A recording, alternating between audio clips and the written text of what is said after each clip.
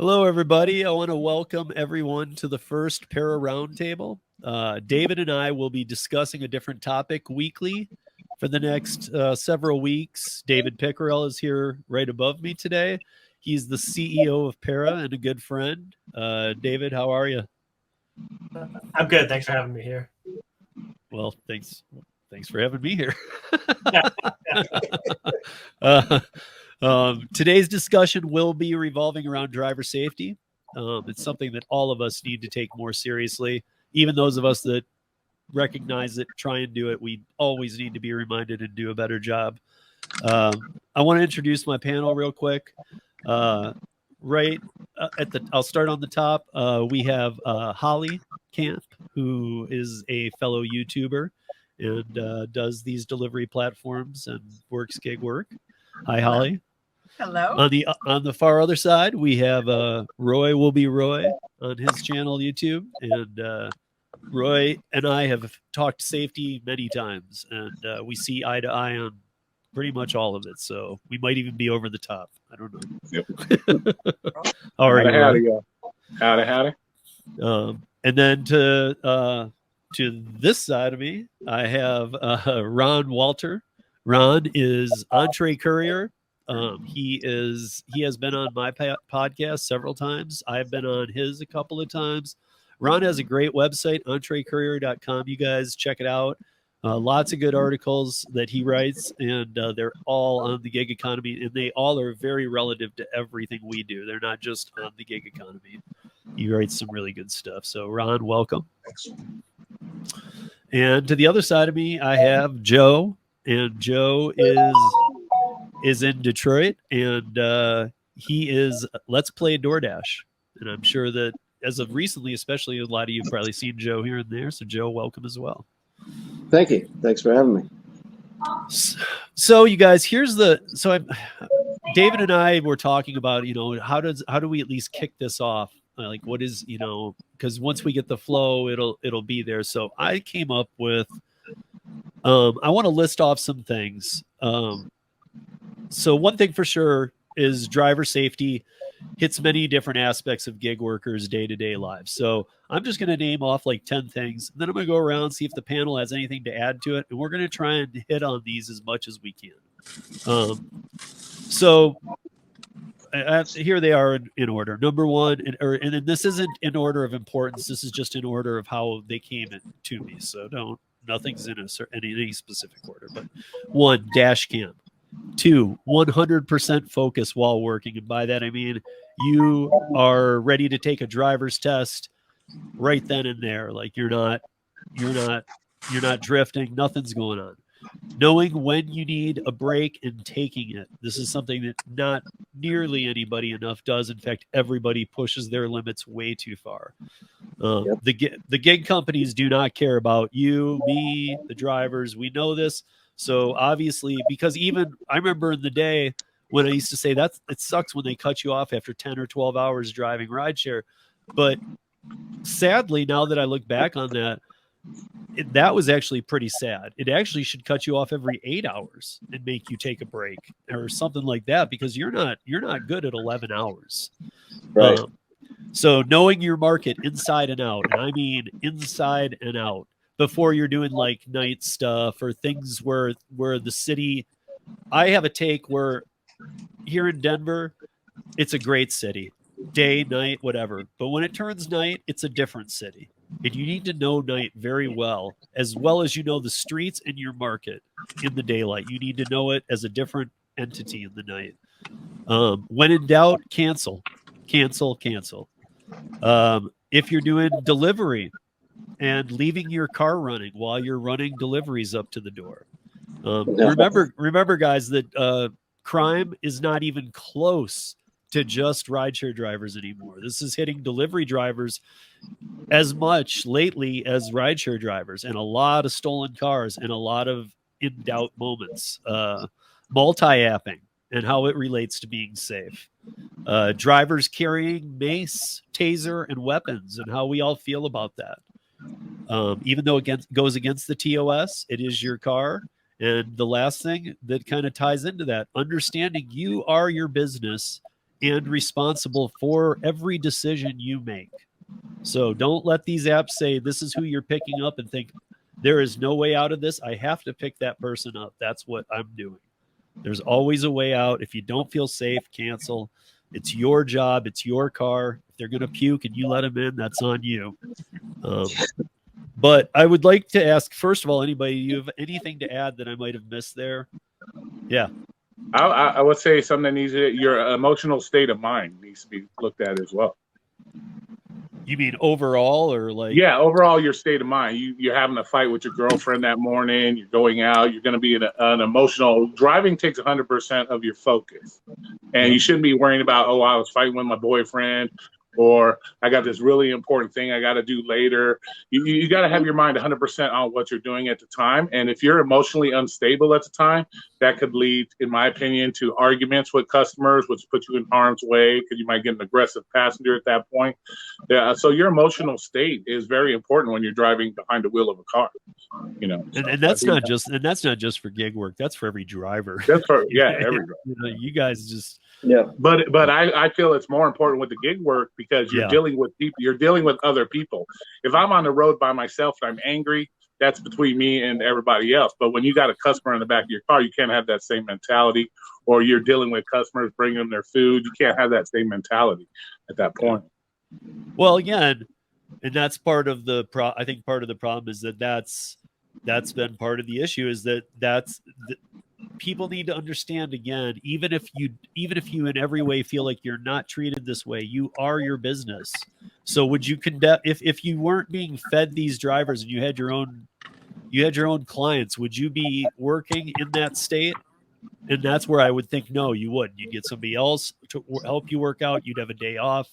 So, again, I think it comes back to understanding your own business. But is there anything else that I missed? I think a simple one is just, make sure you're wearing your safety equipment, seatbelts, things like that. Be aware of your surrounding. Put yourself in the best situation to keep yourself safe. Absolutely. Yeah. I mean, are your doors locked? I mean, Joe, you live in Detroit. I'm from Michigan. Your doors better be locked. Yeah, well, I mean, where I live, they're open 90%. I know where you live. I'm just kind of. I know where that Joe doesn't live in the part of Detroit that he and I are both referring to. And yes, we are that in sync because I said Jobby Nooner to him the other day, and he knew exactly what I was talking about. 100%, buddy. And that's a Michigan thing, but Ron, Holly, did I forget anything? David, did I forget anything else? One thing that I don't know whether or not this fits into one of those topics or if it's something that we talk about, whether what those topics fit into this, but kind of that question about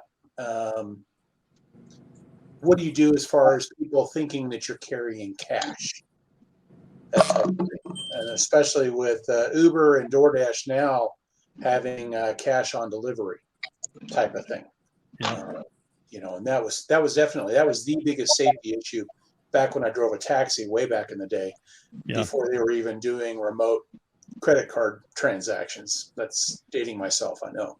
Just out of curiosity though, how much do any of us carry cash? Like if I have $100 cash on in my at my house, I'm not going to. I only take a 20 out with me when I drive. Sure, that's about all I take. It's like It's almost like I hate to say it, but I'm prepared to be robbed. Yeah, I remember when I drove a cab, I used to carry around a little pop can that you could kind of twist off, and that's what I kept my cash in, or something like that. Oh, okay. It was a place to hide it. And it's not so much maybe the issue of carrying cash as it is people believing that you might have cash, and does that leave you open? Right. That's exactly what I was going to say. Then they get twice as mad when they get there and realize they wasted their bullets and you ain't got nothing to give them. Well, isn't that when they take your car? I mean, there's a lot of stolen cars, you guys. There's a lot of abuse. I mean, I think a lot of people might get beaten down because they say, I don't have any money on me. And the guy's going, listen, I'll beat you if you don't give me the money. And they're like, dude, I don't have it. And they don't have any. And I think they take a beating maybe because the guy's so convinced, when really it's like, hey, man, live my life for a day. We don't get cash tips. We don't. I'm out here doing this for a reason, bro. Yeah. I mean, Can I tell you? But Can I that share a also quick story? boils down to the driver in some respects as well, having good situational awareness, knowing when the high crime rate times of the day are. Do you want to take a cash delivery at midnight and you pull up to the house and it's all dark? That's driver situational awareness on stuff like that. So that a lot of that also will fall on the driver. Like, do you really want to take that risk? You know, and so it's a risk assessment issue at that point. I know it's a cash on delivery. This house doesn't look safe for me to go in. I'm not going to do it and drive away. But you know, that's so a lot of that does fall on the driver as well. Is, you know, how bad do you need that $5? Do you need that $5 bad enough to walk up to a full dark house, knowing it's cash in the middle of the night, strange neighborhood?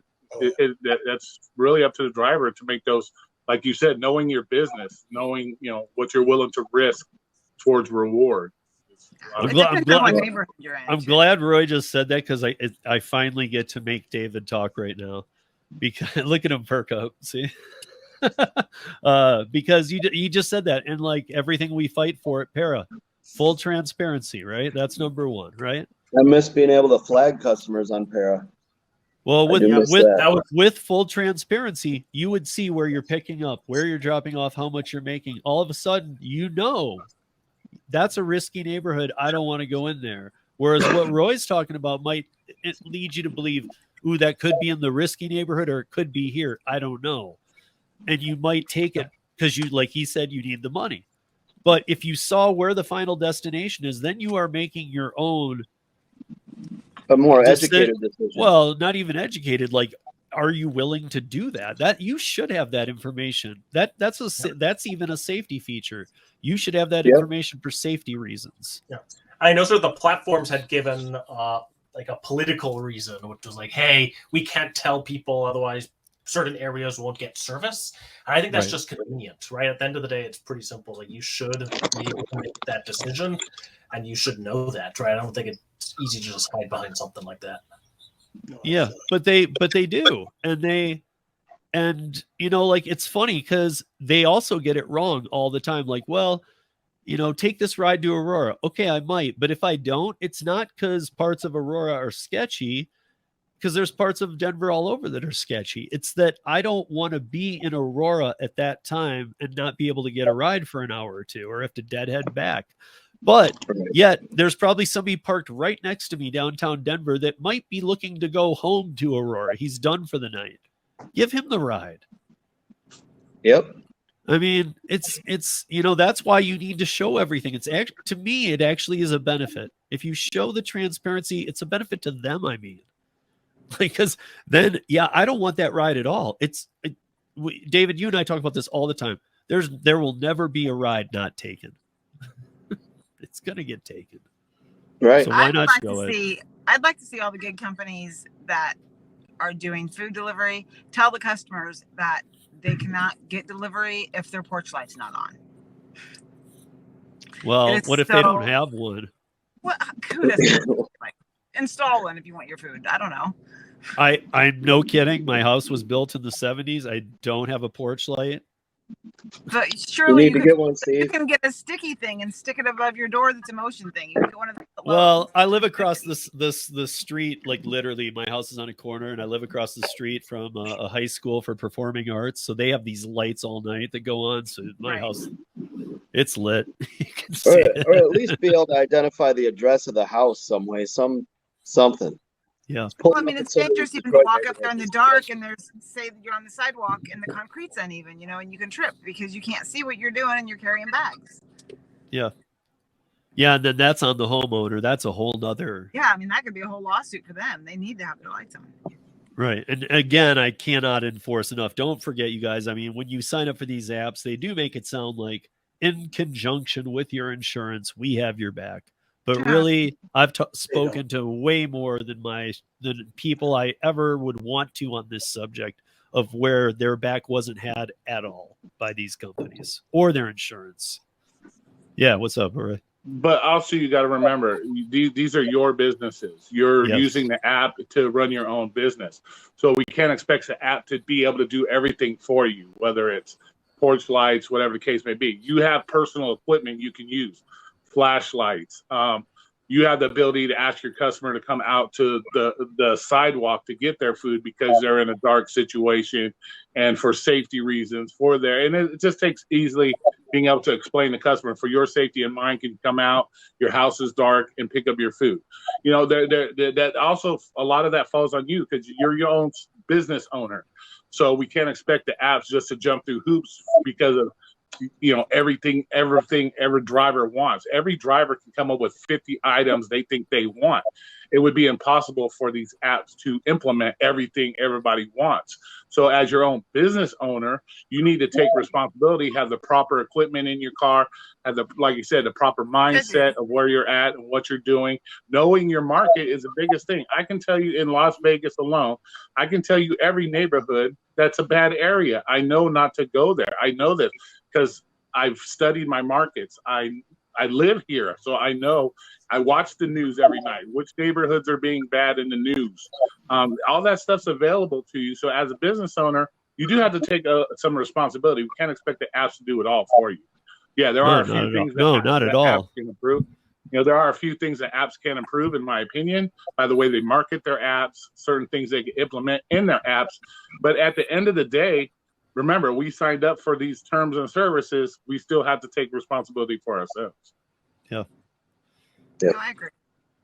Yeah. I mean, yes, there are things that, yes, could be done. But the other thing is the numbers of customers and drivers have gotten so out of hand, like how many there are. And I think, David, you can attest to this, that it is pure algorithm now. There aren't even people caring about people at these companies anymore. Like, we used to say they don't care about the drivers, like, meaning I think it used to be more of a term like they literally want you to die, or maybe not, or like it was taken so weird. But now it's literally like they don't care about the drivers. True, they don't. They're not going out of their way to really try and make things better, but it's almost impossible at this point. Am I saying that right, David? I don't think it's almost impossible, just so that they're looking at it like such a high aggregate level, right? So I think, you know, the people who are like quote unquote running a market are just looking at things like numbers on a spreadsheet, basically, right? Right. That's what I mean. I mean, like there's just too many like, yeah, exactly. Each driver's just a number.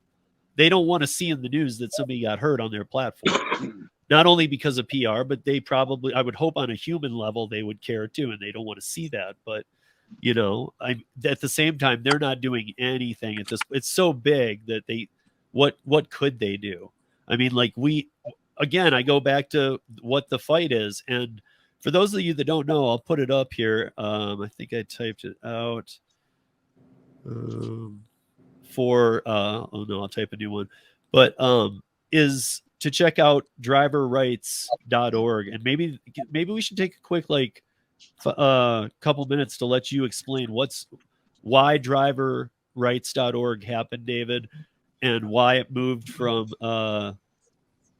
its original home at change.org, which you and I both kind of agree, like, anybody can go set up a change.org. You know, I don't want somebody to cross this street. Okay. Like, you can go do it for free and all this, but it got so big. Do you want to talk about that a little bit? Because this is a big deal.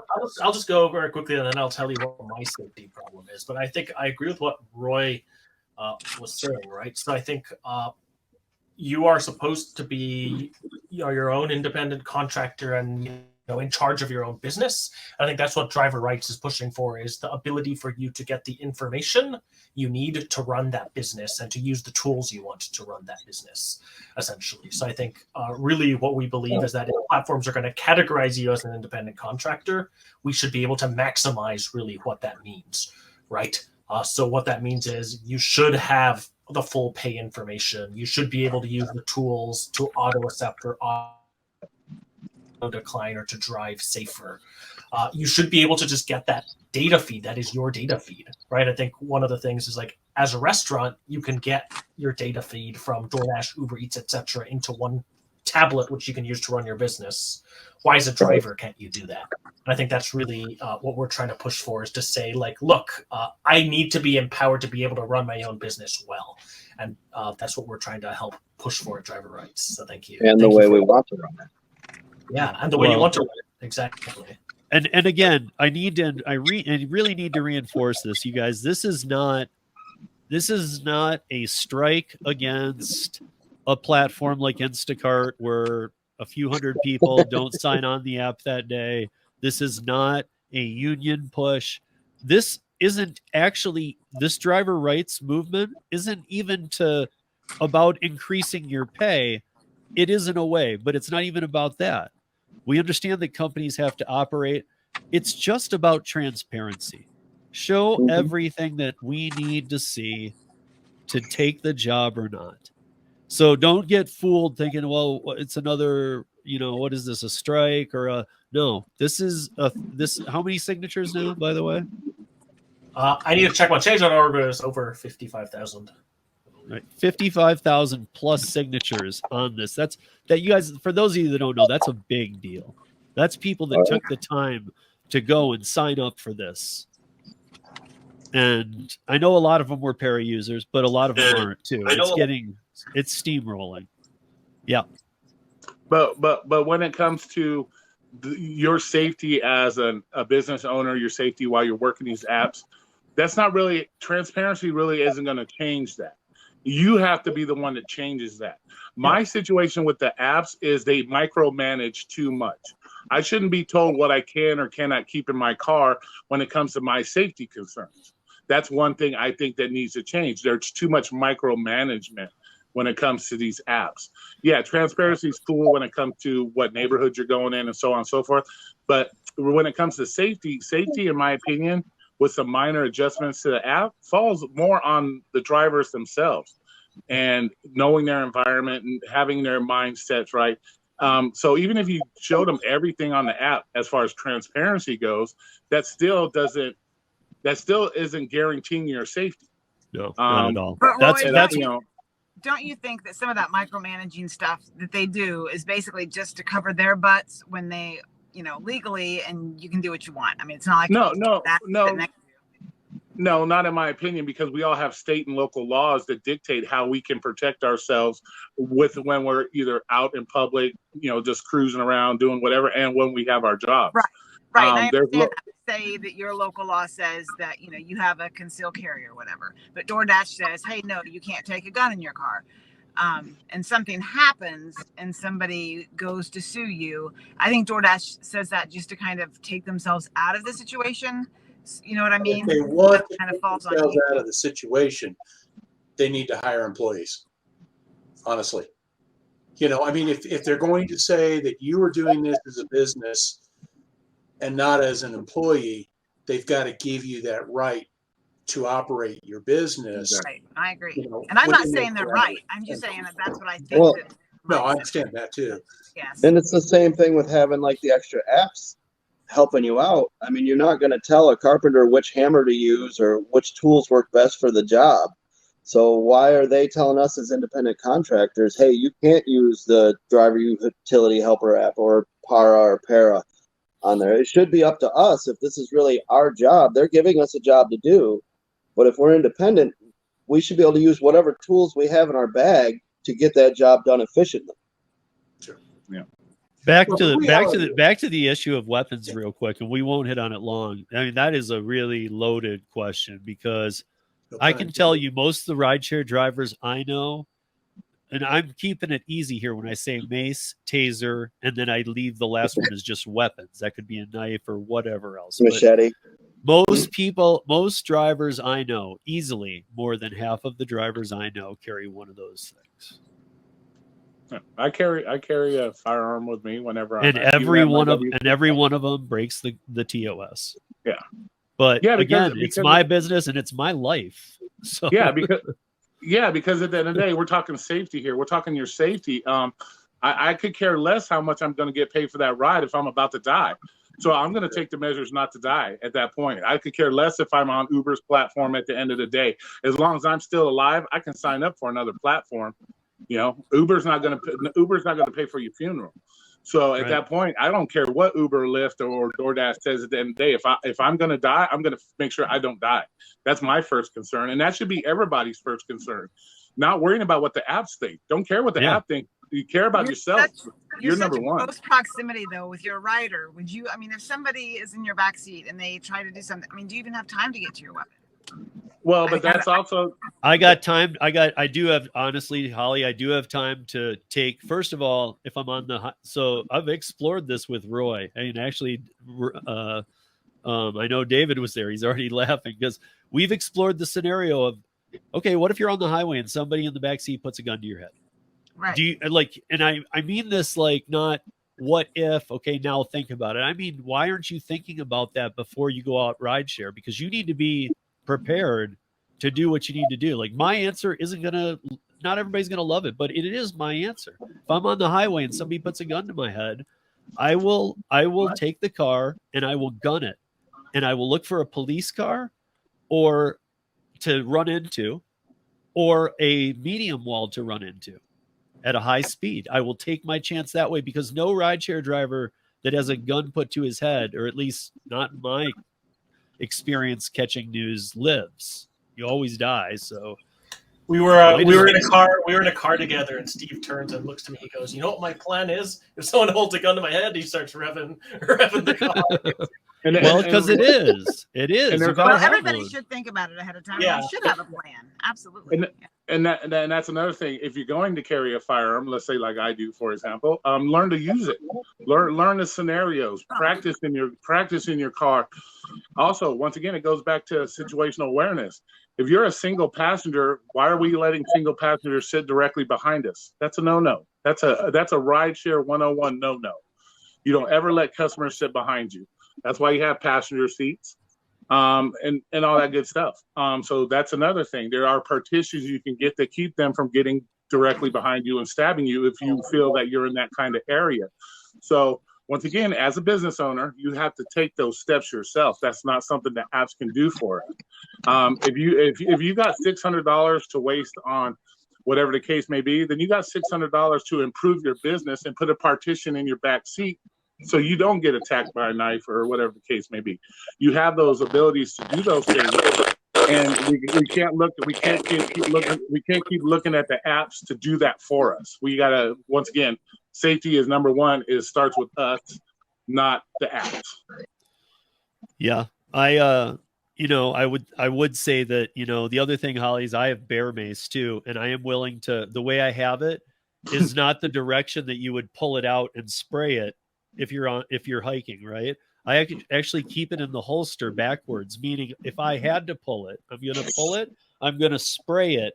It's going to get me directly, not even close. And it gets you even if you're near it, but it's going to get me directly, but it's going to get everybody in the car. I'm going to make sure everybody gets got.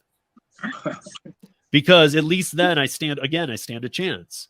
But yeah. You got to be ready. Like, do you have them? If you're going to do that, do you have mace? Is it in your glove compartment? Because that's not going to do you any good. I'll never do rideshare to begin with. So right. Well, okay, but let's take it to delivery. So what's your delivery safety plan? Like I know maybe you don't do this, but some people leave their cars running and take the fob with them. I do. Okay. So, or even if not, you're getting back in your car. You're getting back in a car and somebody comes up and put a gun to your head and said, get out of the car, or, somebody's in the back seat. I don't know. I'm pointing it out because it's happening to delivery drivers as much as rideshare drivers do. I only leave my car running if I can see my car from where I am. Like I'm going to walk up the driveway, but I can still see my car I don't ever leave where I can't see my vehicle. Granted, someone can still steal it, but. And another thing, when it comes to food deliveries, you're walking up to a house at nighttime.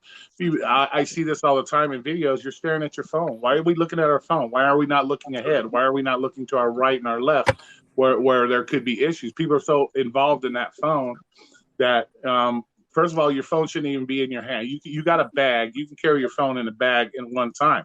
If you feel that unsafe, you could have your mace in your other hand and have it ready to go just in case. While you're doing that, you don't need both hands to control a phone and a food bag at the same time. I have a lanyard that goes around my neck that holds my phone, so I can just drop my phone at any time. It's not going to fall. It's on my neck. So you can do the same with mace too. Really, they have those. Here's the bottom line too. To move on to the next subject is that there's a lot of things being said here that it should open your eyes. Don't let it scare you, but at the same time, just like when I used to work as a bartender, not every job is for everyone. So like when we're talking about this stuff, realize it happens. Now, what are the odds of it happening to you? I don't know. You'd have to run that statistic in your city. You'd have to see how many rideshare drivers or delivery people are there. How often do they get robbed? You'd have to figure that out. I don't know for your market. But just realize that just like working in a bar or even a Walmart or a school these days, anything can happen. I managed a so make sure you're in it. loan. Make sure you're comfortable in the role you take, I guess is what I'm saying. I managed a title loan store back in my hometown of Illinois. And it was just me and another gal that were working in there. It was a very small store. And I saw a guy walking in one evening, and I knew the minute I saw him, I don't know how on him, but saw him coming off the sidewalk, and I knew that it was going to be bad news. And so I got up because I knew I could handle it better than she could. And sure as anything, he pulled the gun and held it to me and asked for all the money and yelled at me about, where's your safe? Where's your safe? And we didn't have one. And I had to tell him that, and he didn't believe me at first. But, finally I got him out of there and we called the police. But so I have been in that situation where I've had a gun to my head, but it's no fun for sure. It's definitely about keeping your cool and just remaining that's calm. why I took it instead of her.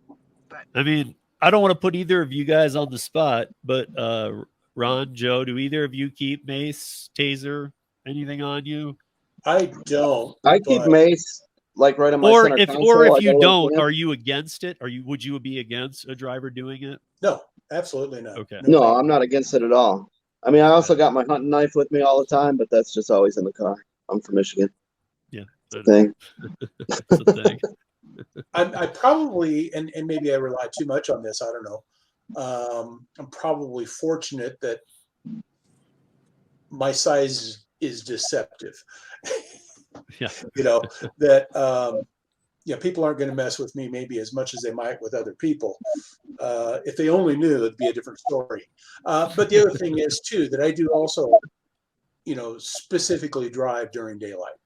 And I avoid, I've winter, it's a little harder to do, but now I'll go into the dinner area, lunch or dinner rush, but usually I'm not going to run much later than 8 or 9 o'clock on deliveries.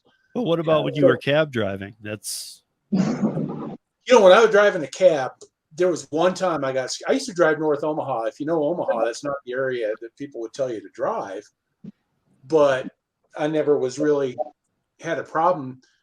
I had one time I picked up a guy going to Lincoln, and right as we started out, he was like, "Don't look at me. Keep your eyes on the road." I thought, crap, I'm going to end up in a cornfield somewhere. Right.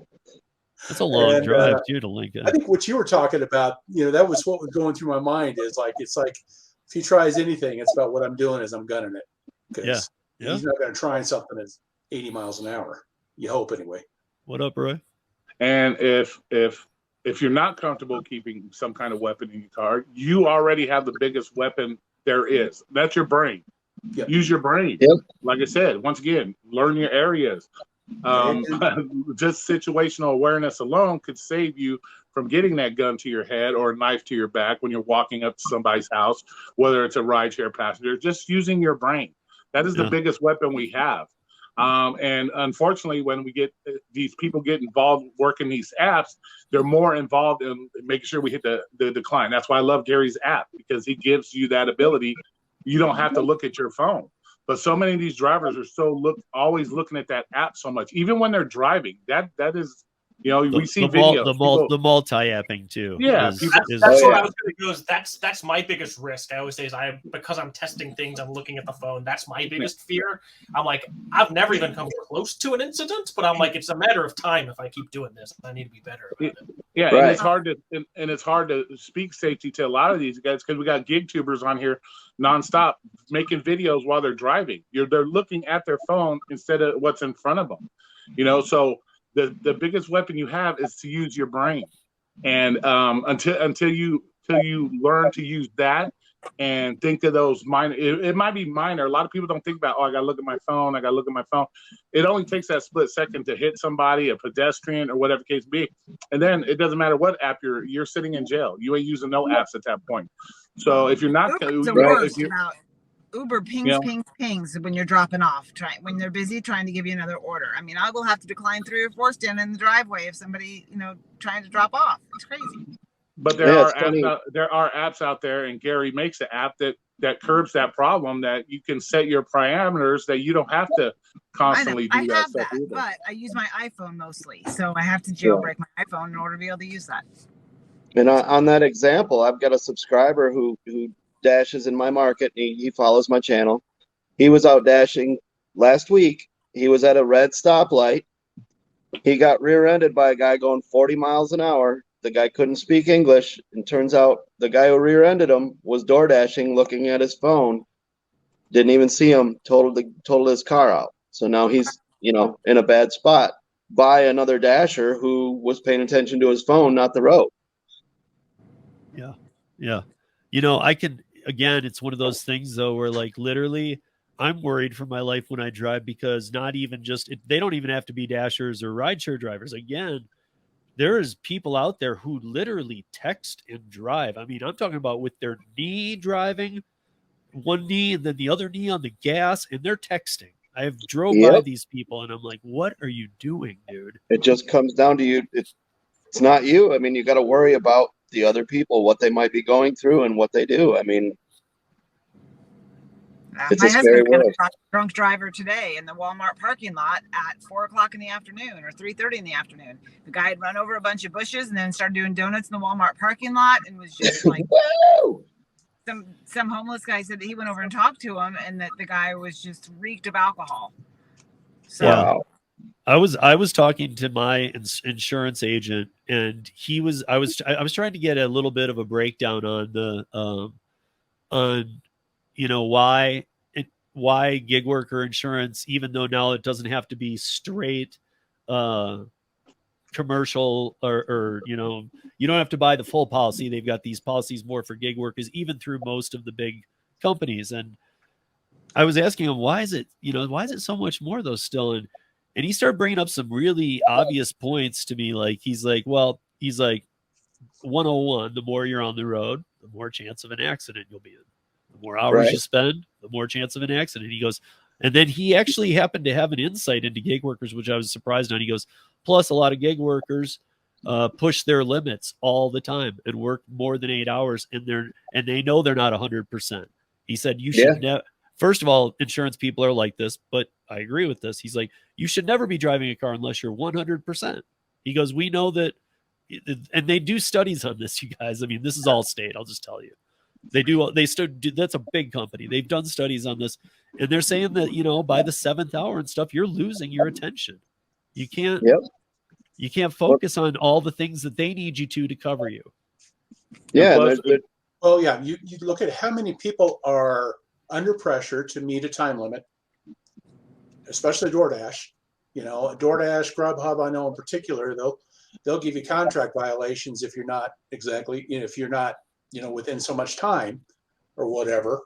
And from what I understood, I heard from one insurance person that this whole prohibition against delivery, at least from insurance companies, goes back to a case with, I think it was Domino's. It was one of the pizza chains that they had a 20-minute guarantee or a 30-minute guarantee. And somebody got killed by a driver trying to meet that guarantee because their job was on the line if they didn't meet that guarantee a certain number of times. So they're hurrying in and out of traffic, and somebody gets killed because of that. And that same situation exists today. It's another safety issue. I think with these platforms is when you've got to meet somewhat of a strict timeline or something, that creates a safety issue. Yeah, I'm surprised insurance will even cover delivery drivers, period, because one of the major issues is we're looking at our phones. We're distracted. That's against the law, and I don't know how many states it can count, whatever case. Distracted driving is against the law. You can be ticketed for that. You could be ticketed in an accident. You could be ticketed just driving down the street looking at your phone. There's laws against that. So I'm surprised insurance companies, and it'd be interesting to see how, if, let's say you have that policy and you do get in an accident, if they're even going to be willing to do it, because you just got a ticket for distracted driving causing an accident. They can look at that and say, well, you were looking at your phone playing, then we can't cover you in that case because you were breaking the law, which is a law in a lot of states. because you're distracted driving. So I'm surprised they even cover that kind of, they put that in there. I don't know if it's their way of making more money, and at the end of the day, they won't cover you. I've never met anybody that's been in an accident that's been, had to use that insurance or anything like that. But that'd be interesting to know, because they're pretty much giving you insurance to break the law. So you wonder how that would work at the end of the day, because distracted driving is one of the major causes. It's probably one of the highest causes of accidents is distracted driving. And if you're looking at your phone constantly, well, there's a very good gig tuber that we watch every day. He holds his phone in his lap and he's looking at it constantly. So distracted driving is a huge issue. And I just wonder why insurance would even cover you in that case, because you're breaking the law at that point. Technically, I mean, you're not supposed to be touching the phone. Onto the note of breaks, workers like me who've got a full-time job, right? I work 8 to 10 hours a day, but when I get home from work, I have to set aside an hour, hour and a half to just relax, unwind, and take a small break before I go hit the road. Because if I don't, hour, 2 hours in, I'm definitely not fully focused, like you said at the beginning. So it is important to take those breaks. And that's the same thing that happens here in Vegas. Is I'm like this week, it's going to be 113 degrees. That means I got to be out here delivering pizza in 113 degree weather for well over 6 hours. Would I feel comfortable going out and door dashing immediately after that? No. So your environmental factors takes into a lot of things, not just the time, but environmental factors. You're out in the heat, 8 hours, 113 degree weather. That destroys you. And it's just probably just like driving in Detroit, Michigan, when it's windy and it's cold and you got ice and snow. That wears your eyeballs out even faster. So there's a lot of factors, It's even worse there because you get the lake. We get black ice in Michigan, so you don't even see it. It comes out of nowhere. Yeah. Yep. Terrible. So it's Illinois, I don't. So the two things before, I guess before we hit on this last thing, I just want to make sure that we at least hit on this. I don't think there's a lot of discussion to be had on these two because we all pretty much will agree on these. I think number one, when in doubt, cancel. Just cancel. If it feels, you know what? I don't know about you guys, but I have great instincts. I feel like if it feels sketchy, it's sketchy. Don't go for it. Yep. I mean, don't. I've learned over time. If you have that gut feeling, trust that gut feeling. Always trust. And you know what? And if somebody's like, but if I do that, I'm one away from being. You know what? You could be deactivated tomorrow for doing nothing at all. So that's always a threat. Don't let that be a threat when you're working. That's always that you could be deactivated for absolutely no reason because your last name is the same as another person who did something that needed to be deactivated and accidentally they got you. So, and there's no recourse. The other thing I want to make sure that we all know is dash cams, you guys. I mean, I'm not even going to promote a brand here today, which I would, but I'm going to keep it open. Make sure you have one. And if you have the option or you don't have one or you're looking to upgrade, make sure you get one that cloud uploads because the people have gotten smart to this and they now grab for the dash cam and rip it off. So if all you've got is an SD card, you just lost the data that showed who was in your car. Gotcha. I actually have 3 in my car. Do any upload to the cloud? No, they're all SD cards, but I also have an app on my phone that is a background app that videotapes as well. So they would have to grab my phone, grab my cameras, which I got 3 of, and they're not going to want to waste that much time to try to if that's the case. If they're just in there for a quick robbery or whatever case, they ain't going to have time to grab 3 or 4 cameras in an amount of time. No.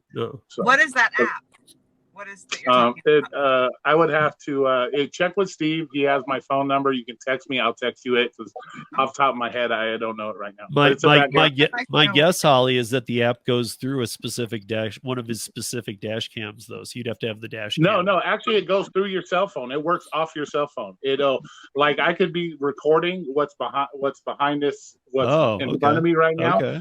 The whole time we're doing it, it doesn't interfere with your ability to work the apps like DoorDash and that. It can run the whole time and record and do your videos for you. Okay. Awesome. Because I know like my GoPro goes to my phone and it uploads the data to my phone if I got the GoPro going. Yeah. I use It's by Rexing is what it's called. I think it's a VP2.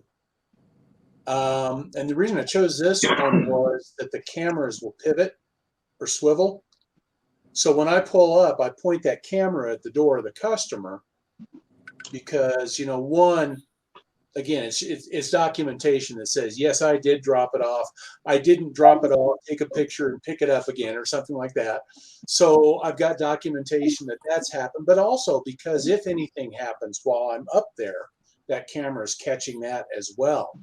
And so, but it doesn't have the upload to cloud. But the other thing I'd run is a screen recorder app. I use X Recorder, and that records everything that's happening on my phone.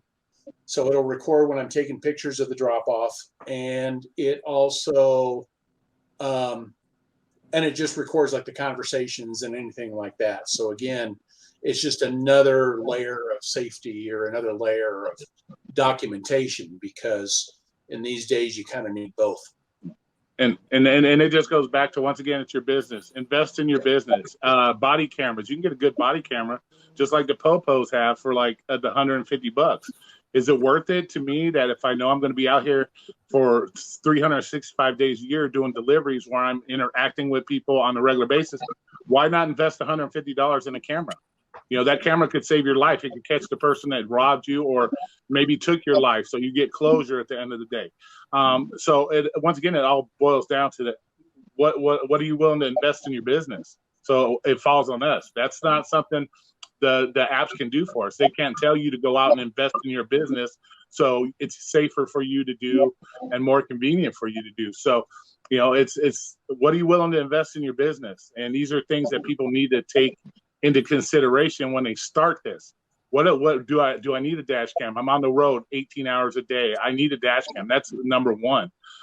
Do I need a body cam? Would it be beneficial for a body cam? Sure, because there are instances where these apps, bless their soul, will take your footage when you got a lying customer. They will take it. Some won't. Sometimes they do. Sometimes they don't. So you might be the lucky one to get the one that shows you delivering the food. You know what I'm saying?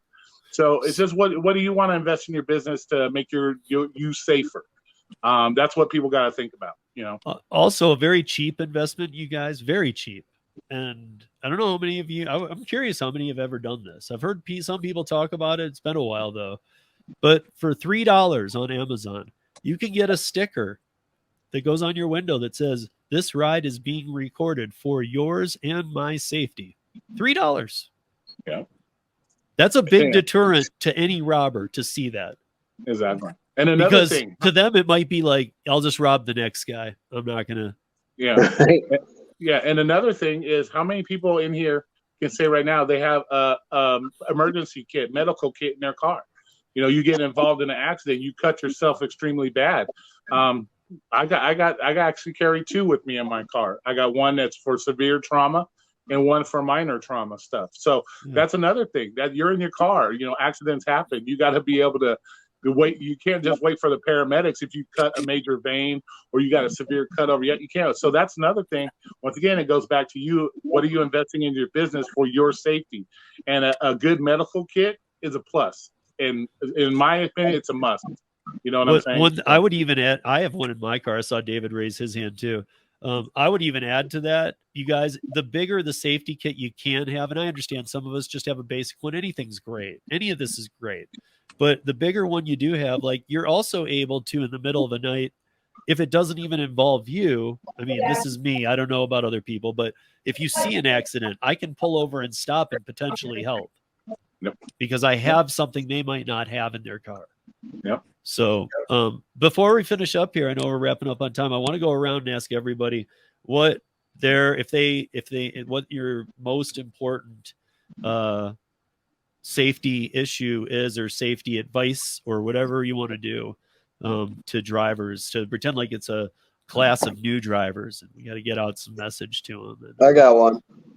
Okay, we'll start with Joe and we'll go around. So one of my most important ones is, use your ears and eyes and your voice. I always talking to other drivers when I'm out to see what's happening around town. If a road's closed down because of an accident, or just hearing how their experiences are. Sometimes I even check, hey, where are you going? You know that area you're going to ain't the greatest, right? So it's not only helping yourself, but try to help other people, like pay it forward. And hopefully in the end, that's going to come back to you in some way. So, use your ears. That's my safety tip. My biggest thing that I could give advice people is just have your mind right. Have your marbles about you at all times. Sit in your house while you're watching TV and think of scenarios that could or might happen, and try to avoid those. And get your situational awareness. To me, it all starts with this. So if you got this 100%, your brain 100% correct, you've went through scenarios in your mind. You got plenty of sleep that night. You're keeping your lookout for everything. You have you went and constantly bought the equipment you needed to keep yourself safer. As long as you have that mind right, I feel that you would be 100% when you go out and safer when you do these jobs. Yep. David.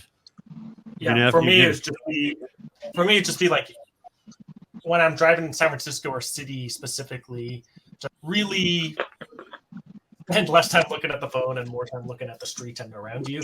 I think I'm guilty of this, where I'm like, oh, I've taken a look at the cars, a couple seconds ahead, so I can go decline some trips or look at some things. People pull out, bike lanes happen. So for me, the biggest one really is just keep your head on a swivel, check all four corners, and try to look at the phone.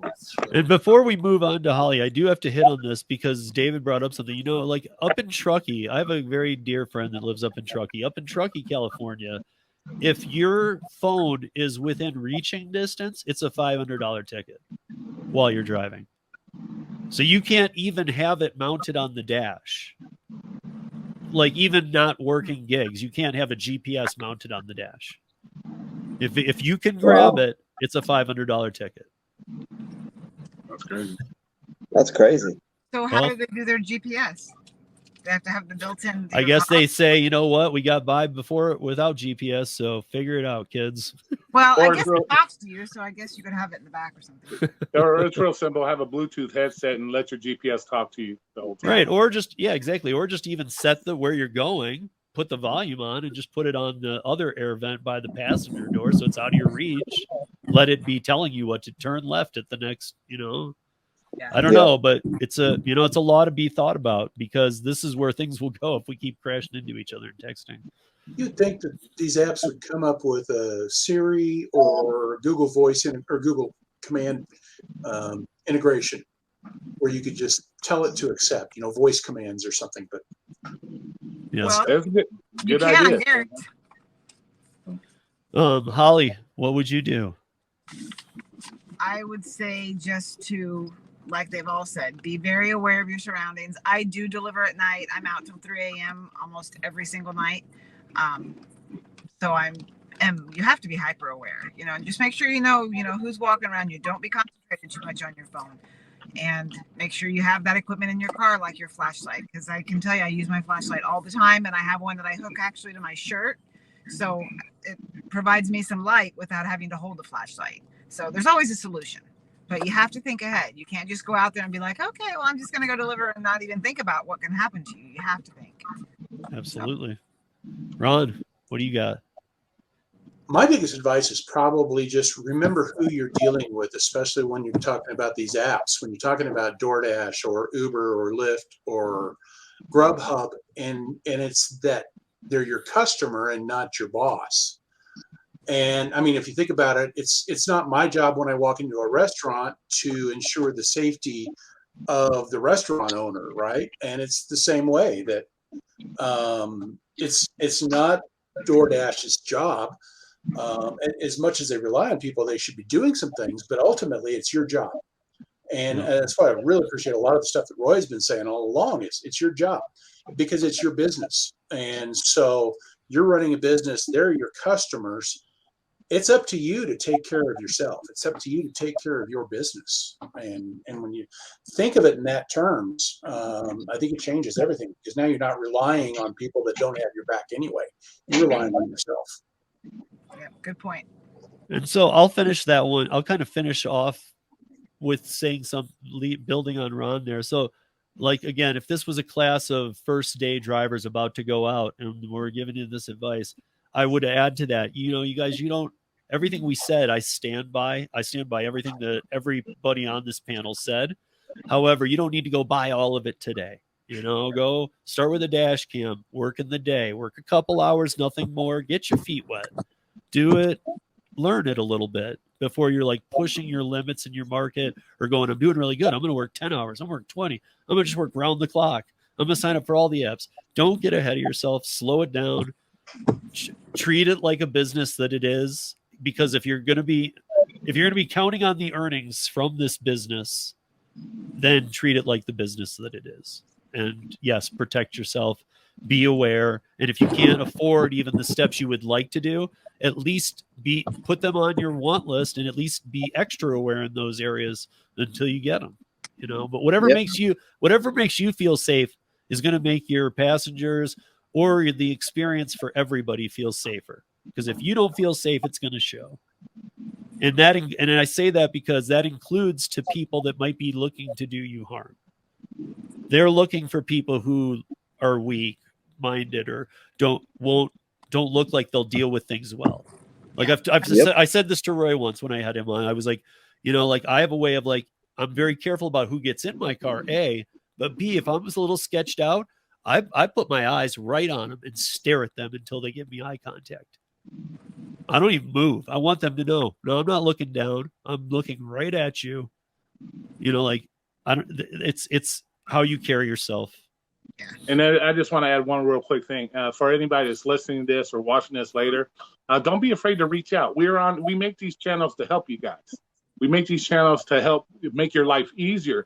Don't be afraid to reach out. A lot of people on here, or I know at least Steve does, he has my number. I can show you how to build a medical kit that's less expensive. We all have cameras that we can recommend that's least expensive, so you're not having to think I got to spend $800. No, there's things that we can help you with. Like I can help you build a medical kit for under $50. That's going to, like mine's $50. I can stop gunshot wounds with mine because I have that knowledge and experience with those kind of situations that I can do that. So yeah, don't be afraid to reach out to us. Don't be afraid to ask, hey, did you have Roy's number? I'm a driver. I heard what he had to say, and I like what he said, and I would maybe like him to help me build a medical kit. At least I have something, least expensive or whatever case may be. So remember, guys, if you're watching this, you have people that make these channels to help you to become a better driver. Use these resources. Use your resources you have right in front of you. And, so I'll leave it at that. So I want to put up the driverrights.org again. And I want to say, first of all, I want to say thank you to everybody for joining us today. Ron Walters, you can find at entrecourier.com. Ron is a great guy, writes great articles. Holly, I'm going to let Holly, what's your channel? Because Holly's channel's been blowing up or something. Savvy Shopper Delivers, AKA Holly Camp. And all of these will be in the show notes, you guys. Obviously, David's is Para. You can find him and linked into any one of my videos. Roy, where can people find you? My channel is Real Talk with Roy, and you can email me if you want at jixercurb@gmail.com. Yeah. Or if you type in Roy Will Be Roy, he comes up on YouTube real quick too. So, Joe, what about you?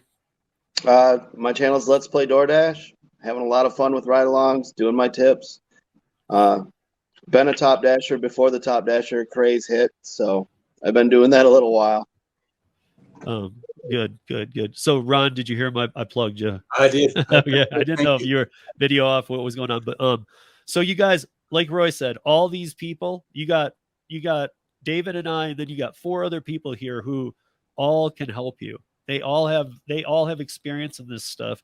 And it's not like calling the company who A, can't help you, B, won't help you, and C, doesn't really care to help you anyway. Exactly. They don't want to. 100. So, I mean, like, these are people who actually are the opposite of all that. They want to help you, they will help you, and we can help you. So, subscribe to their channels, you guys. If you're on YouTube, subscribe.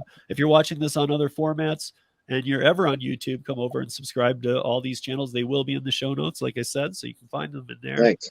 And I want to thank everybody for joining us. And David, I want to thank you. And David, I guess next week we will have pro declined will be the topic. And that is for DoorDashers, basically for DoorDashers who are really good at their job, but have under an 8% acceptance rate and still crush it. What we call top dashers. So Right. Anyway, thank you guys very much. And we will see you back here next week. Have a good week. Thank you. Thank you. See ya. All right. Thank you, everybody, for joining us for the second ParaRoundtable. We have a few coming up. And David and I will be discussing a different topic with different guests every week. David is the CEO of Para, and most of you know him. If you don't, he's on the opposite upper end from where I am right now. That's David. I'll copy my awkward intro from last time, which is thanks for having me. So yeah, you could just we should get Dark Road Run on here one time to maybe he could even help you do it. But yeah, today the discussion is going to evolve around a word. Just like we've got different topic names that David, Chan, and I came up with, but tonight's is declined. It has a multitude, I think, of definitions, but it's declined. So let me introduce the panel, and then I'm going to try and at least kind of touch on what I think declined is, and then we'll go from there. So I'll just go around, and right below me is Michelle. I'm not sure if Michelle has a YouTube channel. She might, but I know she's big about the Facebook channel, so that all that info will be put in the show notes. You should be able to find that during the premiere. And so look up Michelle's, because it's open to the public, right? Well, it's a private group, just so we can monitor it in that respect. But we accept all dashers, gig economists, Right. I mean, not. I didn't mean open like, hey, trolls, come on in. I meant like it's open to the gig workers to join, to find and come join. Yeah. Yes, definitely. Okay. Because you have, correct me if I'm wrong, but you have a lot of people on. If I remember talking to you about your numbers, they're pretty high. Your membership's pretty high and it's active, right? It's so active that I can ask a random question at 4:30 in the morning and get 50 responses immediately. Okay. Nice. And is it, if I remember, is it like 20,000 members or 75 and growing every day by about 75,000? Oh my gosh. 175 going on 200. Oh my gosh. Hey. Wow. Congrats. I mean, that is huge. Thank you. And huge. Yes. And we're really proud of that. And I have to thank about 25 amazing moderators that keep that going 24/7. Yeah. I mean, at least I would imagine you have 25. I'm sure you got other ones too, but I'm sure those are the ones making sure that because David and I can speak a little bit later about what happens when you have an app that doesn't have a moderator in its chat, but we won't do that tonight. But we also in between the two ladies at the bottom, we have Joe, Let's Play DoorDash from Detroit. Joe's been popping up all over the scene lately, and Joe sings. He's got a full-time job. He does gig work part-time, and I've said this almost every time I introduce him that Let's Play DoorDash is really what he does. He's more playing 100%. Yeah, he wants some money, but he's just playing it. He's playing it. And we will get into this. We talked about it the last time. Joe, I think, because I don't think Ellen did, but you might have, because I saw a video that maybe you did. But I think Joe is the only top dasher in this panel tonight. Probably so. Not a real top dasher. What do you mean? I'm just messing with you. He didn't really work for it. I'm a top dasher for the last 3 days of the month. Yeah, he's one of the ones who goes through that, what I call the bipolar Wait, you state. actually work for it? Or they provide it to you? No, I killed the last 3 days of the month going for it. Oh, Jesus. Like he just, the month starts, he takes the top dasher orders and his acceptance rate falls immediately, like Tony the Driven Dads did, and then he builds it back up. It's what I call the bipolar cycle.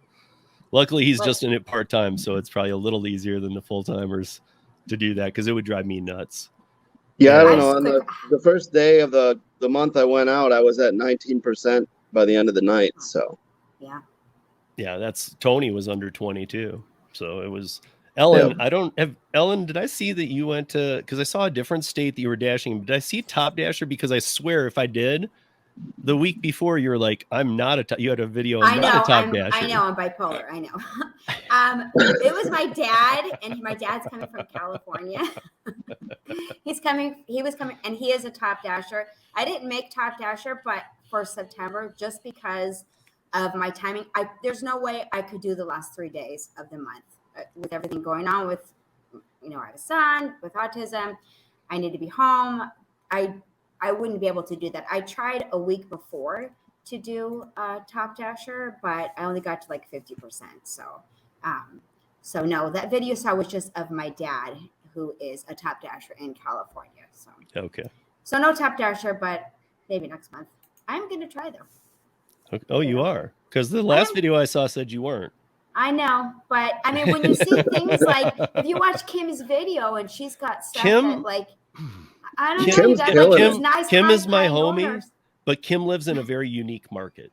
She makes a lot of money, whatever she does. And I'm still curious how this works. I've seen it. I've talked to her about it. I know it's working for her, but The only way to know is just to do it for yourself. I'm not saying it's Yeah. going to be something I'm going to do it every month, but And you can't compare two people.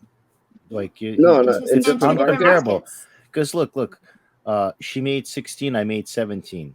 I did 101 deliveries, she did 120. You know what I mean? You can't You're compare not it. Top It's Dasher, all right? it's all draw of the luck what's No. gonna come to your phone. Yeah. Yep.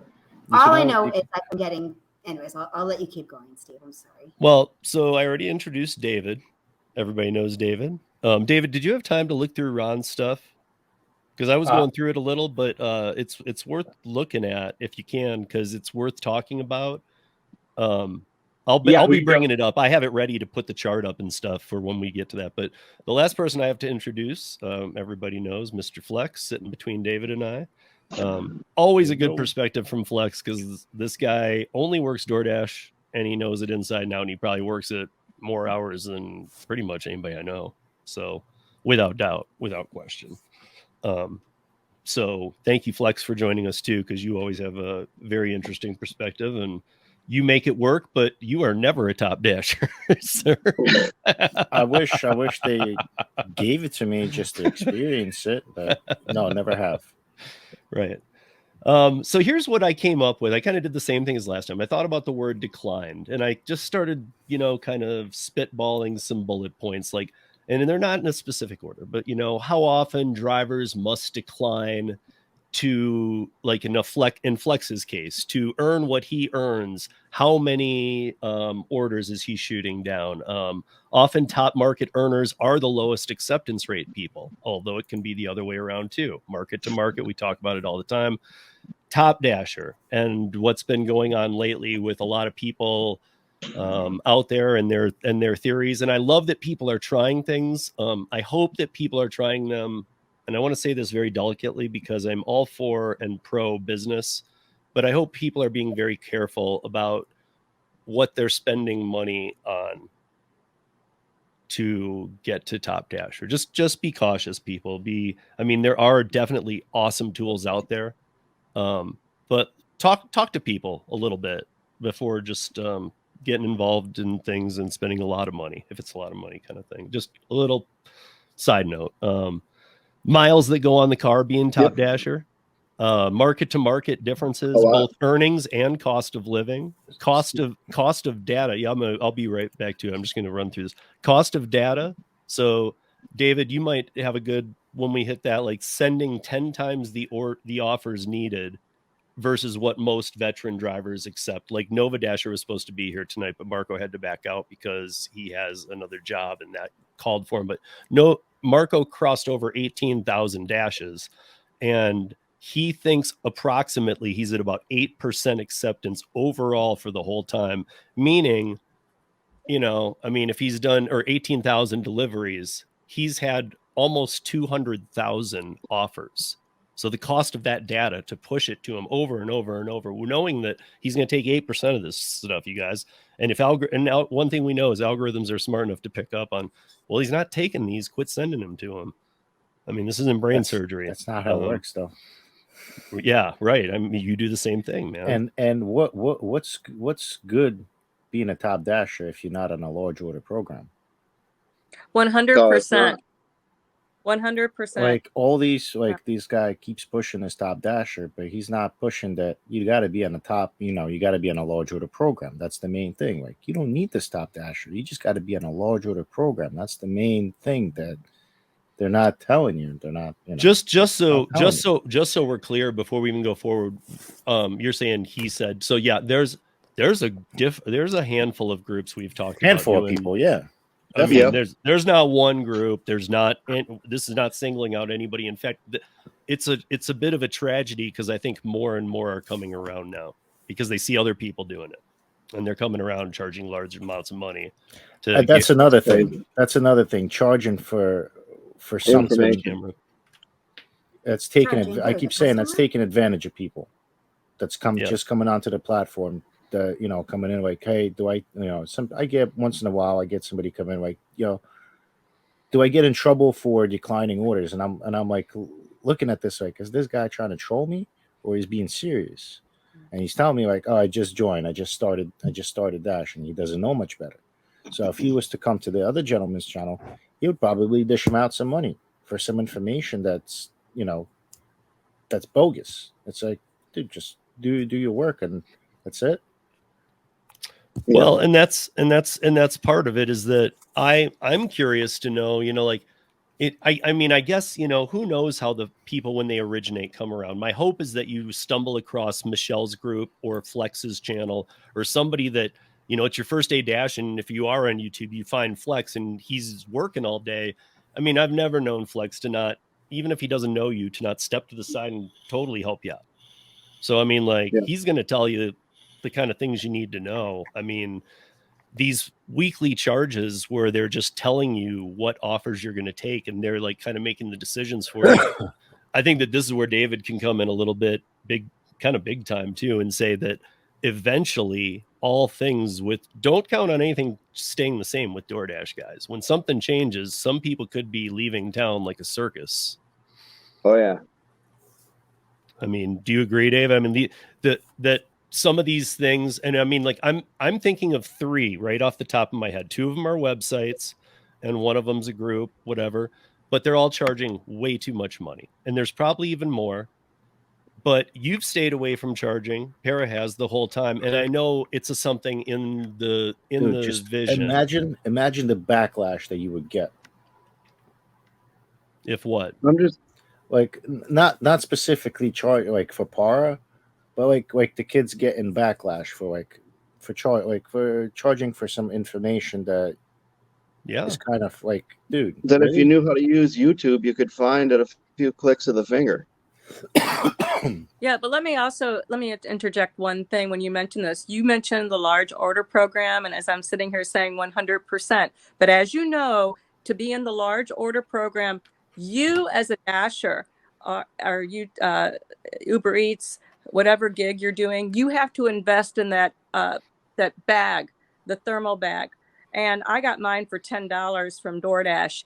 And people always recommend go to Amazon. Do you know that is an ongoing debate every day?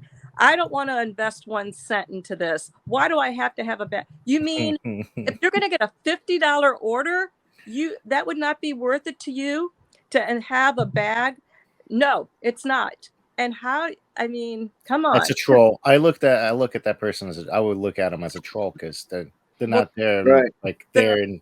That's trolling. That's definitely trolling. I mean, if you start making more money, it's a cost of doing business to have to put something. Oh, dude, it's a requirement. It's basically, you want to get on it, you have to send them a picture of it. Yes. You're not just going to go to the store and take a picture of it because you're going to need it. You have to take a real-time picture every time. So you have but the people that won't even invest in the $10 bag, yes, eventually I do remove them from the group if they're not receptive to doing what it takes. but and if they're starting, it's 100% worth the investment. When you start hitting those $30 and $40 payout offers, it's nuts. So Joe, I wanted to ask you, I know that, so Joe's in Detroit, and I know that you're one of those cases where you've said to me that, hey, if you're not top dasher, you're probably not going to even be able to dash, really. Yeah, I mean, you can get in and dash now. There's a billion zones around here. Right, but I mean, I was just taking it like I know where you are. Time, yeah. Right. At dinner time, when the payouts are the best, and plus I work a W-2 during the mornings. Right. So I can only dash a certain time, and when I want to do that is at the best opportunistic time for me to dash, right? But if I go at dinner time in my area and try to go, if I'm not a top dasher, I got a schedule. And a lot of times the schedule isn't even available. What if you open it right now? Devil's advocate real quick. Do you have other apps besides DoorDash? Yeah, I got Uber Eats and Grubhub. Okay. Joe, what if you open your app right now and pre-schedule your ass right now for the whole week? Yeah, I can do that. That's it. There you go. That's your answer. I don't always know when I can get out. That's I might have thing. homework with the kids. I might not. You don't. So okay. You don't. There's no punishment for deleting your dash. You could either, you could either extend it or whatever. You don't. You can delete it. You don't. For sure, but you could pre-schedule. You're guaranteed your slot. That's the thing, right? But you can't say like, dude, I need a top dasher just to be able to work. Yeah, just to be able to work at any time. Just to be able to work at any time. That's a different story. But you could still pre-schedule yourself for a week ahead. Of course. Yeah. So, but there's some value to you, Joe. I've talked to you enough times doing the top dasher. And you're one of the people who have made sense of it to me more than others, at least for you and your situation. Right. And the other difference that I see, right, you get the priority to more orders when things are slow, is what they say. But it's true, because the month that I wasn't top dasher, I would have 15, 20-minute waits in between orders, where since I've been top dasher, I have an order within a minute of the time I decline an order. If I decline 10 orders, they pause my dash, I resume. I still got orders coming in. Same thing here, Joe. It's you think they're pausing you and like giving you a cooldown time? Yeah, no, you just hit resume and go again. I know, but I'm just saying, if you ever watch my channel, some days it's like an open faucet, bro. 5 Mississippis and there's an order. 5 Mississippis and there's an order. Some days, like today, hey, dude, I just went home and slept. I only made $90 I'm just saying, today. When I'm a top dasher, I don't have those slowdowns in between orders ever. You sure? There's always orders coming. I mean, the market he's in Detroit could be that way, man. I mean, it's a little bit there. We're all different. I mean, Ellen, you haven't been top dasher, but I don't know. What's your opinion of? I guess let's take your opinion of DoorDash compared to the other food apps, since you do them all. Of course, right. Grubhub, Uber Eats, DoorDash, and then I have Shipped, but I don't really do Shipped. Well, obviously it's nice to be able to go on Uber. Flex was saying how he gets orders after orders on DoorDash. Well, I get that on Uber Eats, and Uber Eats, you don't have to schedule anything. Uber Eats, you just jump on, and usually almost always it's now probably like 7 out of 10 are not that great of orders. But that's one app I know I can rely on, and I don't have to schedule anything. So if DoorDash did that, everyone would be in New York City. Yeah. Right. But like for me, like I don't know, maybe because with DoorDash, it's just one of those things where the orders that come in, they're how do I say they're few and far between? They're a little bit more than that. But lately, I don't know, because more people have become top dashers, and I was just kind of thinking of this, where I've been getting a lot of really bad orders. I mean, terrible orders, like one after the other. Where it used to be on DoorDash, it would be like, it wouldn't be every single bad order. Now it's just they're all bad. Most of them are bad, I should say. So for me, like it seems to be Uber Eats is like the one that has been working for me in my market. and my schedule, because you don't have to schedule, and you can, deliver whenever you want to, and not That's worry the about benefit of Uber being Eats. top anything. Yeah, it is. It really That's is. And it I doesn't always matter. said that. And you I don't always have said to that. leave the zone. You don't have to, like, the thing about DoorDash is you can schedule yourself for maybe, one of the good things about being top dasher is if you get an order, and you schedule yourself, as soon as you're out of that zone, you have to head back. Otherwise, you run the risk of losing that dash. So, but I guess if you're top dasher, you can, you can end it and just jump back in the zone you're in. And just if go you wherever know you your want. several zones. And it's with me, really great. it's very gray. Like most of the time, it's really gray for me. So I would have to rush back to make sure I stayed in that scheduled zone. Sometimes it would work out, sometimes it wouldn't. So I want to put Ron Entree Courier was supposed to be here tonight. I want to put up the chart to show all of you guys. It's not, it's pretty easy to read. I want all you guys to look at this because this is 82 or 85 days from when this is long before everybody else was doing these Top Dasher challenges. This is back in maybe February, March or something of this year, long before all these things were going on where everybody's trying for it. And he was doing a test here in Denver, my market. And here's what he found. So going from left to right with acceptance rate and the hourly earnings, you can see what he's saying with the minutes between. So he's saying that if you wait 3 minutes between, you're on the blue scale. 2 minutes between orders. So if you're picking which orders you want as Top Dasher on the red, and 1 minute between, and you're picking something during that minute.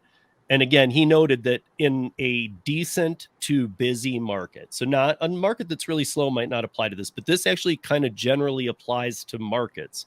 And what he's saying is that when he started at day one of all the days, he was at just about $19 an hour consistently as Top Dasher. And as he went to the far right, he's showing here at the very end, that's at what is that, 5%. So he was saying that the sweet spot is 15%, which you can see is the high point on every one of the colors for what you can earn in money. So he did this test. He stayed in the Top Dasher status, and you can see that the lines broke apart how they did in the minutes. I mean, he did if you can follow this, he did a very good job showcasing what happened here. But clearly you can see, and again, we all know it's market to market, but he did this in a generalized way. He's a very smart guy. I don't know, David knows him pretty well too, like me. And yeah, he's just super deep on all this stuff. And I think the takeaway he had was super interesting is basically you earn more up until you get to sort of that 35 to 30% acceptance rate. And then basically on average, it starts going down for people then. And he really thought that the peak was he said the peak was 15 to 30%, that was the actual sweet spot. Yeah, but how many like $30, $40, $50 orders could be floating around there all day long? That's the thing. I don't know. This is 82 days based on average hourly I always earnings. have an argument with Roy because he says DoorDash caps you, and we always have that argument. It's like, dude, it's not that the DoorDash caps me. It's like, how many people out there could be ordering $30, $40 orders back and forth to where I could cherry pick them? You get what I'm saying? It's like impossible. Right. People can only order so much, unless I'm going to be jumping different markets and trying to catch stuff over there. Yeah. But then you only have so much time out. It's funny because we can get more to the deeper part of this. I said this to one of the engineers on our team, basically, look at this awesome analysis Ron Entree Courier did. He goes, I would love to build a model to basically answer exactly that. It's like, what sort of things are lurking or not lurking there beyond certain acceptance rates, and see if you make recommendations based on somebody's acceptance or rejection rate, whether they should accept or reject the next one. So hopefully next time we'll have a you guys, he went as far answer. as to do like this. I mean, I'll just do it a little kind of quickly here. He's saying, so here's how it works. And I think he might have messed up one of the colors when I was reading. Like, he didn't relate it to the chart as the correct color. I think it's here. Yellow should have been another color maybe. But here's how it works. At a 50% rate, I'd have rejected 85 delivery offers and accepted 85. If there's an on average 1 minute between delivery offers, that's an additional 85 minutes wait time that you add to everything. If it's 2 minutes, it's 170 minutes you add. If it's 3 minutes, you add 255. And then he's showing you here at the different on the yellow line. So doing it with accepting at least one order that comes in within a minute of ending one. Here's where the hourly pay fell. Although that line at the bottom is what's wild to me, is a 5% acceptance rate stays the same as 100% acceptance rate. Yeah, that's what he was showing in the scale, is that if you look, 5% meet on the yellow meets actually it's a little more at 5% than it is at 100. So, I mean, it's pretty sad. If he does show that if you're waiting 2 minutes by 5%, you're making, 14 something, or whatever. And here it is. So yeah, I mean, however, if you have a 3 minute wait time, now he's talking about the yellow again, the sweet spot on the 3 minutes is 65 to 35%. And here's how he shows why. But I think that's why he's smart too, it shows different markets, right? So some people, you're lucky to get a ping every minute. Some people's market just takes every couple minutes to get a ping. And I think that's why when we have these conversations with people in different markets, sometimes I think he's kind of one thing he right? didn't add in here that I think Ron and I have talked about, because Ron and I have had many podcasts on his and mine. And one thing he's mentioned to me, if I remember right, he's basing this on seeing 3-4 plus per minute orders kind of thing, or 3. I don't know, Flex, how many do you see in a minute?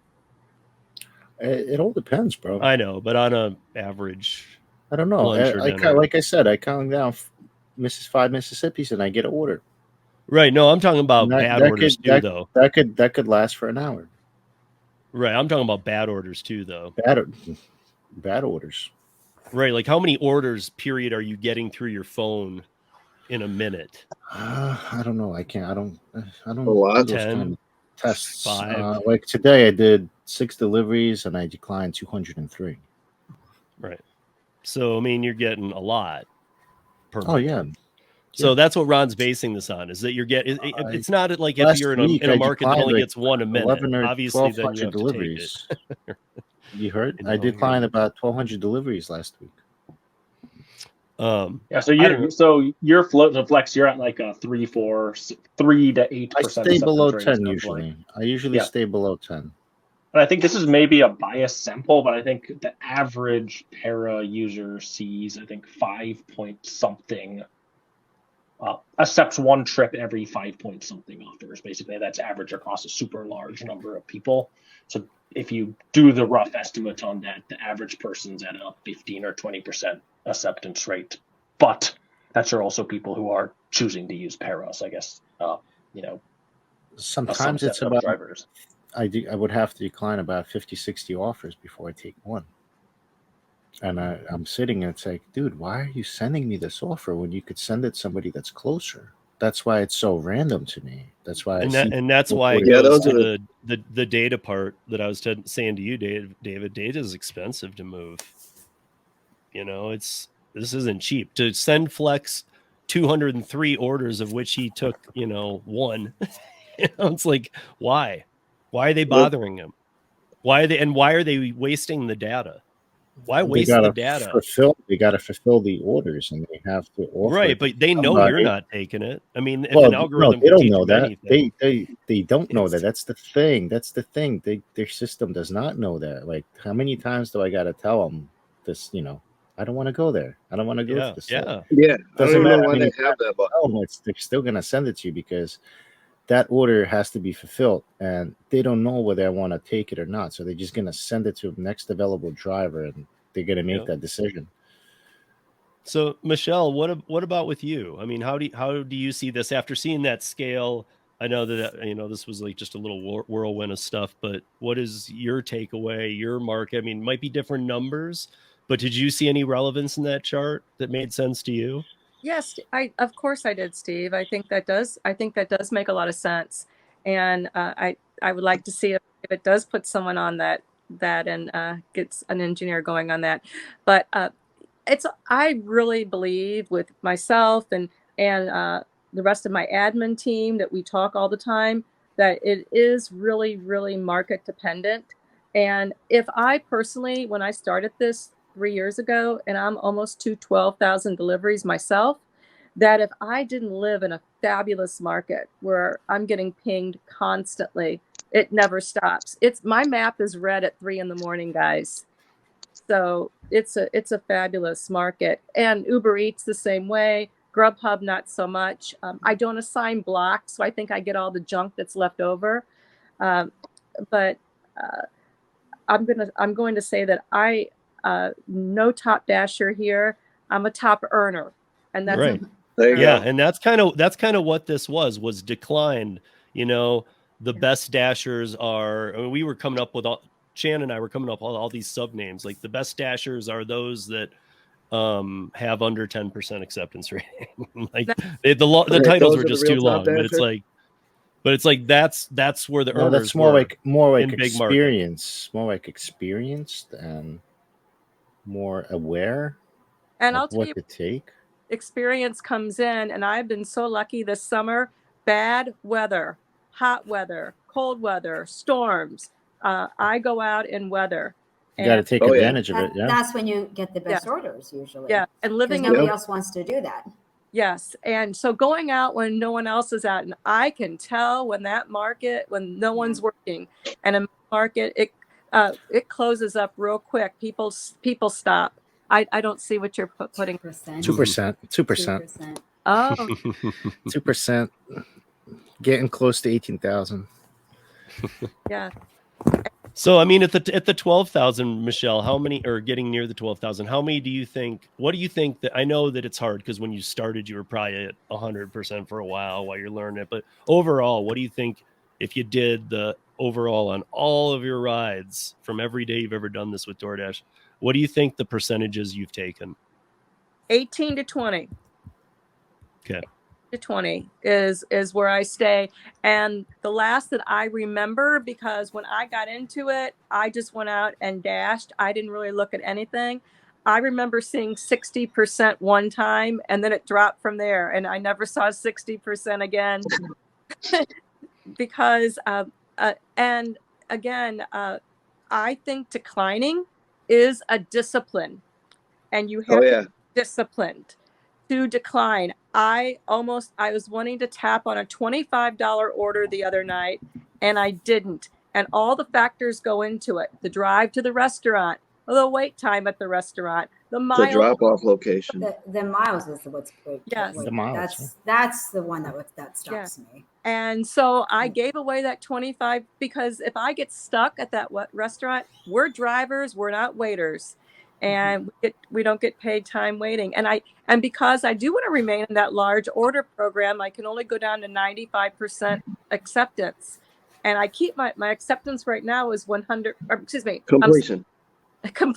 I apologize. Completion. So, Michelle, quick question for Michelle. I'm sorry. So you said you're in the large order program, but I thought you had to be at least 50% acceptance. No.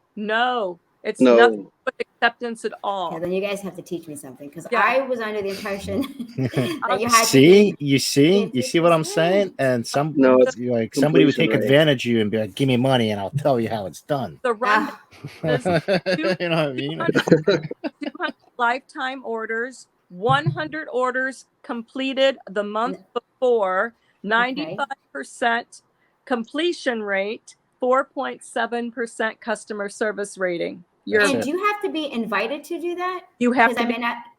And I about a month or two program, which is when I told my significant other, look at this beautiful bag that I bought for $10. If I don't do this anymore, we got a great bag here. Yeah. Right. So DoorDash supposed to send you an email automatically, but they don't. Right. Every other agent will tell you there's too many drivers in your area. I mean, which is nonsense. It's nonsense. You just got to call and ask to speak to a supervisor. that's the person that invites you to a large order program. That is the person that sends you the email with the password that you have to put in, and then you take a picture of the thing and you send it back, and that's how you get invited. There's no other way. Don't make sure like nobody tells you that you're cheating or blah blah blah. This is the only way you're gonna get in, because DoorDash don't care about you, and you will encounter a lot of agents that's gonna tell you, oh, you need to have 98 or 97 or 35, like some crazy number. It's like, no, none of that. Like, she just told you it's very basic, very minimal. I think what's really smart here, sort of DoorDash has the sort of like, people have that idea that you have to have an acceptance rate to get in, and it's smart, but you notice DoorDash doesn't list that out or doesn't say that, because I think even they realize that by having that, they're sort of infringing on what it means to be an independent contractor. So you'll see that that's not put anywhere. I'll put something like, a point as to why you should get this. Just an interesting question I'd like to ask people, like, so what do you think is the largest hidden tip we found on a large order? For Para, that's easy for me. I actually told this when I had an interview the other day, and I've kept every one. $99. It popped up. I said, whoa. And I knew it was going to be large because I was dispatched from being over 7 miles away. So they needed somebody in the large order program. It was a $500 subtotal, and it was going to a great neighborhood. And she gave me $99. I also featured on my Facebook group right now is a random tip that I got in the large order program Saturday night.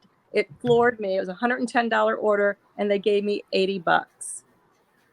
Nice. My biggest payout was 156. Oh, nice. Yeah. My buddy Fatal with 200 pizzas. It was a $500 payout for him. He couldn't fit all that stuff into his car. Order got canceled, and he got half a pay of $250. Did he also get 20 pizzas? I don't know, but he was. Wait, have we stopped guessing on the largest tip? Because I want to guess. I want to guess. Oh, there's probably like. Are we still? There's probably like 6. I'm going to guess 338, 37. 338, 37. Okay. Mm-hmm. Other guesses, anyone? Am I right? I've got one. Guess, I've got one posted right now again on my page in my group. I'm going to say 400. And where, as you know, New York City shows everything, is $183 tip. I think somebody posted in my Discord a while back, $200 something payout. Joe, what about you? Have you seen? Let me try to find it. Am I guessing on what Para has found as the highest one? Yeah. As I said, for me, I'm gonna go out there and say 670. 1,500. 1,500. Wow, we were off. $1,500. Yeah. $1,500 hidden tip. $1,500 hidden tip. Yeah. Now, what were the miles? What was the subtotal on the order for real? I don't know. I have to dig it up, but that's sort of probably like that's the highest hidden grand. tip. Yeah. I mean, was it that? That's what I'm wondering. Was it what Flex said? That doesn't still makes it an insane. Likely, but I didn't pull the details. But the highest we've ever found is large order. Yeah, $1,500 tip. Did they show the Dasher 625? Yeah, it was something like that. Was it on? It was like yeah, it was on DoorDash, and the hidden. It was 1,500 that was hidden of it, basically. What did it come out as? That's what I want to know. What did the? I have to do my homework after. Oh yeah, this. I will go find it. I will go find it. That 156 was thanks to Para. Yeah, that was a hidden tip. I mean, if that $1,500 came recently, it'd probably be $250, right? But hey. Yeah. Can you imagine? And we know a lot of people that we encounter, they've never even gotten a $10 tip in their market. Can you imagine what keeps them going? Yeah, right. What keeps them in that market? I mean, again, one of my things on my bullet point list was market to market that we always talk about, but sometimes I bring it in and people forget about this factor. There's 2 factors in market to market. Your earnings, but also huge, your cost of living. Absolutely. I mean, if you're in rural North Dakota, you could probably take a $10 tip. In fact, that's probably a good tip. Because your house might cost, you might have a 4-bedroom house for $80,000. Yeah. Yeah. You know, look at Joe Lapp. I mean, he's in outskirt Detroit. He's going, dude, I can't get a barn for that, you know, Right. or a tough shed, nothing. You know, I mean, it really not only market to market in the platforms, but where you live. I mean, if your cost of living is super low, it's not like you're going to make what people in million person cities make. Right. You're just not, because I mean, maybe you will, but if you are, you're getting very lucky. And I would imagine with time, they would see that and start taking it away from you, because they're not just going to let that fly. By the way, before I forget, Michelle, because Flex is live streaming this on his channel, do you want to mention your group so that, Yes. because in case they don't see the replay, that they know about it? People are live right now. There's like 20 something people in here. Well, first off, nice to meet you, Flex. I'm going to definitely subscribe to you. Yes. Thanks. And thank you. Yes. So when I became a Dasher several years ago, the first thing I did was go to a Facebook group, which is the one that I am actually the administrator of right now, along with two of my compadres, Jake and Paul. And it's called DoorDash Drivers. On our cover page, we have the big Jake Paul. I'm on it. Well, I think I'm in that group. One of the I'm there. And I'm on Facebook, and I think I'm on that one. And I think so too. that one has 111,000 in our group. And when we had 30,000, we were the largest DoorDash Facebook group. And we thought we were big guns then. Now we're 110. And you guys got to make Flex the biggest YouTube channel. yeah, There you go. I will stream you guys. I'm always putting content on. I love adding content to our group. And then we have DoorDash Drivers Pro, which is a subset. It's not a dumpster fire. It's everything's pretty well managed, professional. People can be real. That's okay. And we're doing Facebook Lives. In fact, at the gig conference, I did a Facebook Live with David that was very well received. Yeah, it was great. And it's funny because when we do a post on Para, someone will say, "What's Para?" That's always what happens. And not everybody knows. Yeah, what's Para? And then it gets explained to them. And yeah. We're all adopters, you know, when it was going on, and it was great because didn't have to think about it. Yep. So the DoorDash driver, you said I don't think it's this one, because this one says 9.7, but you have 175,000. In DoorDash drivers, we have 110,000, almost 111. Were you using an old app before Para? I was using nothing for myself. I have an iPhone. You don't know about the old app. I remember it because it was talked about all the time. The one that you're talking about that showed the whole deal before they closed it up. Mm-hmm. Yeah, people talked about it all the time. And it was great. Yeah. Yeah, I remember like we launched sort of our version of tip transparency, I think like 2 days after that app got taken down. And I remember when we first launched, there's this whole conspiracy about there's something suspicious going on. And I remember for a while there was a whole theory going on that DoorDash shut down that app, and I was DoorDash. I worked for DoorDash, and this is my way of testing what would happen. And it's really funny because one of my co-workers, his name is his last name is Tang, and he grew up in Hong Kong. And one of the DoorDash founders' last name is Tang and grew up in Hong Kong. So people were like, "Oh shit, there we go, putting it together." There we go, right? Like, and I'm like, do you know how many people called Tang there are in the world? Right? Also, I wanted to say our second page is called DoorDash Drivers Pro. So that's our other, and we invite all of your subscribers to join us on our Facebook group, where you get real-time information anytime, 1, 2, 5 a.m., 6 a.m. There's for free. For free. Oh, absolutely. Well, we got it these days. We got to say it because there's a lot of people not doing it for free anymore. That's crazy. Yeah. And I don't know, Joe, if any of you, Ellen, Joe, Michelle, I know David is, I know Flex is, there's a lot of people out there really not only stepping into the space, but charging a ton. a ton. That's Yeah, I'm crazy. not paying a dime for any of it. There's free information on Facebook, YouTube, Everywhere, Experience. There's no Instagram. way. Dude, imagine how much money I could have Instagram. made off that old app. Just imagine. Like, Right. all the desperate people.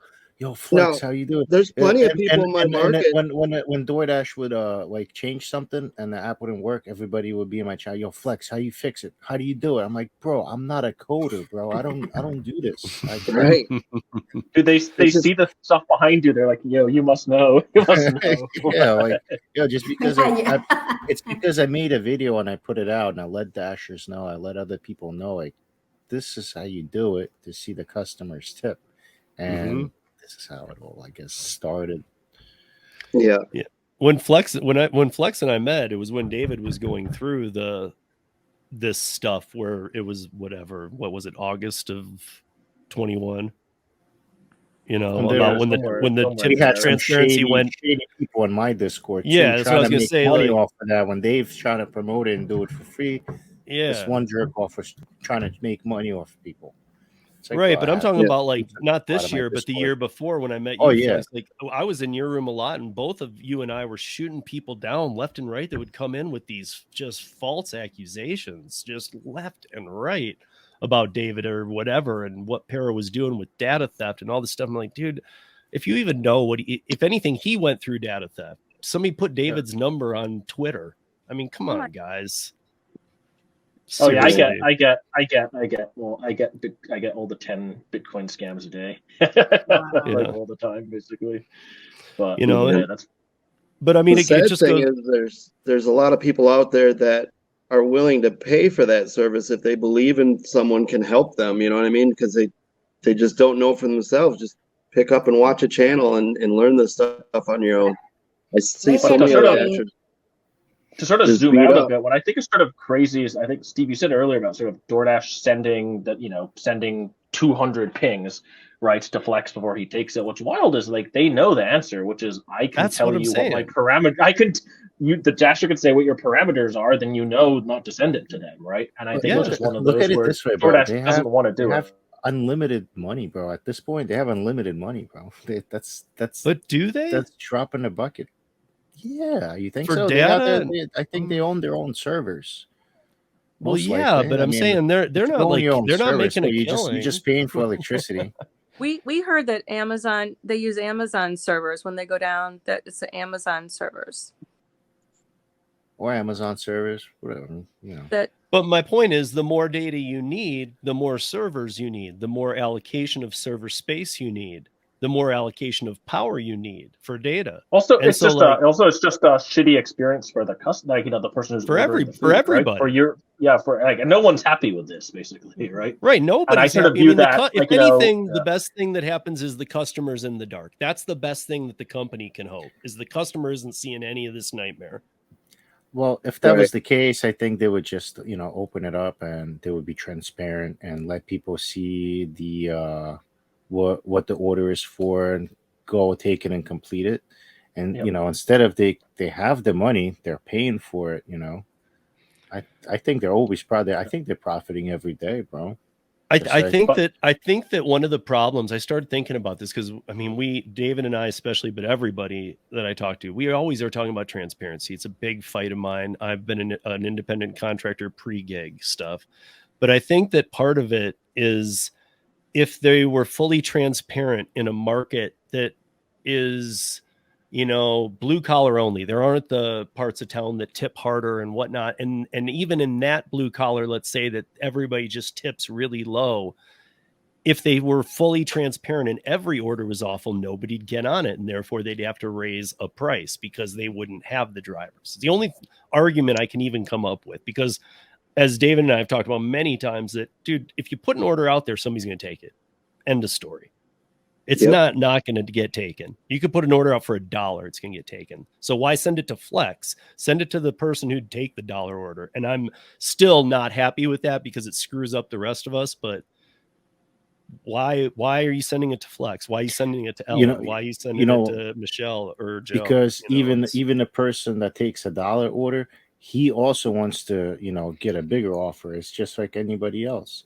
That's why they're being distributed to a person that's available at that specific time at that location. Yeah. So if you're within that radius, then they'll ping you if you're available. It's not like, oh, yeah, he's in a large order or he's a top dasher. Let's find the biggest order out there and try to give it to this guy. No, I know it's not doing like actual personal selection. But it should, dude, artificial intelligence should be up there high enough in their algorithm to understand, hey, this guy Flex for the last years, he doesn't take any of this crap.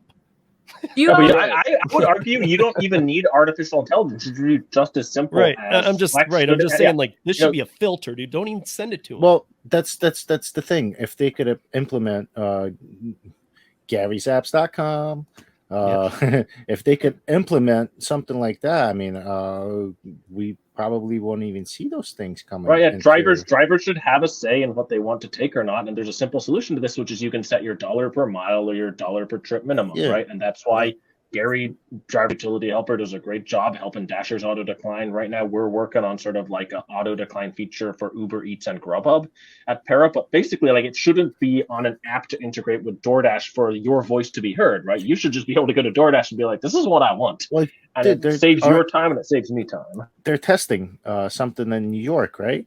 Hannibal.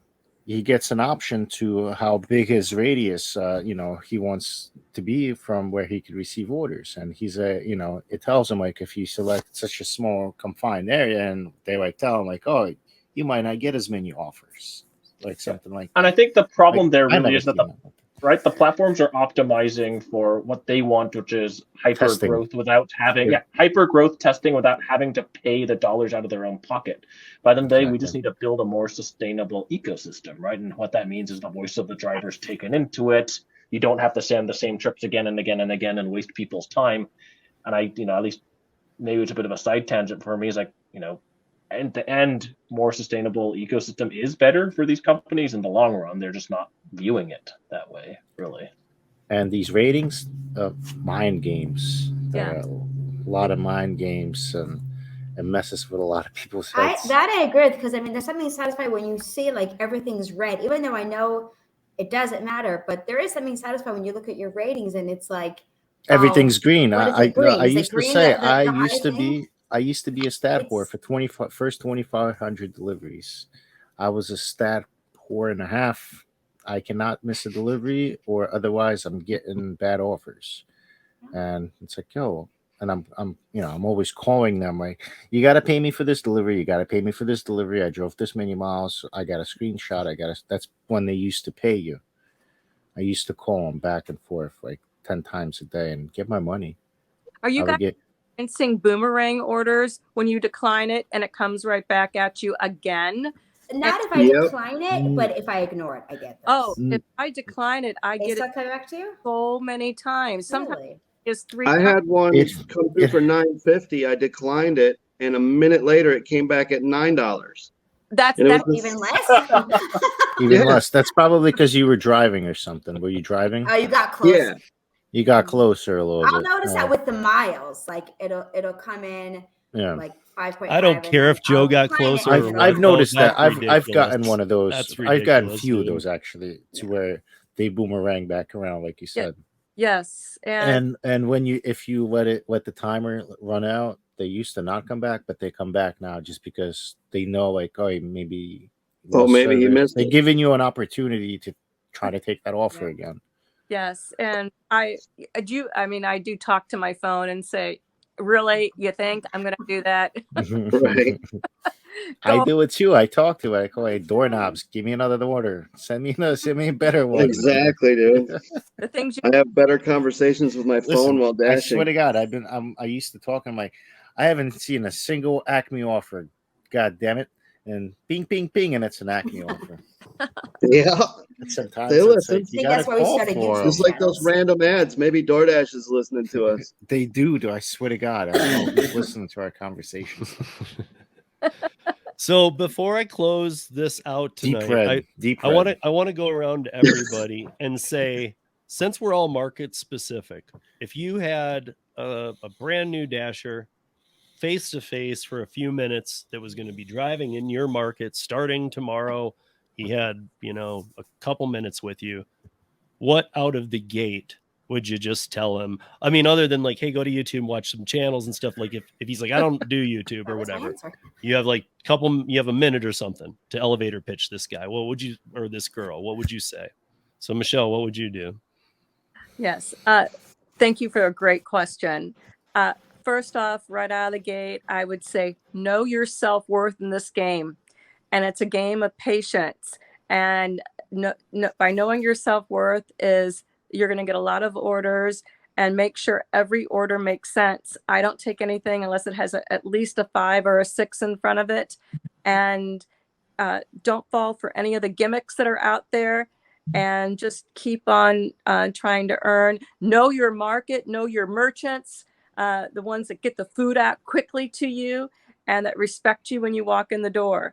Because we are delivery partners with our merchants, with DoorDash, with Uber Eats, and also CYA. Take pictures. Don't let anything happen to you. Preserve your account. You don't want to get deactivated. Yeah, absolutely. I mean, that's good stuff. Download the timestamp app, and because that's the big thing right now is people saying they didn't receive their food, and people get upset when they get contract violations, and of course the deactivation is the worst. And that's when people come to a Facebook group, is when they get deactivated. And we all try to help them, because that's a fait accompli. We want to help them appeal it if they can. So, I mean, again, she's in St. Louis. So, and we've heard her say that that's a great market. Great market. It's going all night. Yes. Joe, different market for you. I know you're not in Detroit downtown, but you're in the surrounding area. Right. What would if you're sitting down with another person in your area, what would you say? It happens almost every time I go out. I run into new dashers out there, and the main thing I explain to them is get to know this zone. You don't want to go, east of this point, or stay west of this point. Know where you're going. Think about the time of the day you're going there in. I mean, we're in Detroit. There's bad areas out here. Also, acceptance rate doesn't matter. Yep, I'm a top dasher. I understand that, but there's a strategy to how I do it. Don't think DoorDash is going to fire you because you decline 900 orders in a row. They're just not. They want orders delivered. And so don't worry about your acceptance rate. That's one of the main things I preach around my area to new dashers, because I see all these people taking 375 orders, and they're waiting 15, 20 minutes at the restaurant before the order. So I also explain to them about, don't wait in line on a sign. You want to keep that to a minimum, because that is one of the ratings that does affect you, in my opinion. Mm-hmm. Ellen, what about you in Henderson, Nevada, which is outside Vegas, but it is its own little world. I know. 20 minutes on the strip. I know, but I know you stay like in Henderson. You're never going down to Vegas. I do, but okay. Yeah, you stay in Henderson, right? Yeah, I do, but then I go other areas too. I go Green Valley and Las Vegas, of course. But the one thing I would tell someone if they were just starting out is don't rely on one app. Absolutely get on as many apps as possible, and don't think that these companies are going to be loyal to you, whether you're a top dasher, top earner, whatever it is, because like Michelle was saying, you can't get deactivated for something as a customer lying and saying they're not getting their food. So get on as many apps as you possibly can, and then to know the area as best as you can, and to know what you're comfortable with, and not be afraid to not go into an area that you're not, that's not safe for you. So for me, definitely get on as many apps as possible. I mean, don't just be loyal to one. Just as many as you possibly can, as many as you can work, is get on those apps. Get on all the apps. Yeah, and the other, I want to add one to Ellen's, because even if you are loving one, but you follow her words of wisdom, because it's what I do as well, multi-apping and at least having them available, even if you just use one and you love it, you could be deactivated for something you never did at any point for no reason. So don't, again, it goes back to the loyalty. Don't think they got your back and you're going to be able to talk about it with them. If you get deactivated, you're done. They're not going to talk to you. They're not going to hear you. I'm tied in with the lawyers, legal rideshare in Chicago, and they used to represent some of this stuff. They don't even touch it anymore because there's too many. Wow. I mean, they can't even help. There's so many deactivations. They can't do anything. So I'm going to jump to Flex and then come to you, David, because I maybe have a little tweaked out different question for you. But Flex, I mean, so you're somewhere having coffee in the morning, and some dude is first day dashing. He's just about to turn it on. No trip.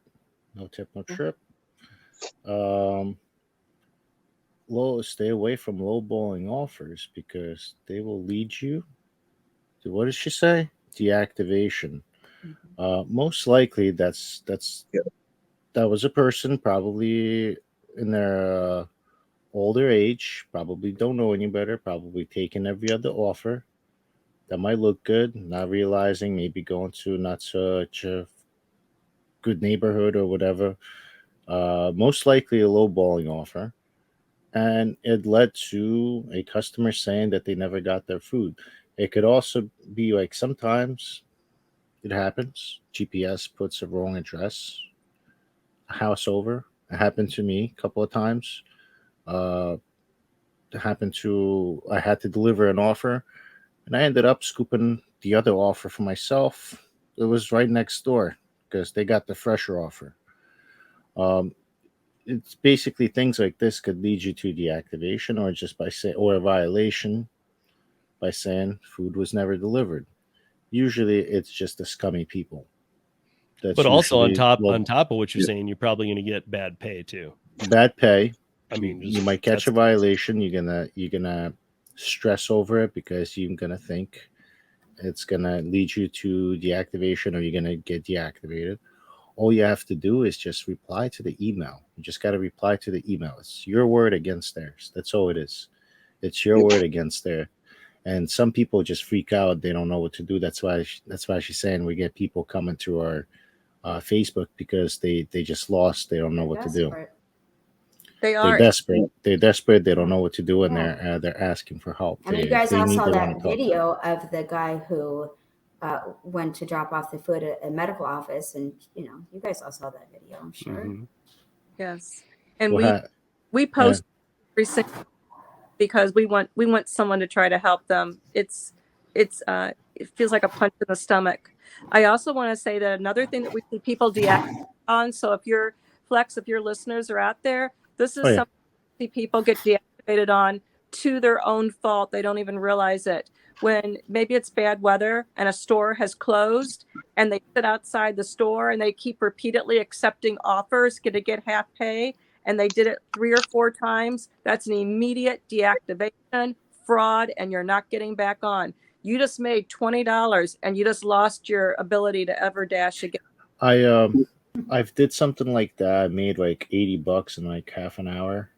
We were standing in front of Tito's Burritos, and they were closed because of the stormy weather. The only thing that it took effect of, my completion rate was going down without me knowing. Oh. Yeah. But what we are doing though, because technically they should stop sending those deliveries because people are reporting the store is closed. So stop sending out the deliveries. So we're helping out drivers not to drive to the location to get $3 or $4 or whatever dollars. What if they're driving from somewhere like 6 miles away? Is it worth $3 or $4? Absolutely not, compared to they were going to get paid like $16 or $18. You know what I'm saying? So that usually helps out, but they I guess that's something new now. That's my first time I've heard that. You say it 3 times, so I got to be careful for that one. Yes. I had a video where I tried to actually help DoorDash support on that. That happened to me. I called them, got half pay for the first time, told them, no, the store needs to be deactivated because they're closed. They said, okay, we've deactivated the store until 4 a.m. I drove away, got another order from the same Taco Bell, called support again. They said, oh, have you arrived at the location? I said, no, I'm not going there. I know the store is closed. oh, thank you. And they said they couldn't give me half pay, but they will close the store. Mile down the road, I got another order, and I finally just unassigned it, shut off the dash machine, and went home. Yeah. It was like, I tried, but they don't listen. Yeah, that's fine. The business has to do it. Yeah. So, David, for you, I guess let's change up the scenario just a little to be if you saw somebody in a coffee house who you overheard had just or was like having some kind of issue with DoorDash, either a deactivation, whatever, and you needed to direct them to driverrights.org. What is driverrights.org? Driverrights.org, sorry. Yeah, I think it goes back to, like, if I had to answer even the previous question, is remember that you're in charge of your work, right? And that you're an independent contractor, and that with that, the platforms have obligations to you as well, right? So just remember you're in charge of your work and you have the right to push back and the right to ask why you're deactivated. I mean, just to give a bit of an anecdote, I got deactivated recently, right? And I thought that was interesting because I hadn't done, I'd rejected probably 1,000 dashes in a row just testing stuff, but I'd never taken anything. And I got a contract violation, even though I haven't done a trip in 6 months. So I wrote back and I'm just like, hey, I don't think this is true. And they're like, oh, yeah, sorry, our bad. We've removed the contract violation and now you're back, basically, right? And I just remember having this moment being like, I haven't even done a trip in months. How can I get a contract violation? No, you're not the only one. That's just a random. That's random. That happened to people before. They don't even know why they got deactivated. Next thing you know, they're like, we apologize. And they're back in line. Yeah, I was so sure they were on to me there. They put my name to the account, right? They're like, is this David? You're like, it is. It says that on my account. I mean, my email is david@withpara.com on the DoorDash account, so it's right there, right? But are you serious? That's funny. You just doxed yourself. Damn. Yeah. But yeah, I mean, these are all great tips. And like I've said, I mean, Ellen has a channel, Joe has a channel, and they do a lot. Joe does a lot of DoorDash. Ellen does a lot of food delivery. Flex always is going live, and he's live all day where you can just drop Flex in on his room. Me at work. Yeah, where you can just drop in, and that's what I'm saying. Since I've met Flex, he's live every day, 12-hour days. He does other work too, and then he's live at night. But I mean, he's got a 12-hour day in the car where he'll help you. If you go in there, he'll just help you, man. It's, and he's not charging you a weekly fee and all this crazy stuff. I will charge you with tomahawk steaks. I keep saying that. Right. He doesn't charge you, but a bribe will go far. A food bribe will go far. But yeah, let's everybody let's go around this table before we shut down. Just one more time, plug your stuff.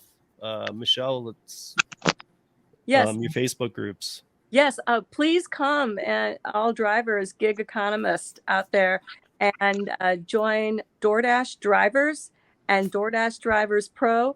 You can double check by clicking on the administrator, and one of them will be me, Michelle. And I'm in a tree in my picture, by the way. So it's worth checking it out just to see that picture. Okay, go see Michelle's picture over there. Joe, what's your channel? My channel's Let's Play DoorDash. I'm just out playing the game, baby, trying to get the highest score I can, see what, what offers are good for me, in my opinion, and how much money I can make by the hour. And it's usually just a goofy good time. And if I can find tricks and tips that help other people that they can apply, that's great. If not, I hope they enjoy the show.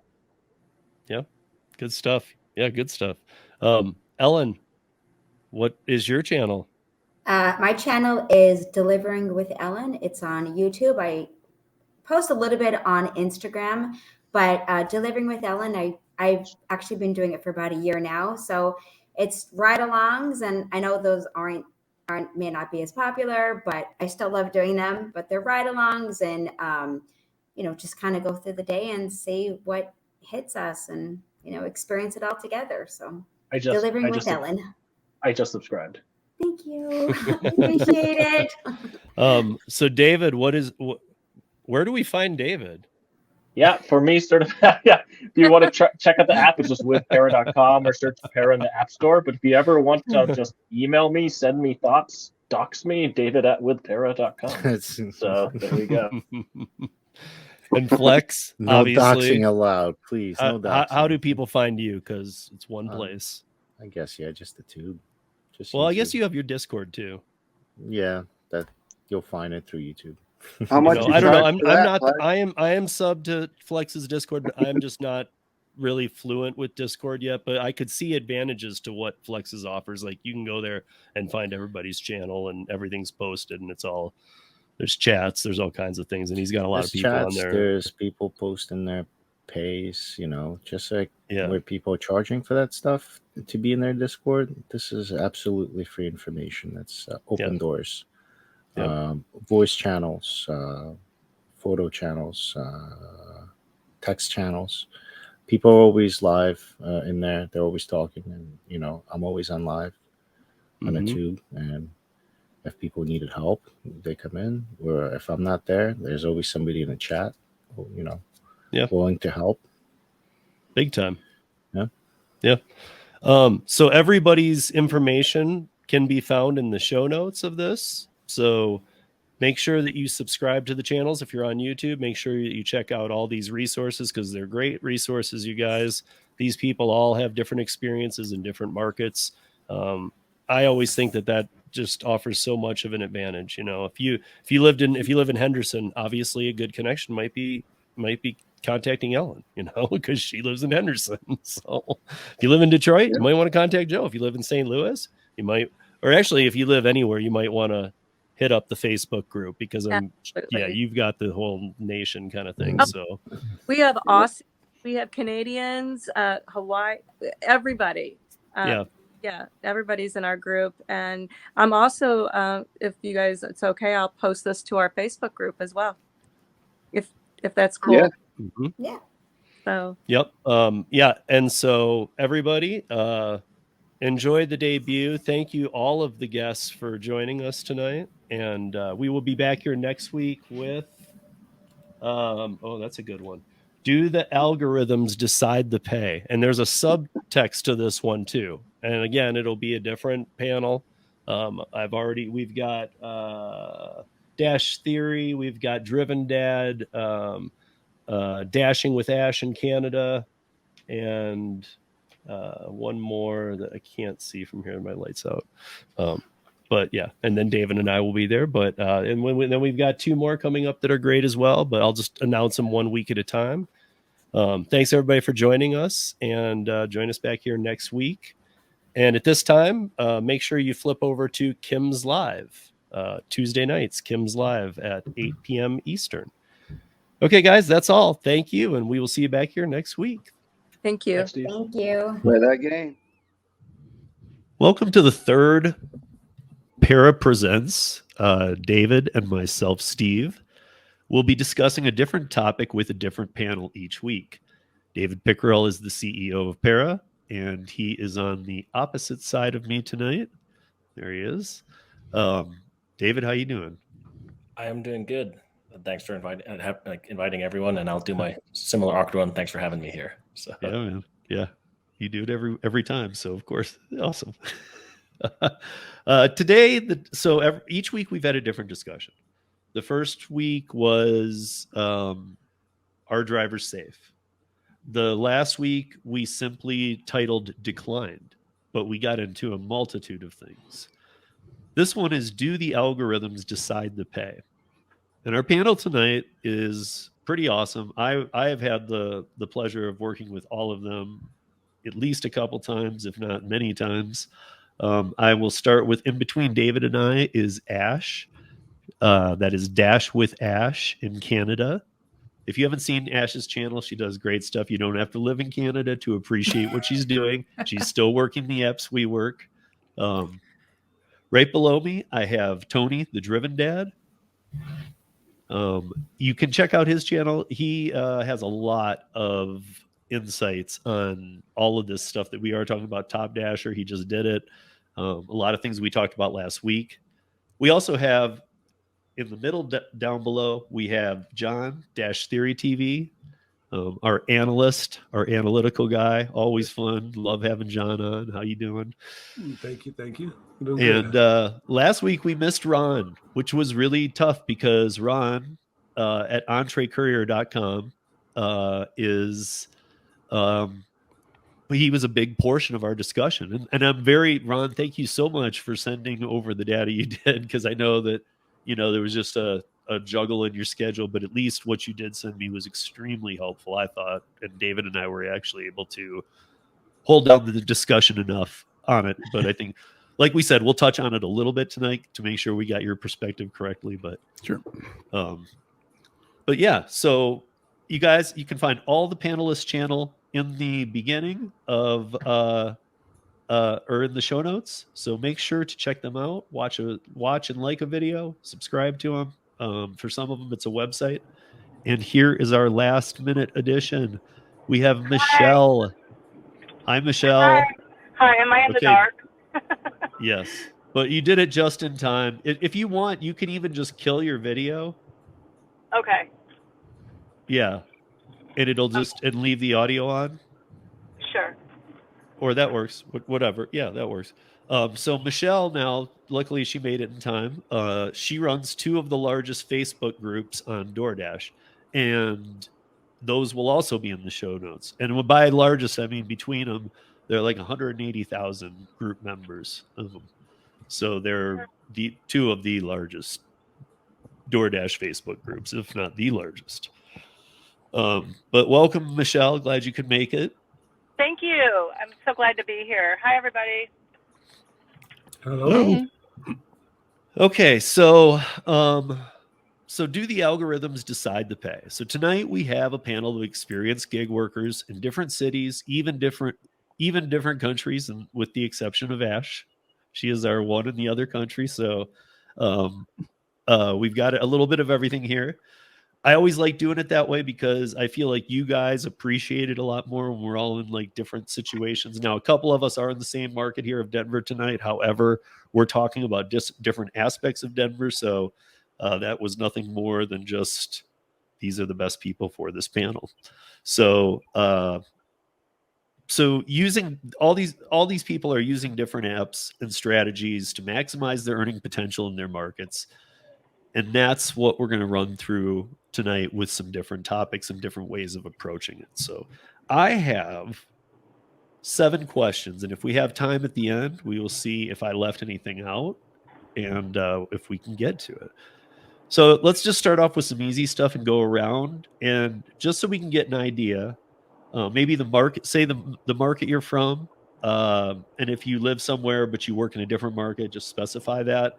And which apps you have worked, and if you could, which, like, even if you don't work it anymore, of all the time you've been in the gig economy, which apps have you worked, and what's been your favorite, what's been your least favorite? And Ash, we can start with you. So my market is, I'm in Montreal, Quebec, Canada. I do deliveries on the South Shore, the opposite side of the bridge of Montreal. The apps that I currently do gig work for is Uber Eats, Skip the Dishes, Instacart, and DoorDash. And I've never worked with any other ones because I don't have them available in my market. And my preferred favorites starts with Uber Eats. Right now, I'm crisscrossed between Instacart and Skip the Dishes. And lastly, DoorDash. David, I will come to you last because I feel like you are working on the apps a ton more than actually working them. So I want to have you hear everybody else's answers first and then see. Tony, what about you? What apps have you worked? I know you work a lot. And what right now, if you had to say, what's your favorite, what's your least favorite? All right. Yeah. So I've worked Uber, Lyft, DoorDash, Amazon Flex, Grubhub, Shipped, Instacart. I think if I didn't say that one, Spark, and probably some others that I'm not thinking about.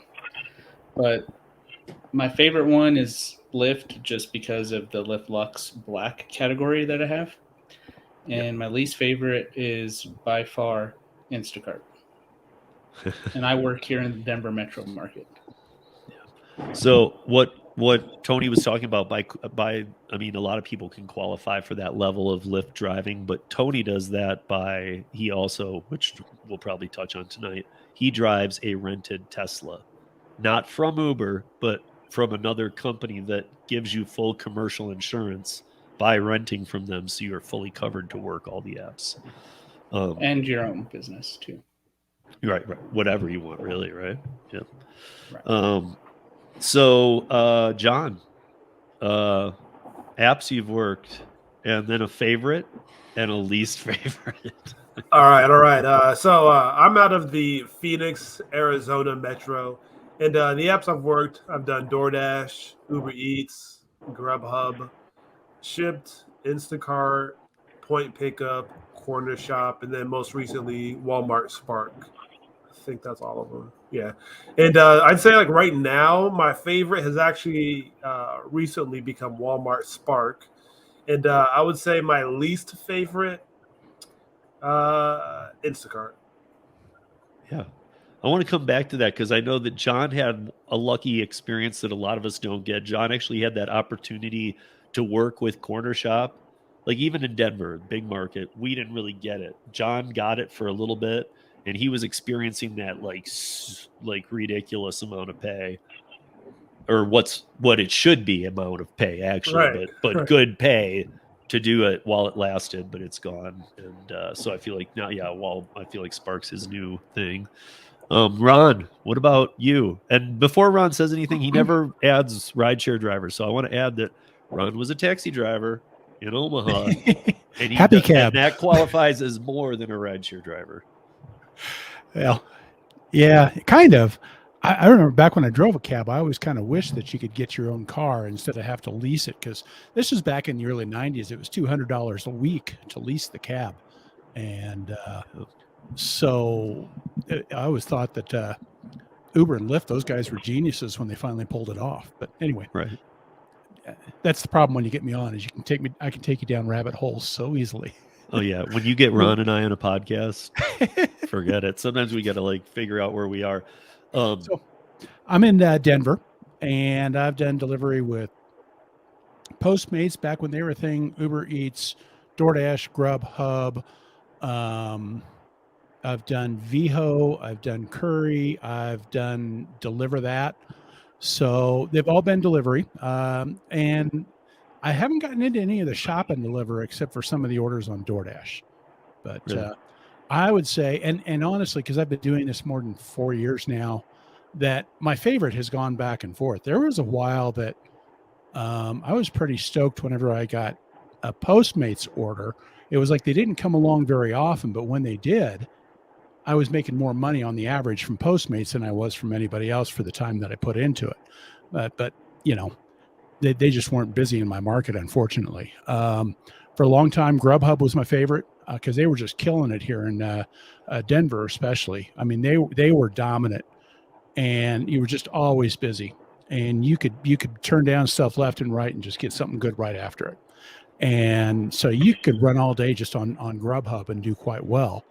Grubhub has kind of gone down the toilet, and right now I would say it's probably Uber Eats. Yeah. So I do need to add to what Ron and I have talked about this Grubhub thing before. It's so weird, you guys. I always say to Ron that I think every one of the delivery platforms was failing in like you couldn't even believe how bad they were failing until the pandemic. Yeah. It's like, why do these companies even exist? Nobody's using them. They suck. But Grubhub was the only one with like a logical design. Yep. You know, I to make sure that honestly like believe that DoorDash may have had to shut down if it weren't for the pandemic. Because they were at the end of their funding pretty much. This is my theory anyway, that it was like, you know, they were unprofitable. It was all that stuff. They kept saying they wanted to go public, but they couldn't because they weren't profitable. And it was like, I think they were at a point where they weren't going to be able to get much more investor funding. And if they had gone public back then, it would have been a disaster. And then the pandemic came along and changed everything. Yeah. And now everything is different. Right. Rideshare went upside down. down. That was Instacart too, right? I think Instacart was also in that boat. Yeah. I feel like Instacart took like a little bit first, though.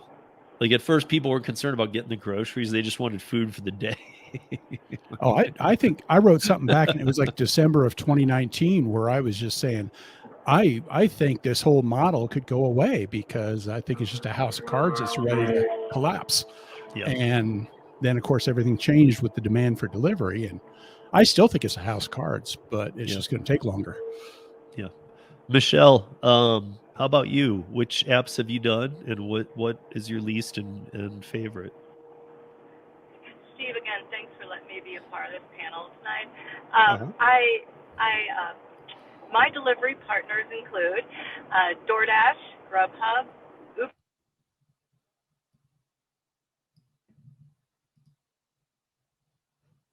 Wait, did we lose the volume?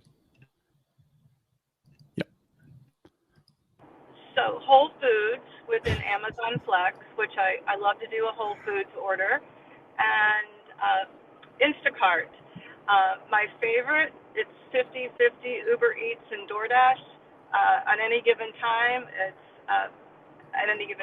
just 50-50. And Grubhub would be my least on that, but Instacart as a whole would be my total least fave. And if I don't do another Instacart, but I want to keep it in my back pocket. You know, I'm not going to ever give it up. But that's how I feel. Yeah, I think I don't know. I think I've never really kind of asked John about Instacart, maybe directly. He knows how I feel. But like Instacart's I'm on a crusade to end them. So, I mean, not only are they my least favorite, I'm against them. I hate them. Instacart. Well, let me also, as you know, and David knows, I got into this after being retired. So this is my first foray into the tipping economy, and I like it a lot. When I did the Instacarts and I got to the delivery part, I often felt like I was a lesser person by most of my customers, which did not make me feel good. Even no matter what grocery orders I do, I always feel like I'm being talked down to in any respect, and that's troublesome to me. Has anyone else experienced something like that? I've experienced troublesome with every one of the apps, so I don't really know how to jump in there. Am I the only one that likes Instacart? Do you really like it? I mean, yes. Ash, I see a lot of stuff you post. You post some of the things I see that are just ridiculously awful. Just the most awful things ever. Maybe the stereotype is true, and they're just nicer in Canada, so you don't get. You know, at first I thought Ash just had me thrown because I was like, well, she's using kilometers, not miles. Like maybe I don't know. And then I'd look and I'd be like, no, this sucks. I mean, the conversion 1 mile is 1.6 kilometers. So when it comes down to it, I find the offers aren't absolutely that dreadful here. But if they are, I just don't accept them and I move on. Right. But I find that maybe it's just the Quebecois here. They're friendly, they're courteous. They go in and they tip me more after they meet me at the door. Really? But I don't know. I'm like really energetic, so maybe that's why. I don't know. Well, many of us are too. And honestly, I'm wondering like if that's a Canadian thing because I have never heard one person tell me they've had an after tip on Instacart. Not ever. Yeah. My friend gets it all the time. He sends it to me massively all the time. I'm like, what are you doing? Steve, my son loves Instacart. I can send you the evidence. Last night at 11:30, he got a $20 after tip because the store was I believe it. Yes, he got a 20. So Instacart is great in my market for those that want to do it, but while I'm in a grocery store doing it, I'm thinking, oh my goodness, I could be making so much more money doing food. So why am I I find doing it's the opposite. Do you? Yeah. I'm like, oh my goodness, was an Instacart order where I can make $60 in 2.5 hours instead. Real? Oh. Right. And see, I can't make anywhere near that, but I can work different apps and make that high end too, but it's not those apps. Again, this gets into the market to market part. And, exactly. So I guess this is maybe a good time for me to bring in this, because it's not like we all have an answer to the topic of tonight. It's more about, I think, exploring what the topic is tonight. And Ron, I'm going to have you go last because I'm hoping to tie you into what we talked about a little bit last week. But David, first of all, from your experience, before we move on, worst app, best app, and maybe for you, not from the worker's perspective, but what you've heard, what you've learned, what you've seen from the para end. I'll answer it sort of two ways. So me having done it, like done the work, I've worked on DoorDash, Instacart, Uber Eats, Grubhub, Curry, Shipped, and a local one in San Francisco called Jupiter, which was sort of a COVID competitor to Instacart, basically. Okay. And what they were trying to do was say, hey, you don't really need your Instacart in the next 3 hours. How about you schedule it for some time in the week? So what they would do is I'd be a driver, I'd go to Safeway and I'd buy on behalf of probably 20 people, basically, and that would get put into their cold warehouse. And then the next day you'd go on sort of a route and deliver it.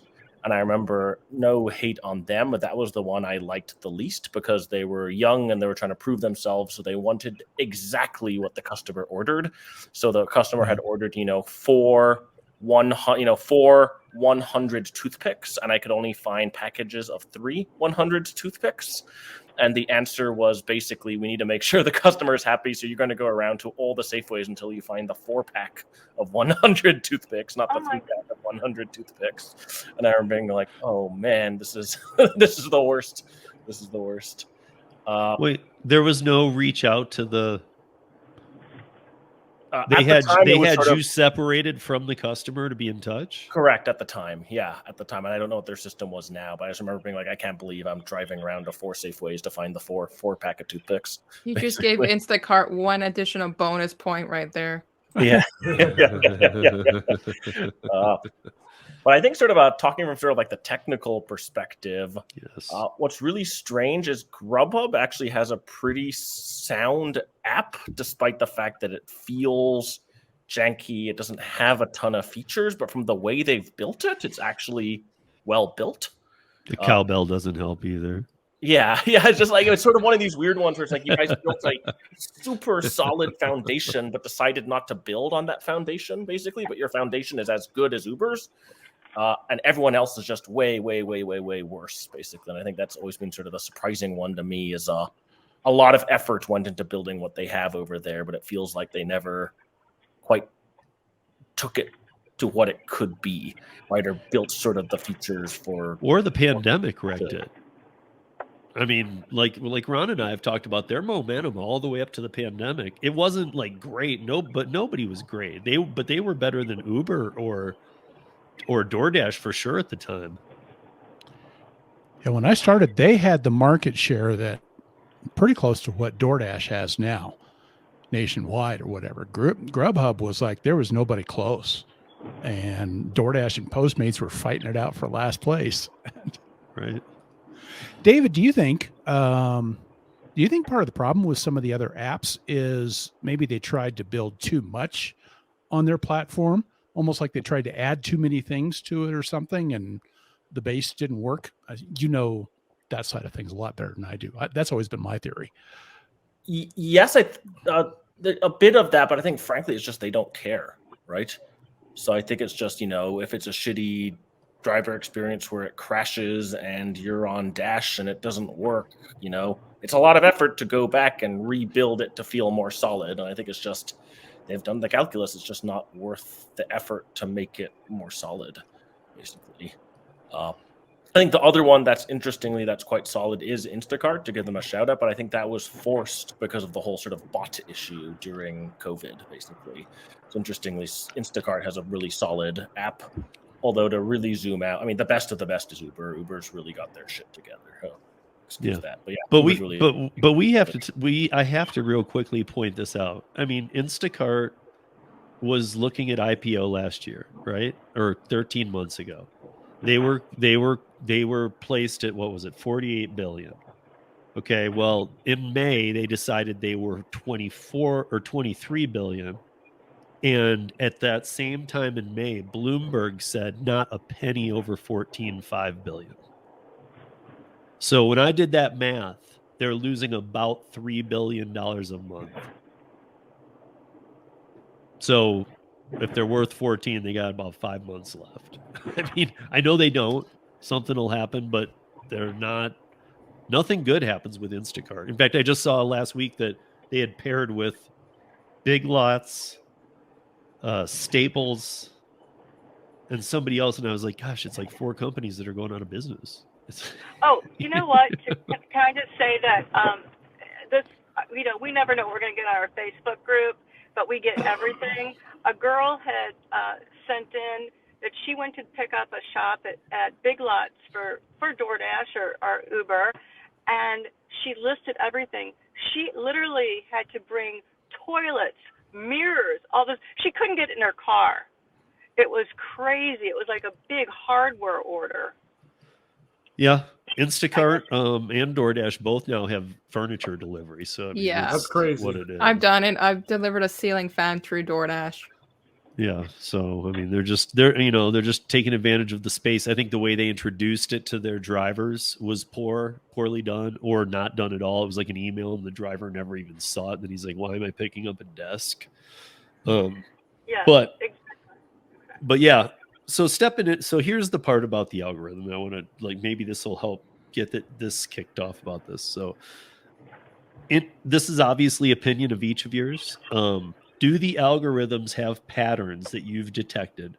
Now we all know that the code changes, things change, but even if it's been multiple times, has there been algorithms / patterns? I want to be very careful here because it's not algorithms, but have you seen patterns in your market that you've detected? And also, do you think any sort of payment caps exist? So we'll just start with Ash, and I'd love to hear what you think. I find it interesting that I got chose for this topic right at the time that I'm testing out Skip the Dishes. So for Uber Eats and DoorDash, no, I don't. I do believe that when it comes to DoorDash, if you don't play nice with them, you can't schedule as much. But beyond that, if you can still get on the schedule, the payouts and such are fine. I don't really see a cap with them. If anything, DoorDash does pay me the highest when it's terrible weather here. Uber Eats, absolutely not. Nope. I could get 50% acceptance rate or 0%. They're still going to give me my money. And they're still going to be crappy offers too. With Skip the Dishes, it's different. And I've been testing it, and I have a video that's coming out tomorrow actually talking about it. It's the fact that when it comes to Skip the Dishes, I have sat at a 0 to 10% acceptance rate for the longest time. Now I have boosted myself to what they call like a top skip person, and I'm at like the 80% acceptance rate. And when I reached about 40% and onwards, the offers were coming in. Besides that, I would talk in previous videos that I would sit with a 4-hour block and get 0 offers from Skip the Dishes. That's my take on it. So, David, what's your take on this?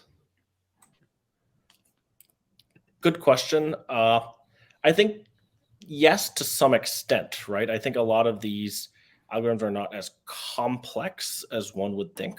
So I think they're really what they're trying to optimize for at the end of the day is sort of getting the trip done at some sort of a price with people who are closer, etc. And I think that a lot of the time there are sort of like unintended consequences of some of the algorithms here.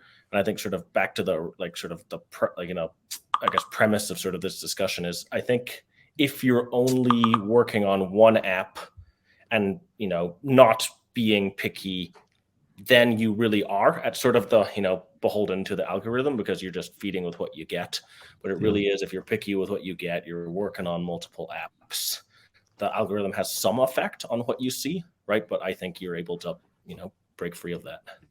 Even if you're, and I want to extend on that too, because David's right. Even if you're just coming on to the apps and you're hearing this right now, like, yeah, you might not get comfortable with the app first before you multi-app. I always say, add an app, work it a little bit, understand it. And if you don't like it and you're going to keep it in the arsenal, though, then just do that. But so if you only know the one app and you're hearing David say multi-app, I think that also by that, he means if you are only on the one app, be selective from the go. Don't think that you have because they put the words acceptance rating in, doesn't mean anything. I agree. I do agree. But now I'm getting right out of the gate. Do what you need to do. Take good offers. I don't know if you guys have this with any of the apps there, but Skip the Dishes offers an incentive. And the incentive, by being one of their top drivers or whatever, is you cannot receive an order less than $8. If there's a $6 order, they top it up to make sure that it's $8. So your minimum is $8 at all times, and you have to accept 8 out of 10 offers to get that incentive. Okay. So at least there's a bit of a perk to it. It's not just I'll flood you with more offers, or I'll give you a $20 versus, I don't know, a $14 offer or something. That doesn't really seem to make a difference, but at least there's a minimum perk towards it. I also think that why you notice sort of the algorithm changing is there are sort of things that feed into it that do get tweaked, right? Oh, I think so too. Yeah, when I sort of worked at Uber, we do this analysis of hey, what are the average, what does earnings look like? And at the time, I was sort of working in Las Vegas, right? And we do this analysis of hey, what does the strip look like versus locals versus, all of this. And there was a lot of sort of we're trying to win business with locals, so we're going to change the structure of sort of strip earnings versus non-strip earnings. And I remember something really interesting that happened there, right, was that we had to do this analysis that basically said hey, the wait time and the time on trip doesn't really work on the Las Vegas Strip, because have you been there during a boxing match or have you been there during CES? It's a disaster, basically. And I remember that was the first time in Uber's history, I think I made, we did the analysis and said, hey, we should raise the minimum pay, basically, right? We did this whole analysis on hey, this just isn't the same as everywhere else. It's not fair, just given the dynamics here. So I think at the time I remember my manager saying there's no way in the history of this company they've never raised minimum floor pay, basically. But we went and did this analysis and it actually got approved. So I guess the reason I'm telling this sort of long story is that I don't think the algorithm is super sophisticated and hey, we're accomplishing all of these things. But there is somebody who's looking at it with some sort of a geographic sense of it, looking at it, right? So there is some complexity, which is why I think people pick up on patterns and behaviors and stuff like that, because it is happening. I'm about to go to John, but Tony, I'm going to skip you until you and Ron, because you have been a top dasher this month. But yeah, so John, you and the algorithms, and again, you don't even need to think of it as however you view it. Are there, because you're good at this stuff, man, are there patterns? Are you seeing patterns with a lot of the apps? And if they change, was it a change? Was there an update that day? And all of a sudden now there's a change in your pattern. Right. So as far as pattern wise, I think the one that I've actually noticed a pattern on before and kind of tried to document it through videos was with DoorDash. So, and I kind of explained the specific pattern that I saw. So with DoorDash, I think a lot of people talk about your overall acceptance rate, right? And what I found, and this is unique because I tested this kind of after the first time it happened during a different shift. So the first day, I tested my intra-dash acceptance rate. When I say my intra-dash, meaning if I schedule a shift, for example, a lunch shift from 11 a.m. to 2 p.m. It's just looking at my acceptance rate from the time I turn on that dash till I end that dash. And I did this one day during lunch where I just said, okay, if I try to track my intra-dash acceptance rate during lunch. Does anything different happen? What I noticed is that day, for the first time, and this was the first time I've seen this, that I accepted consistent orders. My intra-dash acceptance rate was around 35%. And I started getting triple stack orders, meaning I'd get one order, I'd maybe get another add-on, and then when I'm on the way to deliver one of those two, I would get a third offer before I've even dropped off the first. And I was like, that's the first time I've ever seen, getting 3 orders at once. So that I did that once during a lunch, and I tried to test that again during a dinner rush, kind of dinner to shift again. Because usually my acceptance rate, just for reference, is usually around, I'd say 10 to 15% overall. So going to 30% is kind of double for me. So doing that again during the dinner rush, trying to raise that acceptance rate for my intra-dash, I was able to, once again, I got a stacked order, I think, and then I got an add-on for that. So once again, getting 3 orders. Outside of that, that was the only time I'd ever had 3 orders at once on the DoorDash platform. But doing that, I was able to recreate that at least 3 or 4 different times in my market. So that's the other thing. The other exclusion I'll say is I don't know if that was something based on my market, based on the order volume at that time, because there's certain things that have to be in place for that to even be able to be possible. Sure. So that's the one pattern that I'd noticed with other gig apps. Like never noticed that with Uber Eats or with Grubhub. In my market, I just don't think there's the volume there for that to even be tested, because I don't get Grubhub orders often enough, maybe 2 to 3 offers an hour. And that's when I'm multi-apping. So, there are some time where Grubhub is off and same with Uber Eats. Yeah. So Michelle, what about you? Have you, again, it doesn't need to be algorithm. Let's kind of more say patterns. Have you seen patterns on apps that have lasted for a certain amount of time, or things where you're pretty sure you've figured something out? And the reason that we're talking about this tonight, guys, is because there's a lot of people, like we discussed last week, out there saying there's a lot, and it's, is it clickbait or is it real? Are they really trying to talk about this, saying we have broke the algorithm? It's everywhere. And I don't like this. And I'm not upset at anybody for doing it. People create how you want.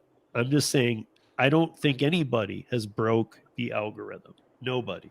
So you've seen, that's why I'm saying you've seen patterns at best. So Michelle, in St. Louis, have you seen patterns? Oh, absolutely. I can definitely talk patterns, and again, I taught statistics, so it's right up my alley. All right, so again, it's so market driven. Let me just tell you, St. Louis is a community of 3 million folks, and we have everything. Lots of office workers, lots of out-of-towner, major airport. We have colleges that are in session, and all these people are ordering. So my thing is to be out on the road. My shift is to be out on the road no later than 11 a.m., and there's no point in any earlier because the restaurants just aren't open yet. But you've got to be up by 11, and I stay out till 3:30 because everybody usually leaves at 2, and I get that hour and a half where I get a lot of the orders. In my market, the DoorDash orders are nonstop. They never stop. But here's where the patterns come in. Of course, I'm not a top dasher, never have been. That's not my thing. I am in the large order program, and that's worth its weight in gold. That's where you become the top earner, of course. And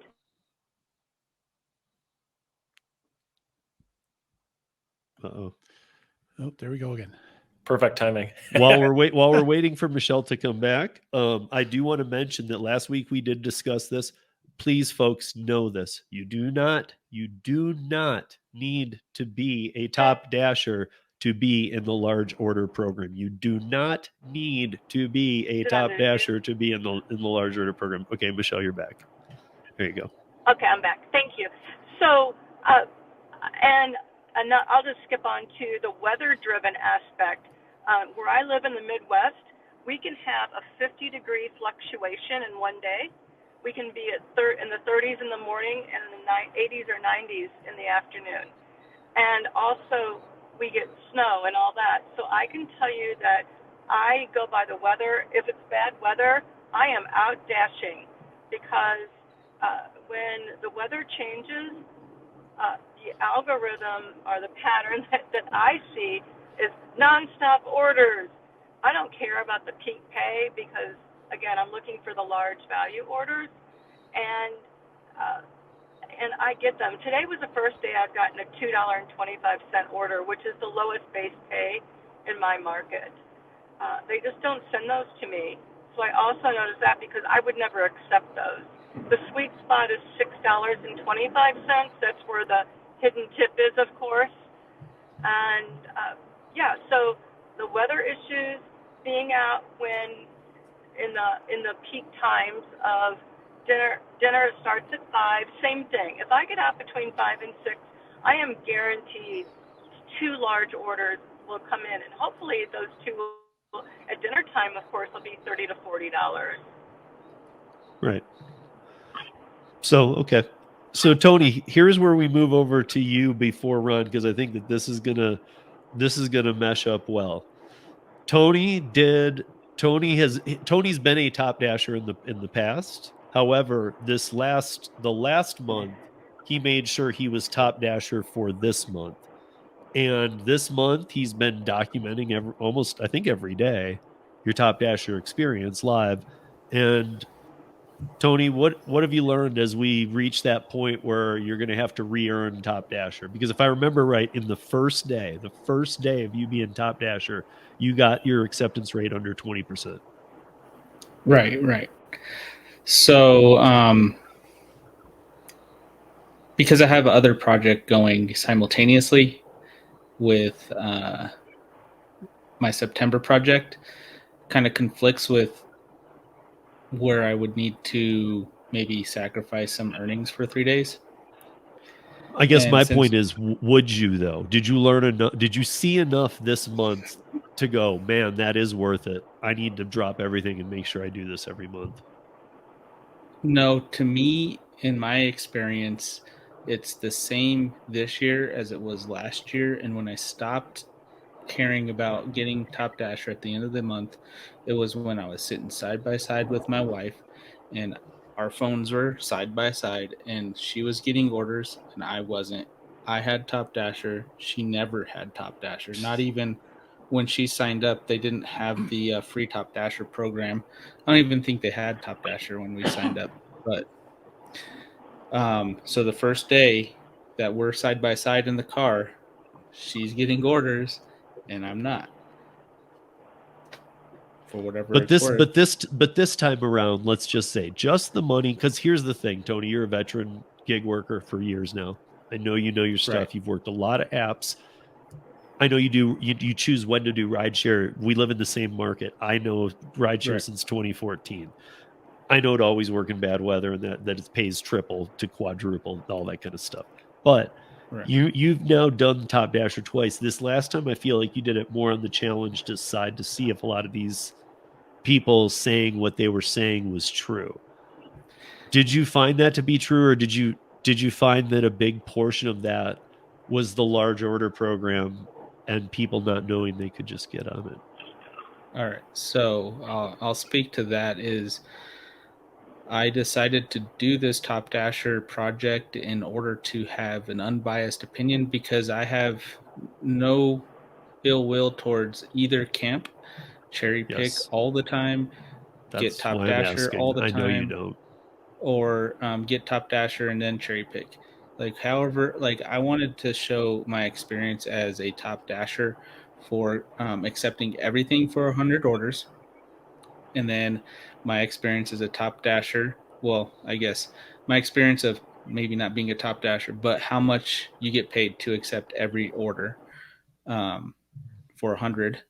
And then my experience as a top dasher with a 99% acceptance rate and without large order program. And then in the future, once I have large order program, I want to compare large order program non-Top Dasher, and then large order program as Top Dasher. Okay. But to answer your question, if I were to only be on DoorDash and that was my only app, in my experience, I've made more without doing Top Dasher than doing Top Dasher in Denver. Right. Well, and that's the thing. Everybody's nodding and we're all in different markets. So it seems like and this is the general consensus, guys. If you watch this tomorrow, obviously leave all the comments on both sides of the camp, because, just write them thoroughly though, because each market is different. This is just what I'm saying is most of the people I talk to in any given market say bottom. They don't even blink. Bottom feeder, not Top Dasher, period. Right. But well, and then if you even ahead. look at Denver, there's multiple markets within Denver as well. So I'm not willing to go downtown and figure out the parking scene. And it may be a good thing downtown, but unless Lisa's willing to chauffeur me downtown. Yeah. Now, Ron, because you weren't here last week, so here last week we discussed your findings on Top Dasher, which again, thank you for sharing with us.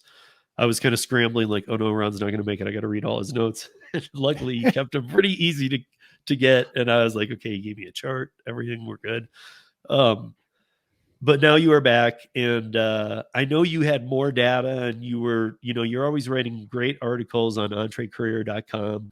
So can you give us the breakdown? I can put the graph up even, however you want to do it, of how you would have said it last week, or anything you might have to add on what you learned, because this graph is pretty awesome, and I think we will all relate to it. If you didn't see last week's roundtable, we won't keep it up too long, just long enough for Ron to explain it.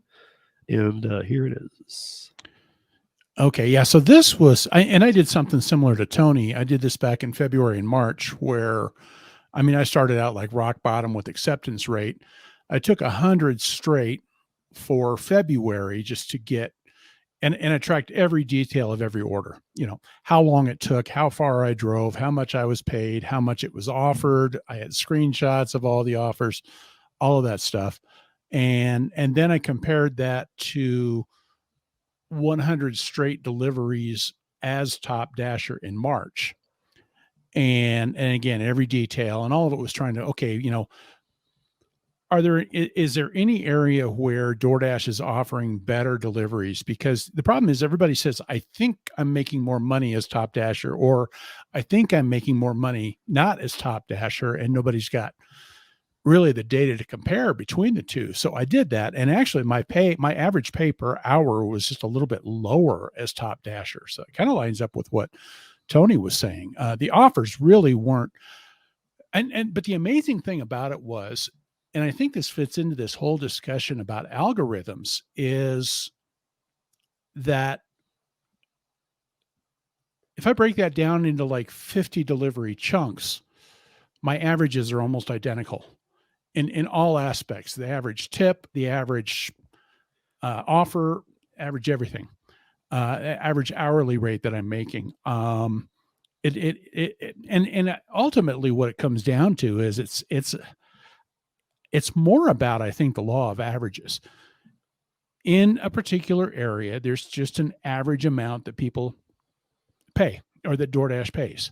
There's an average amount per delivery, and it doesn't take long for those averages to start to kind of even themselves out. And so in that regard, generally I was making right around between $19 and $20 per hour before expenses when doing all of that. And that was taking every single order, because that way I couldn't, for one, I'm not trying to skew the results by what I decide to take and not to take, but two, because it was the only real way to know what that delivery was actually going to pay. But after I got done with that on that chart, then I did a just kind of an analysis to say, okay, what happens if I only took the top 90% of orders, or the top 80% of orders, and at which rate does it start to pay more, and which rate does it start to pay less? And on that chart, there were three different lines. One was your acceptance rates, the blue was if you had an average of 3 minutes between orders, that'd be a real slow market. You're waiting 3 minutes every time you turn down an order. This is being Top Dasher in every scenario. No, this has nothing to do with Top Dasher. Okay. I mean, it was numbers that were based on, I was taking 100% of every order. So all of that. But what I did was I took all 200 deliveries and I sorted them by how much they paid on an hourly rate. Okay. And so if I took, if I accepted 90%, how much would that pay per hour? And so way over on the left-hand side, everything kind of started at about $20 or about $19.50 per hour. Right. And then you kind of see that difference where as you get to about 10, 15. Yeah, about 10 to 15%, that's where the peak earnings were. That's your best money right there, is at about 10 to 15%. Now that's provided that you're real good at determining those top orders. Sure. But I do notice too on this one that the 1 minute in between, never from the start till the end, even at 5%, is always higher than the beginning. Right. Yeah. If you're in a place where you're getting just back to back to back orders, and honestly, I mean, I'm in Denver as well, and I'm very rarely more than a minute between orders on DoorDash. There's just, you turn it down and there's always another one coming right after that. So There's hardly ever much of a wait. And, but if you get into a point where it's like 3 minute wait, you're still better off at about 50% than you are at, Top Dasher or 100%. But then it drops real fast and real hard. And again, because now you get into a point where you're sitting idle more often than you're out delivering. And so if you're rejecting 10 orders in a row and it's a half hour, you could have been making money doing a delivery within that time period. And that's where it was. So the point of that chart was just trying to find that sweet spot for acceptance rate. Which seemed to be like, and I remember, I don't have them all up here today, but I even had the David and I were going through what you had written about each one, how on each line, this was the sweet spot, 40 to 60, or it was 15 to 25 or 30. Yeah. But so is there any reason? So, okay, so here's that follow-up then. Why is there Top Dasher? It's all about trying to entice drivers. It's all about a carrot on stick. It's, there was a thing that I learned in sales where one of the best things, or one of the most profitable things that sales coaches will tell you to do, is put together a package of things that you can offer as kind of an extra that don't actually cost you any extra money, And when I was in telecom, they said, you could sell maintenance programs by saying, we'll put you in a priority queue. In other words, this way you'll get through to one of our people right away. Didn't cost us anything extra, but it sure made it sound like they were getting something for their money. And that's exactly what DoorDash is doing with Top Dasher. It's what all these companies are doing with any of these things they're promising. They're trying to make you think that you're getting something special for accepting more offers. And they word it in such a way that it really sounds great. But then when you read their wording, you got to read their promises like a lawyer. You'll get up to this much, or you may get extra, or we'll give you priority on high paying deliveries. When you dig into what they're saying, all that means is they break a tie. And with their algorithm, I don't think there is such a thing as a tie. Right. It just, so it's all things that make it sound like you're getting something special, and they don't have to pay extra money for that. Then if they get enough people to believe the lie, then they can get people to do things without having to pay them extra. Right. That's what I think that's all about. No, and I love your analysis there on this, Ron. And I think to sort of flip like the title of sort of the thing here is like what your own people deciding what they should accept or not, or if a trip is good or not. What you said is you building your own algorithm in your head, right? That's your own mental model. And at the end of the day, algorithm is a model, right? So I think to flip it is like, hey, your algorithm determines your pay. Absolutely. Right? Yeah. Or like, or even another title, David, would be, do you know your algorithm? Yeah. Because knowing your algorithm would earn you the most. For some people, it's a gut thing, and but you feel it or it, right? But I think that's where it gets really interesting. Is I guess maybe this is always me getting a little wonky on this, was like, in order to push back on the platform's algorithm, people have had to develop their own algorithm in their own head to learn to navigate that.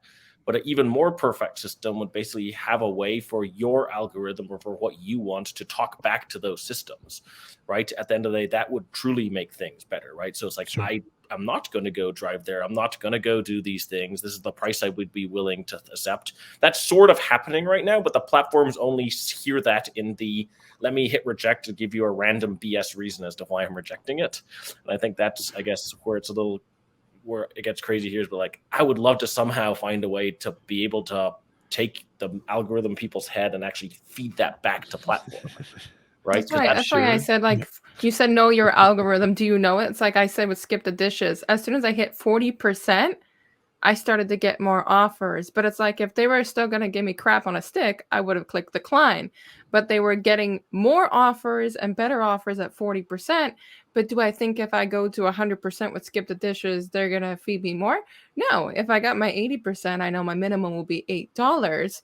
But if you're going to give me crap on a stick, I'm going to decline too. You got to know your algorithm with each one. It's the same thing as when you guys are talking, Top Dasher. Sure. It was said, doesn't really make too much of a difference. Right. And I think they know that so they know, like, okay, she's not taking them. She's not taking them. She's not taking the, it's like that 40%, dude, we can't let her go under 40 or she just won't come on here anymore. No, when I was on there, they stuff. gave me nothing, 0 offers, 0 anything. And at first I thought, okay, my market is that dead. It's not the market, because my market hasn't shifted dramatically. It's a little bit better, but it's the fact that it's their ratio. It's if you're 0 to 30 with Skip the Dishes, they don't like you. But if you're 40 and onwards, and I think most people might be comfortable with a 40 and onwards, it's not too shabby, but every market is different. Sure. And I noticed, like, in my little comparison, that there usually wasn't a lot of difference between 40% and 15%. That it was kind of like that area, it just kind of leveled out. So, like usually you weren't gaining a whole lot more by dropping down to a 5% or a 10% or something like that. And then if it was a little bit longer wait between everything, maybe, 60 to 40 or something like that was very similar. But, the thing about it is these companies, they all said, okay, you're going to do business for us as you're going to do these services for us as a business. We're going to hire you as a business. And too many times we think like an employee instead, but, take them at their word. That's the algorithm. You take them at their word and you say, okay, you're my customer. And now you're going to give me an offer. That offer is a bid for my services. Yeah. And if you're not paying me enough, if you're not meeting my price, then I'm turning it down and I'm going to open it up to everybody else. And so all of you guys can bid for my services. And that's the reality. And but they don't want that out of us being independent contractors, but that's, the whole thing is beat them at their game. And it is take them at their word, treat it like a business, treat them like a customer, and treat their offers as a bid for your services. And yeah, I think it's funny, John, I'm going to come to you in just a second about something, but I think it's funny because a lot of people don't know that Para, like I've talked to David many times on, one of the services Para that he's wanted to see it be is like, your personal handler, like it knows your money. It'll just deal with all these apps and it'll figure it out. Like it has your back. It's got your back, and it knows you and it knows what you're looking for. I wish it could be one day. It's like you could tell it, hey, I want to make the most money, or you could do something such as, hey, I got to pick up my daughter from school at 1 p.m.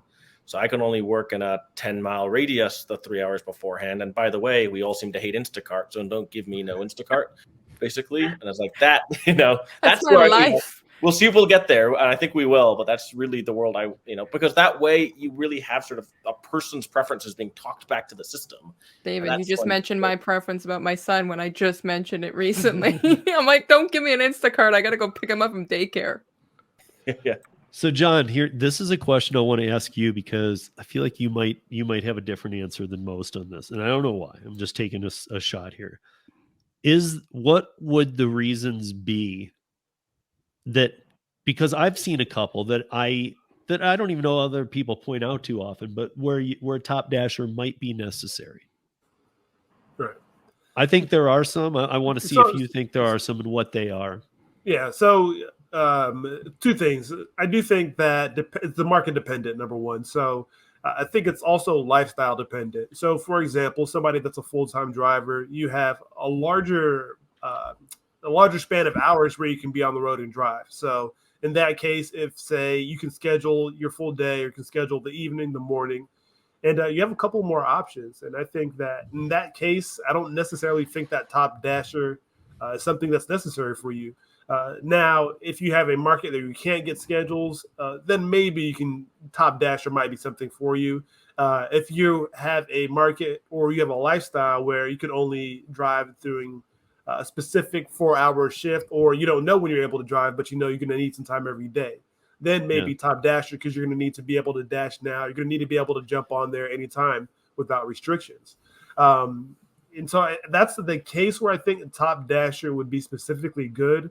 Now, outside of that, like Ron said, he mentioned that 10 to 15% acceptance rate, and that's where I typically hang around that 10 to 15% acceptance rate.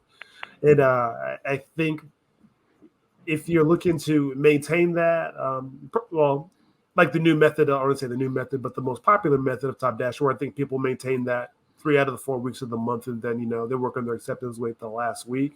And that's what I call the bipolar cycle. It drives me crazy. Let's play DoorDash Joe. He's become a good friend of mine. He has to do that because he can't do Dash Now in Detroit unless he does that at the end of every month.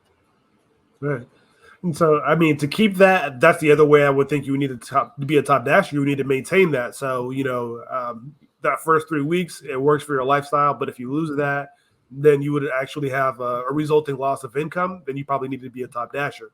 I mean, if you lose income per hourly basis, we'll say for 1 week out of the month, just so you can maintain income for the entire month, you probably need to be a top dasher. Right. Yeah. I would agree with that. Yeah, Tony and Michelle, this will be kind of a combined. I'm looking for the answers from both of you on this one. So if being if being a top, there's a lot about being a top dasher right now. Part of it is the large order program. And I think that a lot of people who were talking about top dasher forgot to mention that you don't need to be a top dasher to be on the large order program.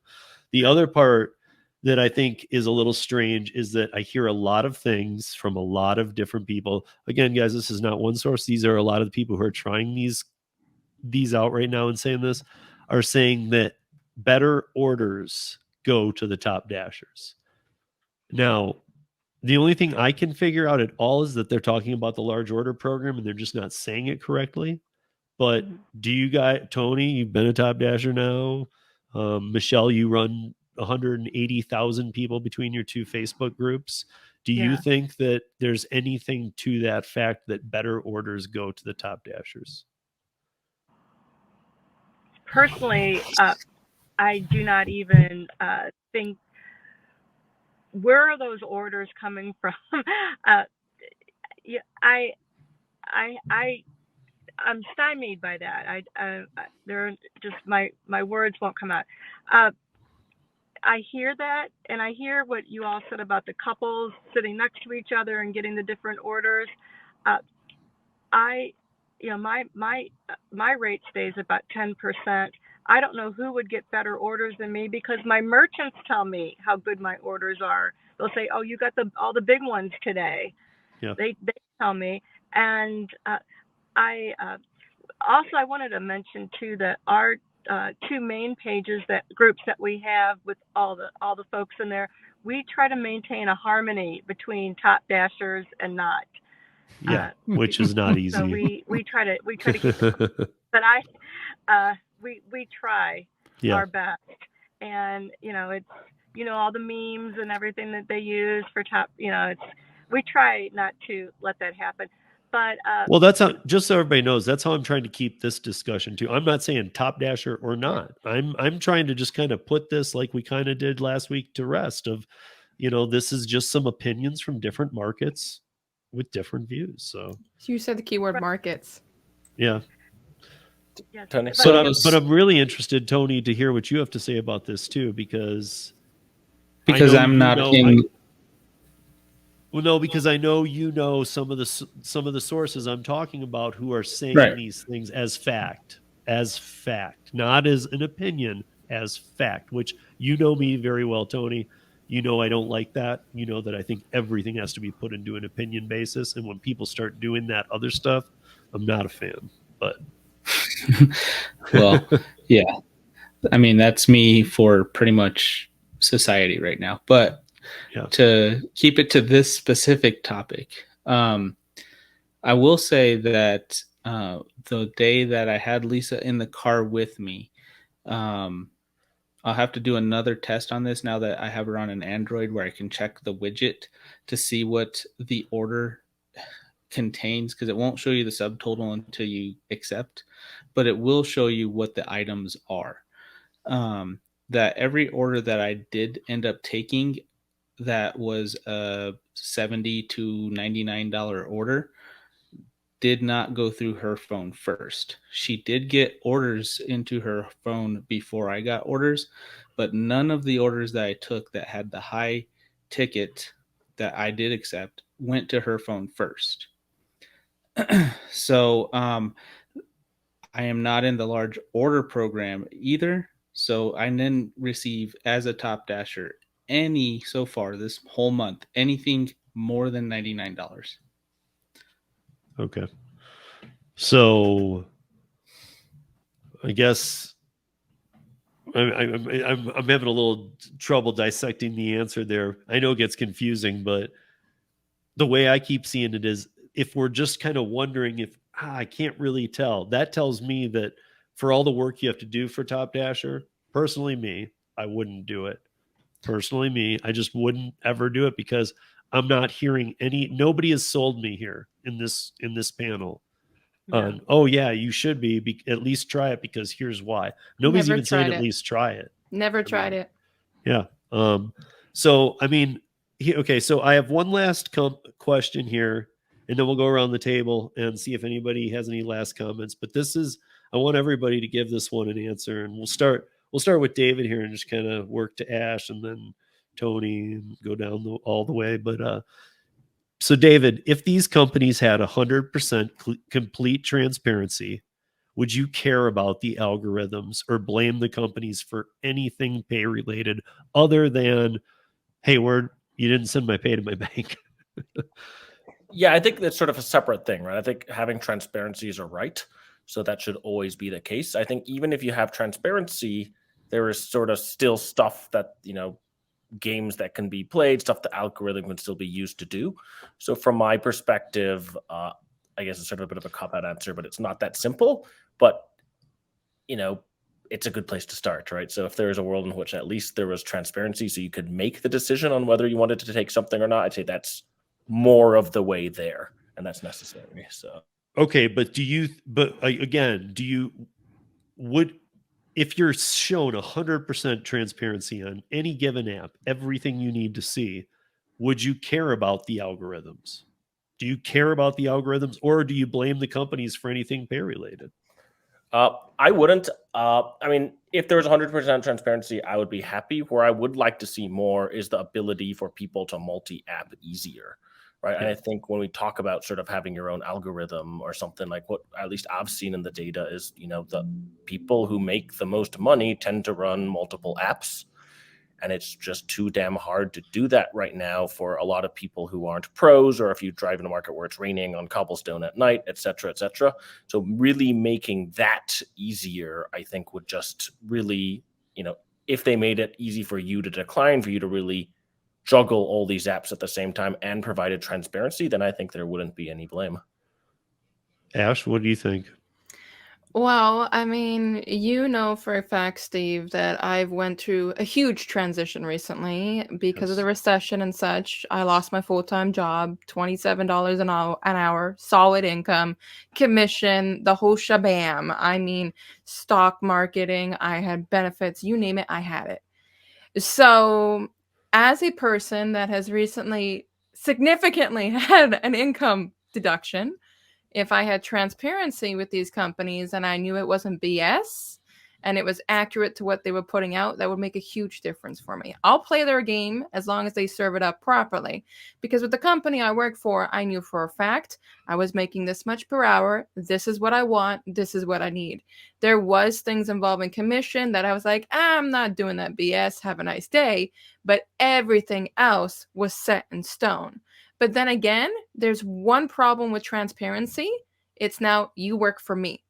So as a gig worker, the best thing is I love the independence, the freedom. I feel like if there was a transparency, they were showing you this, they're doing this accurately, there would be a lot more of a whip towards us of, guess what, guys? Now you have no choice. We're probably going to put you under a commitment of this 4-hour block. You can't drop it the way we do now. So I would love it because of what I've been going through recently, but I would be afraid of it because every damn company has a plot twist.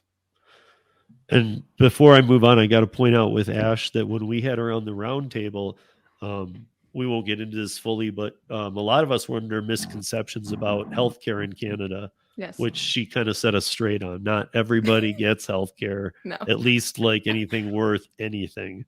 No. She made that very clear. So that was, I thought, what was a big perk about Canada for a long time. I'm glad she set us straight. Well, it's cheaper. For example, I go to a dentist. I don't pay $2,000 up front. I swipe a card and I pay maybe $300. Now, but you were I go also to a pointing dentist out and like how like people that didn't have anything, even though you're allowed something, how bad that something is. Yeah, you got to go to an ER for being stabbed in the arm. You're going to be waiting 14 hours to see a doctor minimum. Right. Yes. I mean, there's just, it's just not, maybe it's not the way a lot of us, that's all I wanted to mention. But yes. Tony, if these companies had 100% complete transparency, showed it to you up front. And I will say that I do think that is being independent. Me being an independent contractor working for laser and production companies pre-gigs, I do think that that's the way I'm shown things. Hey, this much money for this many days. Here's where you're going.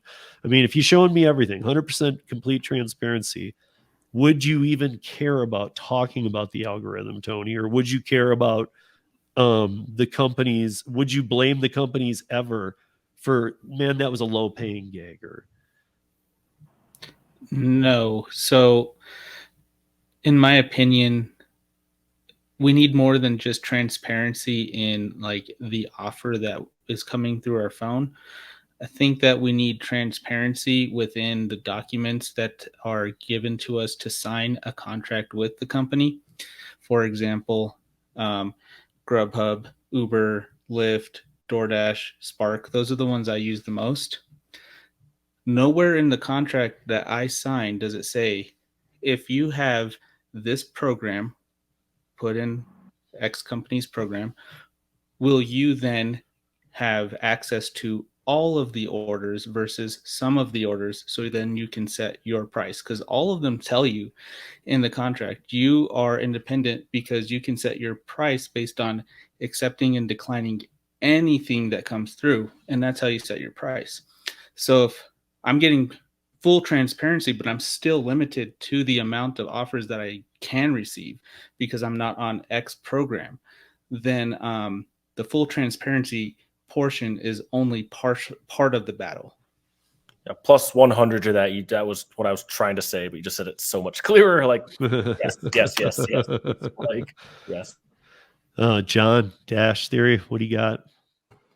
So two thoughts that come to my mind on full transparency. I think that by human nature, we're always going to be trying to find the best way to do something.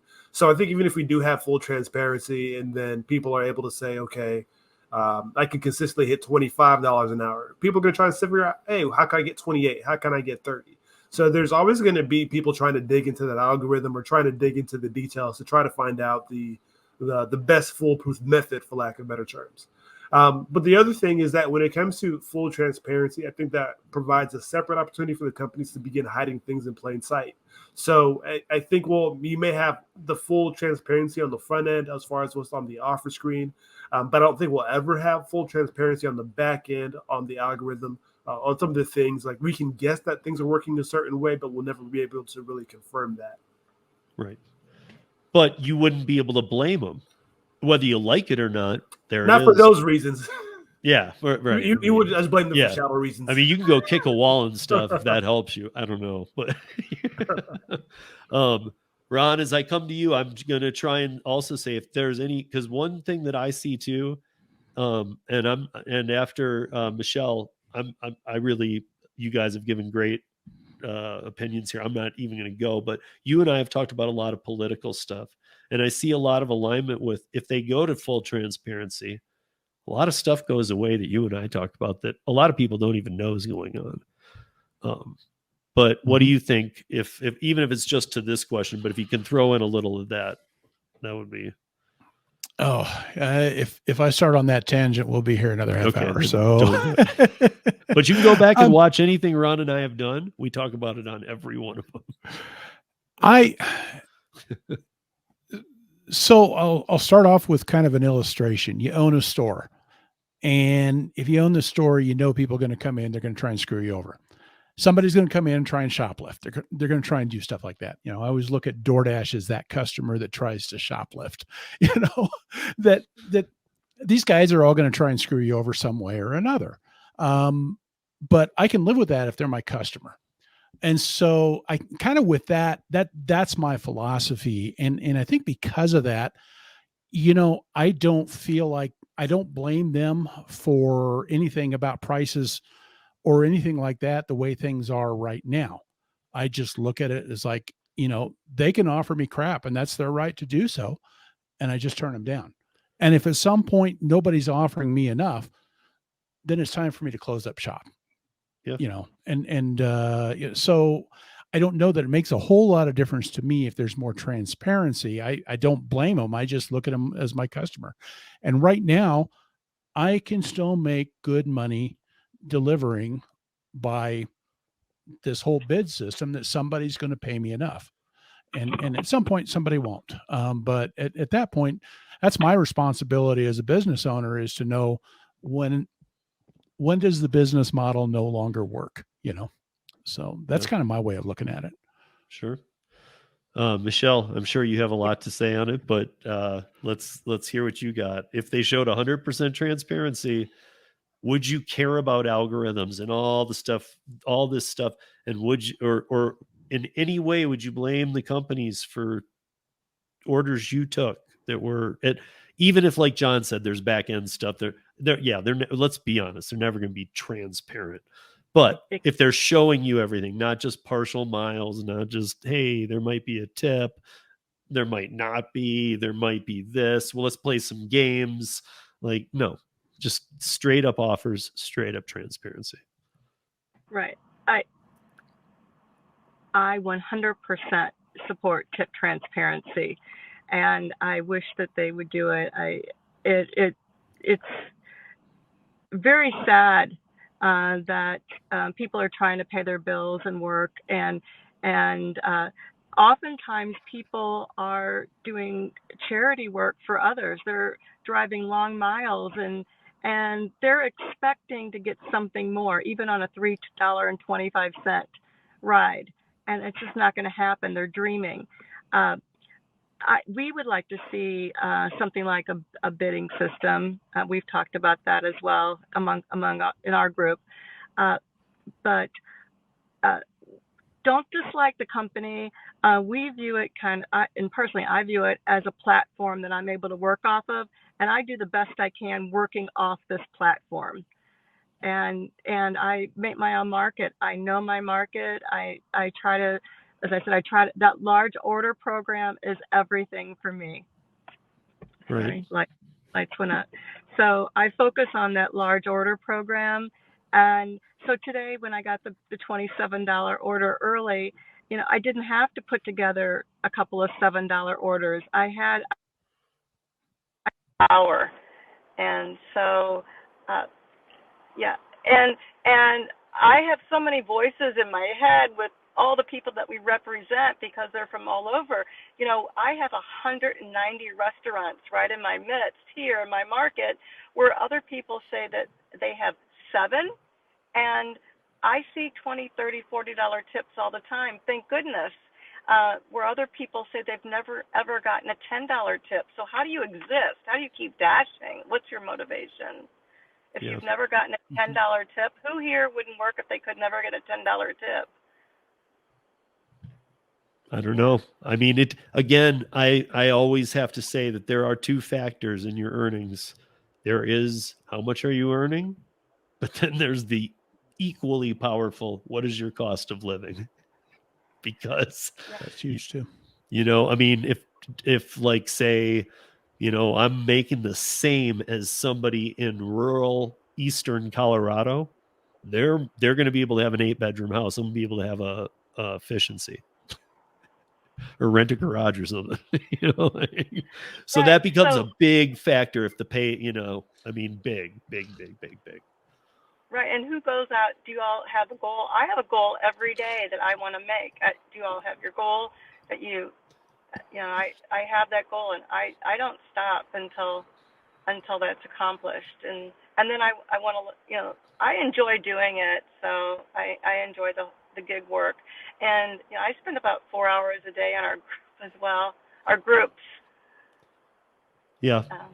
So I think the overall takeaway here is that David kind of was right. This is more of a, how is your brain wired? Or do you understand your algorithm? And that might be, after you're all watching the premiere of this, that might be the title of that. Who knows? But I do feel like that was more what we tackled into. And I do feel like that when we do this and we have different markets everywhere, I feel like it helps a lot of people understand what we're talking about when we say market specific, because, like even when we were talking about apps, I was hearing apps like, I mean, Ash even mentioned one that we don't even have down here. I mean, but even between everybody, a couple were working Spark, a couple don't. I know Tony's been on Spark. Everybody brags about Spark. We never had a good Spark run here in Denver, as far as I'm concerned. Like I never heard people just going off about, oh, Spark is crazy. Maybe Van a little bit, but it was only for like a week or 2. And for those who don't know Van, he's awesome. You can find him around. I won't even plug him, but find Van. Yeah, I really appreciate everybody's contribution to this conversation, because I think that this is a big deal. I think there's a lot of misinformation out there that is leading people down paths that they don't know any better yet. And I guess that's what I want to see taken away. If people can watch this and understand, don't do things that feel wrong. And if somebody's telling you this is what's going to make you more money, but it feels wrong, go with your instinct.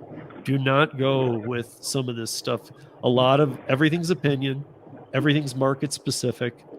Everything is in your world, the hours you work, how you flex time yourself, how you play their game in your city. There's so many factors that affect the algorithm, which then affects you being the best you on these platforms. That's my takeaway. As well, Steve, the reason why you hear so much of you need to be this, or you should be this, or this is fact, or this is whatever, it's negativity sells.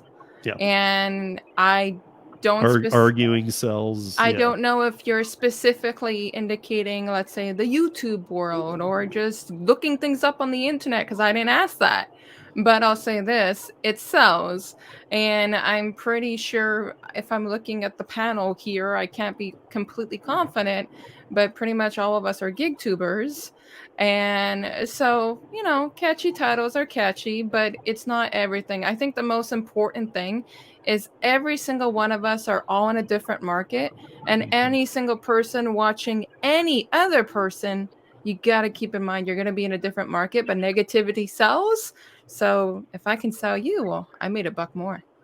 But that's why, Ash, this is this panel, because I know. these are good people who won't steer you wrong. And so that's what I really like about the crowd that I like to put myself around, is that if they don't know, this crowd will tell you, I don't know. Yep. They're not going to just shove something down your throat. And I always appreciate that more than anything. So, David, do you have any words to take us out? No, I guess sort of, if there was full transparency and the way for people to talk back to all the systems, that to me, you shouldn't have to, one, right now, the best way to make most is to build that mental model, but just to have to always be on and always be running that while you're driving is just difficult. So I sort of encourage everybody to do that. And I hope that through all the efforts of people here and through all the other efforts, we can move to a world in which people eventually won't have to do that. But I'm just thankful for everyone here. Yeah. Thank you for that, David. And thank you to the panel. Again, everybody's YouTube channels, websites, or Facebook groups, because all are represented here tonight from different markets, are all in the show notes. Please check them out, subscribe to them, do what you can. And next week, the Para panel is staying motivated and coping with stress. And it's going to be quite different than this one, but I think it's going to be very interesting. So join us for that.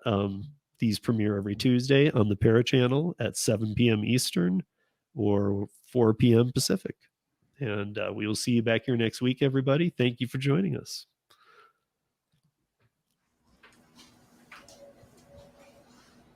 So welcome to the 4th Para Presents ParaRodeo Roundtable. David and I, along with different panelists, will be discussing a different topic weekly. David Pickerel is the CEO of Para, and he is on the far other side of me. David, how are you? I'm good. Thanks for having me. Thanks for having me. Let me introduce this week's panel. We have Kim's Side Money Plans. Hi, everyone. And Pedro DoorDash Santiago. What's up? What's up? We have Dashing with Ash in Canada. Hey, everybody. Hannibal is Hungry. Go Giants. And last but certainly not least, John McCallion, author and also YouTuber. That again, everybody's links can be found in the panel. John has not only written a few books, but the last book he wrote made me know that he was not only needed but necessary for tonight's panel. I think that this is a perfect topic for him.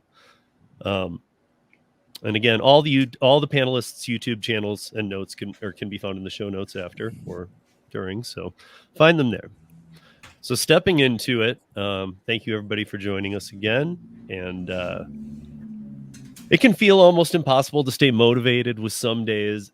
Some days we are all constantly dealing with different amounts of stress, different types of stress, weather, pollution. I mean, it's so spread. Luckily tonight we have a panel of veteran gig workers who can relate with the topic tonight, which is staying motivated and coping with stress. John, especially, John, you're the last book, The 5 Contentments, or the 5 Foundations of Contentment. It pretty much is like when we picked this topic, I was like, that's like John's book. So, really, like a lot of this can be found in your book. However, each has to relate to their own. So I've picked a couple of topics that we can start with and just kind of see I got a copy too. Steve, I got a copy from you. Thank you. Yeah, I read the book also. Yes. I gave David one in St. Louis. So hope you like it, David. Well, you should understand then, David, how he fits in tonight perfectly. So, So we'll hit on this and then we'll kind of see where it goes. So there's a bunch of factors. Obviously, we can talk about, and we will. There's goals. There's diet, exercise, long days, hours. And by the way, for those that don't know, even though it's only considered 7 days in the beginning of the month, we are in Suicide Prevention Month. I do want to mention that, and I will throw up a number at the end of the show for everybody, so that if you know anybody or you just need to talk through things with anybody, it's so easy. So just make sure to not back away from any of that. But I want to start off with saying that long days, hours alone. How is everybody here dealing with that alone? That one factor, because that's a big one for me anyway. I don't know. We can start with Pedro because maybe he's ready. Yeah, good question. I think it's tough. I struggled with it more last year when I was doing a lot more gig work in my car, a lot longer, grinding, working 6-7 days a week, and you're working 8, sometimes 10 hours, and you start becoming like, at least for me, but like disconnected from like certain people in your life, family, friends, because you're grinding, you get excited, you're learning these apps, you get you're making good money maybe, and it's like you want to keep pushing the envelope. You make 200 one day, then you want to make 300, and you become like you're in your little box in your car, and it's like you don't realize some things that you might be missing or connections you're missing. And so I struggled with it more last year, and like what I found is I'm trying to figure out like how to have a better balance and stay connected, like FaceTiming people, or like just not always so entrenched in the work in the app, trying to take little 5 or 15-minute breaks here, step out of the car and take a walk or something, grab lunch. Whereas like last year I was like so like addicted to the app, almost like just trying to just work and learn it. So I've become better, but like I have to plan out little breaks here and there, or plan out a FaceTime with my daughter for 5 minutes just to break the day up, to helps me realize like why I'm doing this work. Because for me, like last year, like I said, it was really easy for me just to like get entrenched with these apps, and they can kind of mess with your brain a little bit because you become disconnected from what's really important. Yeah.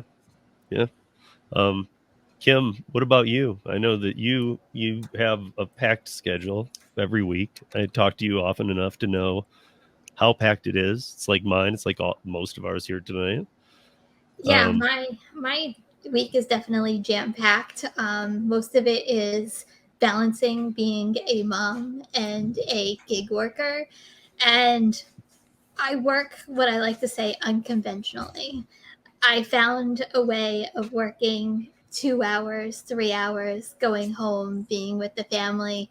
I might work an hour and come back, 2 hours and come back. And I really found a balance about being a mom and then also doing the gig work. So I'm not that conventional person that works 8 hours straight. I really have found that balance that works for me and my family, and that's what has been working for me and what I do.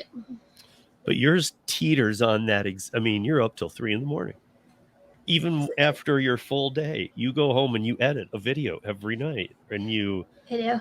I mean, there is no room in Kim's schedule. I know with all of ours, but I actually have gotten to know how full Kim's is, and I mean, till late in the early hours of morning, she has not 1 minute to slide. She has no leeway anywhere. It's like all plugged in and dialed. I feel like I've perfected literally maximizing my time with being, how do I be a present parent? I always say that a lot. And that was my main objective in doing gig work, is being a present parent in my daughter's life. So a lot of it has to do with the amount of time I spend with my daughter and my family. And if I have to stay up until, 1 o'clock in the morning editing, that's the sacrifices I'm making in order to really have that balance. Hey Kim, do you feel like your balance is better now than it was like last year, like I was saying, or have you learned like how to balance that more? Because I know, you're super busy, like Steve was saying. Are you getting better with that, or are you still trying to learn like how to fit in more time for whatever is like important for you? Yeah, I've definitely gotten better at it as I've, progressed. I'll say it's a progression, right? And what you were saying before is, you do get on a roll and you work and you work and you work when you first start out, but then you understand what the work-life balance really means. And I feel like that's what I've gotten into the routine now of doing. Okay. Hannibal, what about you? I know that we all, by the way, we all balance different things. I mean, even though they're kind of the same lives, like, yes, I have a son who lives with me full time, just the two of us. Pedro has a daughter and, lives with his girlfriend. Hannibal's married. John lives alone. Lucky. It's lucky. Lucky guy. Well, there's perks to living alone too, man. But Hannibal, what about you? I mean, I know. First of all, I know the pandemic put a lot of us into like a new place in regards to this too. I mean, I know it made a lot more people rely on their social media friends more than ever, and people they were meeting on YouTube and whatnot. Yeah. I think for me, I try to keep things in perspective as much as possible. At least I would say I had more stress with my W-2 job years ago compared to the gig work and being an independent contractor now. So whenever I had a really bad day, I would think about all those issues I had when I was a W-2 employee, being a manager and dealing with all that. And I put things in perspective. So I know that sometimes a bad day, or a bad feeling, you just have to have time to let it pass. It's not permanent. Sometimes you interact with people and you don't know their story, you don't know what they're going through. So for me, trying to keep things in perspective is extremely important. I think having a strong support system at home, being flexible helped my family. It helped things compared to when I was a W-2 stuck in a very structured situation. My wife has a W-2. She has a schedule that's really rigid. I had a rigid schedule and certain things were not being done, particularly with my son. And he needed more time, especially during the preschool and kindergarten times. Like he needed more attention. So as much as 2020 was a crazy situation and I moved on and did gig work, I had more time to take my son to school every morning. If there's any issues at school to be there, go to meetings and all that types of things. It would have been more difficult to do that if I had a W-2. So this has become more of a blessing, even through the ups and downs, that I can rely on my ability to be more flexible to be there for my son. So all of the issues that we deal with and how the apps do what they do and, everything we've probably talked about ad nauseum, that keeps me going, keeps me that I'm going to probably do this for more of a long-term time because of how flexible it is. If something my son needs, I'm there. And my wife appreciates that. And it's a better dynamic, to be honest, right now compared to how it was, 2019, in previous years. Right. Yeah. I come in this the other way. I come in this backwards. I come in this true independent contractor who kind of needed to fill gaps of time in between things with gig work. And then the pandemic hit and I took on get more gig work and kind of really, even though I was already pursuing that, did that. But it also allowed me, one of the same things you just talked about which was a lot more time with my son at a time when I know he needed it and he was starting to live here full time. And we just had a lot we were going through. I mean, like each person has their own story. I always, there's some people in my life who always remind me to, never forget. You never know what somebody's going through. So like, you seem to forget that in the moment you need to remember it. It's like, it's true. I mean, you never, ever, there's no way you could know what's going on with somebody in that moment. So Ash, what about you? I mean, what's, What's hardest? What's hard on you about the long hours, the unknown pay? I know there's a thrill to all this too, but well, basically, I'm kind of like a crisscross between Kim and Hannibal, because I'm like Kim. I like to break down my hours because I was locked in. You guys call it a W-2 job, but in Canada, we just call it, I don't know, I'm just employed by a company. But when I was employed by a company, I felt locked in and strapped, like to get my son from daycare. So I have my wife, but my wife does not drive. So to get my son from daycare, it's me, the only driver. So I would have to go on my lunch break, and I was being disciplined from the company near the end. So for me, I kind of feel like Hannibal does. It's a relief. And I'm like Kim, because I put in about 6.5 to 7 hours of gig work per day. And that's if I do. Like today, I didn't. And then after that, I will edit in the evenings after my son goes to bed. But what helps me manage the stress is I used to work customer service. I'm a chatty Cathy 24/7. So what helps with that? Talking to a camera. If anybody watches my videos, I basically just have a conversation, and it's like I've seen Pedro's videos, for example. He's just having a conversation, talking to the camera. Right? I talk about like my orders, them in order, what happened. It could be boring, but it's me talking about my day. Because to be honest, does my wife really want to hear what I have to say about my day every single day? No, but that's why I have an audience that does. Because do I want to hear what happens with her day every single day? No. So you get a new people every single time.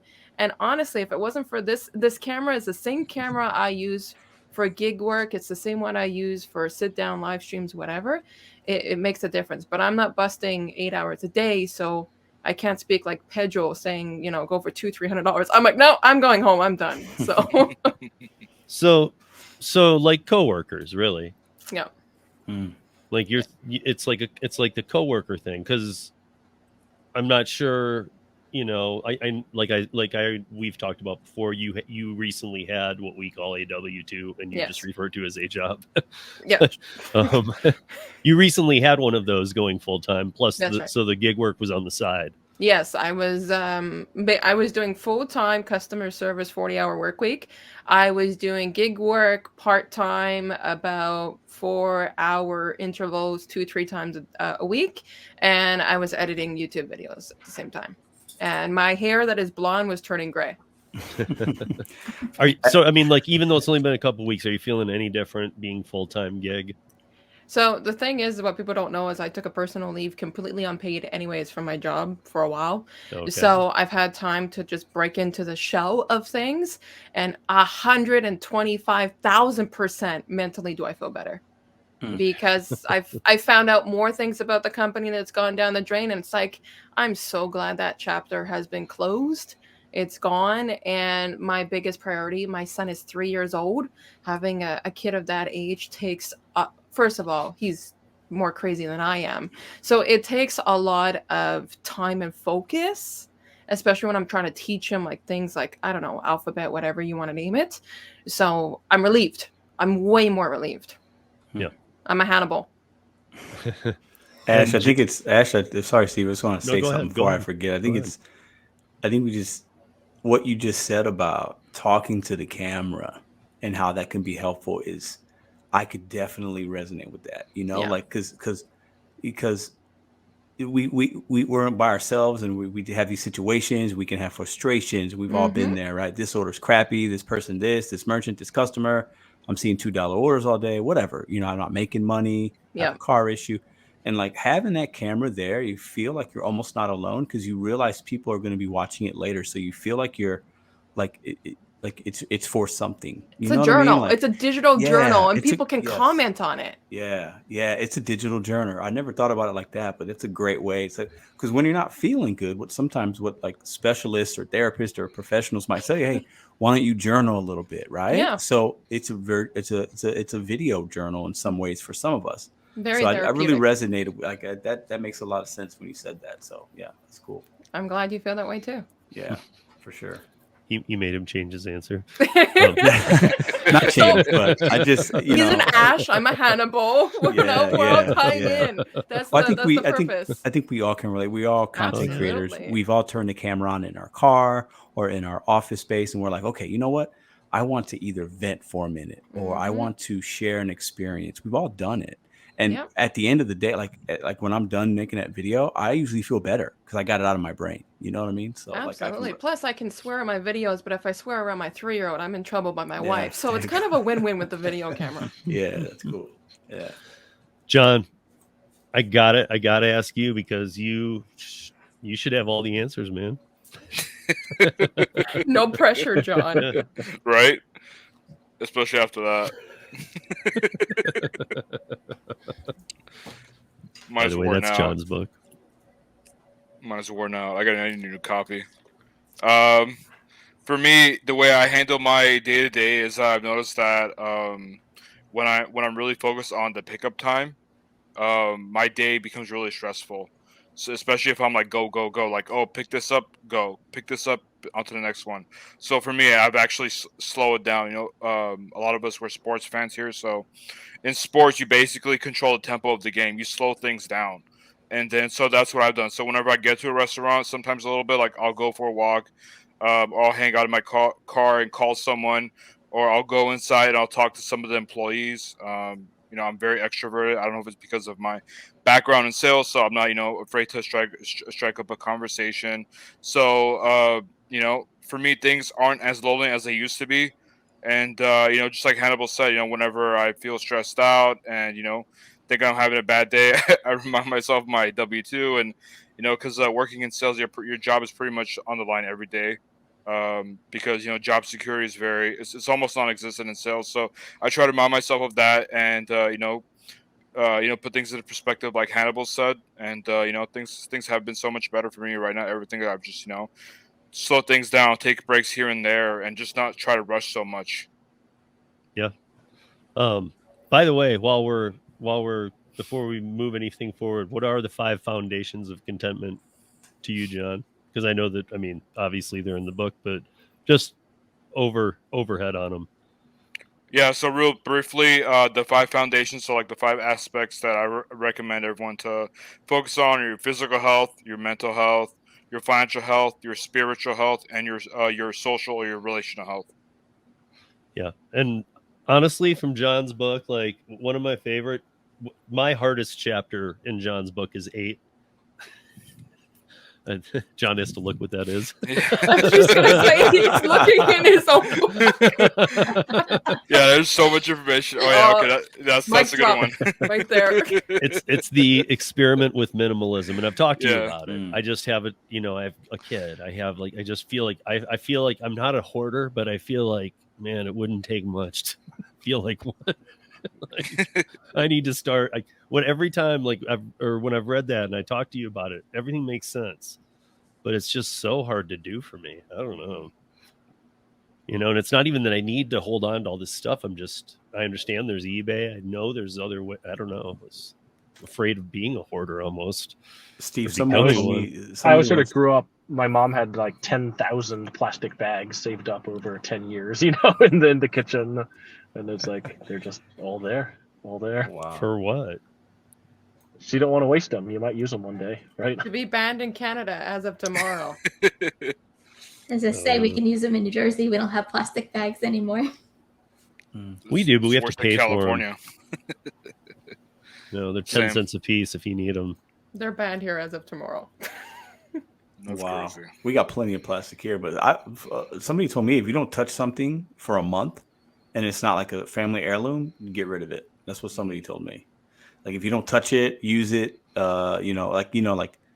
just you don't need it. And I think a lot of us, we hold on to things for various reasons, you know, like whatever, but like a lot of it, you know, you don't really need it. So, you know, I haven't gotten to chapter 8 yet, John. I'm going to read that one tonight, actually. So I'm not throwing it away, Pedro. I'm not throwing it away. Well, hold on. Ash, you're touching it. You're touching it. Yeah. I haven't touched it in a month. But wait a minute. The clock resets. Yeah, you bought it another month. You bought it another month. Exactly. I forgot to take the dust off. Next June, I would be throwing away about $8,000 worth of snowboarding equipment. There you go. Well, you know what I'm saying. I mean, come on. You gotta have fun with that. We had to have fun with that. But yeah, I mean, I don't know if it's a month, whatever it is for people. Yeah. I don't know. I guess it depends on how much stuff you have. I don't even feel like I have a ton. I just feel like I have some stuff that I probably don't need to have, and I just can't ever get to dealing with it. I don't know. I'm the type that's always gonna drop a joke or a comment wherever I can slide one in, so don't mind me. Love it. So yeah, so part of being healthy in the gig economy, part of staying motivated and helping to cope with stress, I think, is having goals. But I was trying to come up with a good way to word this, and I was thinking having daily/weekly goals versus reaching them, like the difference between setting it and allowing yourself to not hit it and be okay with that. Because if you give yourself 8 hours and you say I'm going to make X amount, but you're not there, but you're only 50 short, you're starting to push your limits. I mean, I know people we all know a lot of people who go out for long times at a time. As I get older, I find it very smart to play that card that, hey, when it's 8-9 hours, it's enough. Don't keep going. Because even at your best, after 8-9 hours, you're not at your best. Period. You're not. So I don't know. Do you guys set goals? Some of you I know. So do you set goals, and then if you do, like daily, weekly, monthly, however you do it, and if you don't reach them, do you deal with it in a good way? Do you double up the next day in hours, which still is a problem, or how do you handle it? David, let's start with you. Yeah, I actually think you know this well about Steve. I think earlier, like, how do you handle things? I think my problem is I'm always a very 140% or nothing sort of a person. So I will just work and work and work and work, and then I disappear for a couple of weeks because I've just burned myself to the bone, basically. And then I get sick, and then I just disappear and don't respond to anybody because I'm just in a hole recovering. So I think that's something that I've been trying to work through myself. Is like, it's great to hit superhuman mode, right? But how can I average out the peaks and the valleys a little bit, right? It's just, you don't have to push yourself that far all the time. And I think that's something I've been working on. And I do think having goals helps with that for me. I think having goals, but as part of that goal, having a goal that's a little further out, right? So for me, is realizing that if I have not just a daily goal, but a monthly goal, it's great if I hit today. But if I ruin it for 3 weeks from out from now, I ain't going to hit that monthly goal, right? So that's really something I've been trying to work on. Yeah, and I know with you, David, it's kind of different too, because I've seen you, at times be giving way too much, going, he's going to burn out. And then I've watched that time be a couple weeks, but I've also watched it be months on end when TT was completely there on the app. For DoorDash, when there was complete tip transparency coming through, you were burning the craziest hours for months on end without break and without getting sick or anything. Somehow that energy and adrenaline was giving you the energy and antibiotics to not get sick or whatever. Because I don't know. I mean, you could run for months on end without stopping, and you'd be good. And True, but I've always learned there's always a price to pay, is what I've learned. The price always comes at some point, right? Yeah. Well, I mean, it might not be months, but you'll pay the bill. Yeah. I mean, you're preaching to the choir, man. I've talked to you about it. I've tried to, David, you gotta settle down, man. Slow down.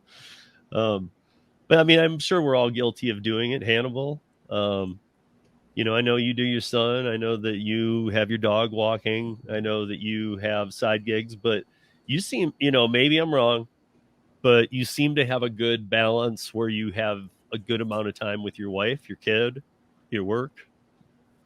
Yeah, a lot of it has to be placing limits and a structure for myself. So I think last year was busier with all the things I was trying to do. And going back to what I was saying earlier, having a really strong, honest support system around you where someone can tell you, my chick will tell me, hey, you're going a little bit too far in terms of you're working too much. you're doing too much, especially if I'm making mistakes or I'm forgetting certain things because I'm busy doing 10 other different things. So this year it got a little better where I learned to say no. I could have took on more jobs, more gigs, more opportunities, but I realized that there's a limit. Every day is a certain level of energy that I have. And once it's done, it's done. I can try to push through. Sometimes I do, but I think for the most part, people try to push through too much. Burnout is possible. I kind of equate it to working out. I think a healthy working out schedule is when you are able to get your workout in, but you're not worked so hard that you're sore. You don't want to do it the next day because you basically you went too hard. You pushed yourself too much.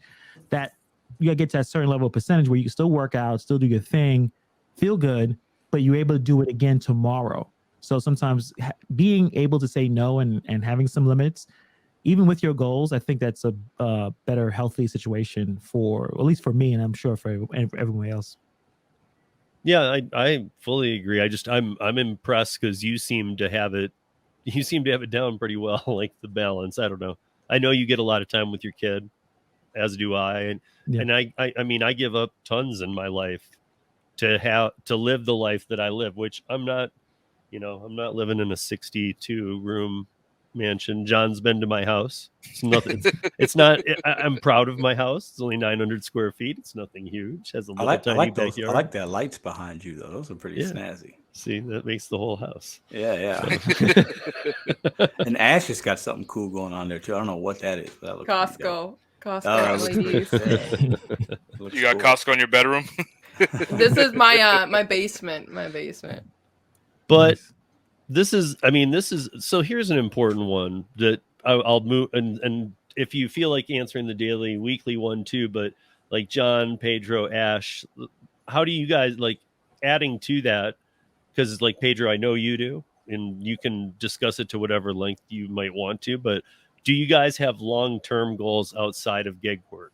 Is gig work a means to an end, or is it even a means to a means where it'll still be on the side if and when needed? Yeah, that's good. Yeah. I think goals are always personal to each individual. I definitely have long-term goals, and some people know about them. I share about a little bit of that on my channel. My goal for me is I knew last January when I started. No, was it last? Yeah.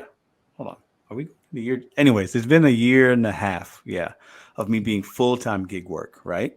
I had a goal. Like I'm going to grind for 6 months and learn my market, learn these apps, make some videos, whatever. I had, and I was able to do that. So I knew in the beginning there was going to be a lot of like active work, like physically in my car, physically delivering food, picking up passengers, making a video, and I knew that was going to take some time. And then then the second phase of my goal is, okay, a little bit less on the gig apps, but a little bit more on other things I got going on, other side hustles, other endeavors, so that when I get to phase 3 and 4, I'm not in the car delivering McDonald's as much. I'm doing other things, right? So like for me, my goals, I kind of chopped them up into different 1 or 1.5 year increments so that I didn't feel like I needed to do it all at once.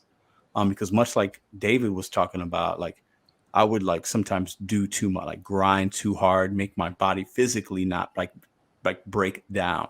And what I learned from that was I can get a lot done in a week, let's say, right? But then the following week, if I'm not really useful, then basically I just traded 1 week for the next. So I really didn't get a lot of work done, right? Over that 2-week span. So I'm learning now to kind of like, okay, I got phase 1, phase 2. Okay, let me figure out how to like think about what I want to do next year and like make sure I'm doing the correct things now so that I'm not burnt out when next year comes. So I'm trying to be like I'm trying to step back a little bit and realize maybe one day I don't need to work as much and hit that $200 goal. Cause I used to have a $200 a day goal. I've minimized that goal now for me because I realized that I can't achieve my other bigger dreams if I'm in my car for 10 hours a day. I just can't. Like there's not enough time and hours in the day. So I'm trying to like work less and maybe make less now on the apps because it'll be a benefit for me later in life, if that makes sense. Oh, and also when you burn yourself, even if you work 5 days in a row doing 10 hours as opposed to 7, that's a lot. Yeah, you're able to perform on day 6 a lot better if you've worked 7 every day. Yeah. Well, plus part of my goal personally is to have a better work-life balance. Like I want to, I do every breakfast and every dinner with my daughter. Like that's a big deal for me, right? So that's 6 days a week, not 7. So like that's a big deal. Put her to sleep, to give her a bath, read her a bedtime book. Like I could make a lot more money, but like, what's the cost? Okay, I'm losing time with my kid, right? So, and I want to be around every holiday. So like for me, like I'm okay with taking the less money now on the gig apps because it's going to serve my bigger goal better. It's going to be allow me to get to my end game a lot quicker, actually. And that's a hard pill to swallow because like you want to make $1,000 a week with DoorDash, but like I have to sacrifice that if I really want to do the things I want to do a couple of years from now. And that's tough to think about, but it's worth it for me. It's working out okay. So, John, how about what? I mean, because I know you do. Again, I know you do. What are your long-term goals, or are you doing anything about your long-term goals in the here and now? And I mean, I guess I should restate that long-term goals could be paying off credit. It could be starting a business. There is no definition behind it. I mean, it's whatever your goal is. If your goal is to pay off debt, maybe you've got it spread around and really it's just been rough on you and it's stressing you out every night. Well, then that seems like your target, is debt. But what about you, John? I mean, I know you've got lots of ambitions and big ideas. So, is there a timeline that goes with that? Is there things that you've tried to put on yourself as like earmark or benchmark points or? Yeah, really good question. For me, well, I wanted to quickly address the point we were talking about earlier about, day in, day out, what it is that I do to stay healthy and, try to reduce my stress. In the morning, I work out. Either, depending how I feel that day, I'll go around, shoot some hoops, or I'll lift weights. I realize that gets me ready physically and mentally for a day. And then also, I just look at, gig work as a marathon. I look at it the long game rather than the short game. So I try not to burn myself out like I used to. So, if I'm working 8 hours a day, if I'm not going to hit my goal, I just go home and try to do better the next day. I realize that, if I do that, then I'm feeling better, like you guys said, in, second week, third week of the month, rather than try to work 10, 12 hours a day and tell myself like, oh, I'll just work 6 hours the next day. It doesn't work that way. But to answer your question, yeah, I have a lot of long-term goals. I'm trying to grow my Instagram account. I think we've had this conversation before. I'm actually starting a new YouTube channel for the videos that I've already been making on my channel. But that YouTube channel is going to be dedicated to the self-development videos. I'm going to try to grow that and sell more books. I hate this word, influencer, but kind of become that type of person and just try to spread the message that I feel like I was put on this planet, which is the five foundations of contentment, because I think a lot of people could use it right now. Become a public speaker, kind of like become like a mini version of Tony Robbins. I guess that's it. That's the best way I could put it. That's a good way to put it. That's awesome. Yeah. John, you and I have very similar goals, my friend. Maybe one day we'll sell out an arena together, my friend. Let's do it. Hey, I mean that though. I'm not being, yeah. Kim, then Ash. Kim, what about you on because I know you have daily, weekly goals. How do you react when you don't reach them? How do you deal with it? It's okay.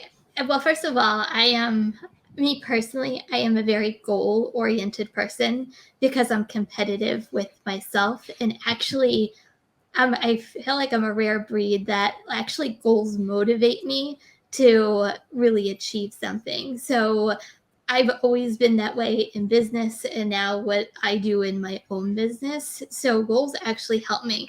But if I don't make my day, I leave it with that day. To me, there's no making it up. That day is that day. You move on to the next day and you work whatever you work. And you know what? You go home at the end of the day and it's okay, But I feel like for me, goals are set in place because they motivate me to keep on going and to really achieve something for me personally.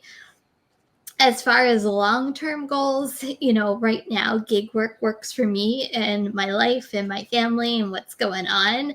I feel like we all have long-term goals, and it's really going after those long-term goals and pacing yourself to achieve those long-term goals. Right. What are your long-term? What are your long-term goals, Kim?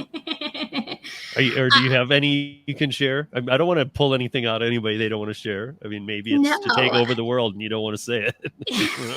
I don't know whether I have big goals like become, Tony Robbins or anything like that. But, right now, I feel like I'm more in the present than I am in the future, just because that's where I'm at as a mom and my lifestyle and my family. I feel like there's different categories I have long-term goals in. Like I have long-term goals in business. I have long-term goals as being a mom. I have long-term goals for YouTube. Like I feel like it's kind of almost a hard question to answer because I almost feel like they're compartmentalized based off of, what the future holds. But the way I see it is I'm running my own business now, whether it's gig work, YouTube. Like I feel like everything is my business and it's running my business, and it's how do I keep expanding my business over the long-term goal. And that's actually what I think of when I think long-term goals, is how do I keep growing my own personal business to keep growing myself and my wealth and everything else that's associated with it. Yeah, that's kind of how I've been doing mine too. I think of it as my brand. Even if you're not a creator on YouTube or you're not whatever, it's your brand. You're your brand. If you're going to be an independent contractor, you could do everything you want. You're your brand. The thing I found super helpful for me is like, what can I do to remove just like all the small frictions in my day? And maybe that's sort of a thing for me, but it's just actually death by all these decisions. And I guess ironically, that's probably partially why towards what we're trying to build more with Para is, what I call that personal dispatch system. How can something act on your behalf? But at least for me is if I can cut out all the small decisions, that at least buys me, I guess, the mental space to focus on what really matters. I feel like for me, I'm the sort of person who like, if I look on Amazon, I will then spend the next hour trying to find the exact perfect thing, reading all the reviews, talking myself out of everything.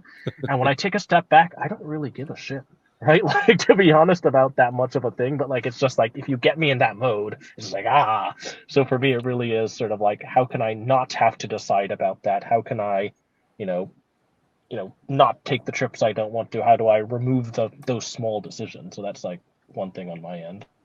Yeah. Well, I mean, and you have a bigger picture too. I mean, David, you have Para, but you also have the driver rights.org. And that's a passion that David and I have shared since the beginning. So I know that that's huge, and the way it blew up has been huge. So, I mean, I know that that's a huge passion of yours alone. I know that's huge. I'll do a quick shout out on that actually, and then I unfortunately have to run here, but we started a new campaign this past week, which you could sort of click to message your congressperson or representative, and we've actually got 1,600. You can click to send a letter, and we've had 1,600 letters sent to representatives this week alone. And the letters are pre-written. They're sort of pre-written, and you can fill in a bit that you want to, but and we've got some responses, so that's sort of got me super excited here. Actually, is hit people up enough times, get somebody's attention, and let's see where it goes. So that's and to do that, they go to driverrights.org. Yeah, and there's like an Action Network campaign. Yep. So you guys do that. David, feel better. Thank you. Sorry you're under the weather. Yep. Sorry, I got to catch my Walgreens shuts at 7, so I got to go catch it. Okay. Yeah, feel better. Take care. Get better. Ash, I think I already know that you don't have daily, weekly goals because you said that. But what about long term? Because like Kim, like I know that right now you're mom. Yes. So I think that makes, like how Kim is like, well, right now I'm enjoying this being mom. And so, I mean, I know that till a certain age, that is just a thing. That's just how it is. Is that kind of you too? Or do you have some long-term goals that don't involve gig economy or that do in your own way? Or Well, first of all, for the daily goal, I'm the opposite effect. I have a minimum goal. I don't go for I want the high market because I know my market is, you fill in the blank there, horrible. So because of that, I just go for the minimum goal. And if I can top up, I top up. And if I can't top up, YouTube pays me. There's my top up. I'm happy and I'm hitting my lights. That's fantastic. But realistically speaking, in my head, there are two things. One, I want to be able to look back in the future. Like I have a photo album, and inside my photo albums are some of my thumbnails. And I want my son to be able to look back and say, well, my mom actually did this. This is actually pretty cool. One goal that I have is maybe a little bit different than others. I have received a lot of negative feedback since changing my lifestyle, since leaving my job. You know, you don't work for a company anymore. You don't get benefits. You don't get your pension. What the hell were you thinking? And it's from the people that are the most closest to you. Not my wife. She's super supportive. So the one thing I want to do is prove them wrong 100%. And I can't wait to slap the check in their face and say, shut up, because I'm not listening.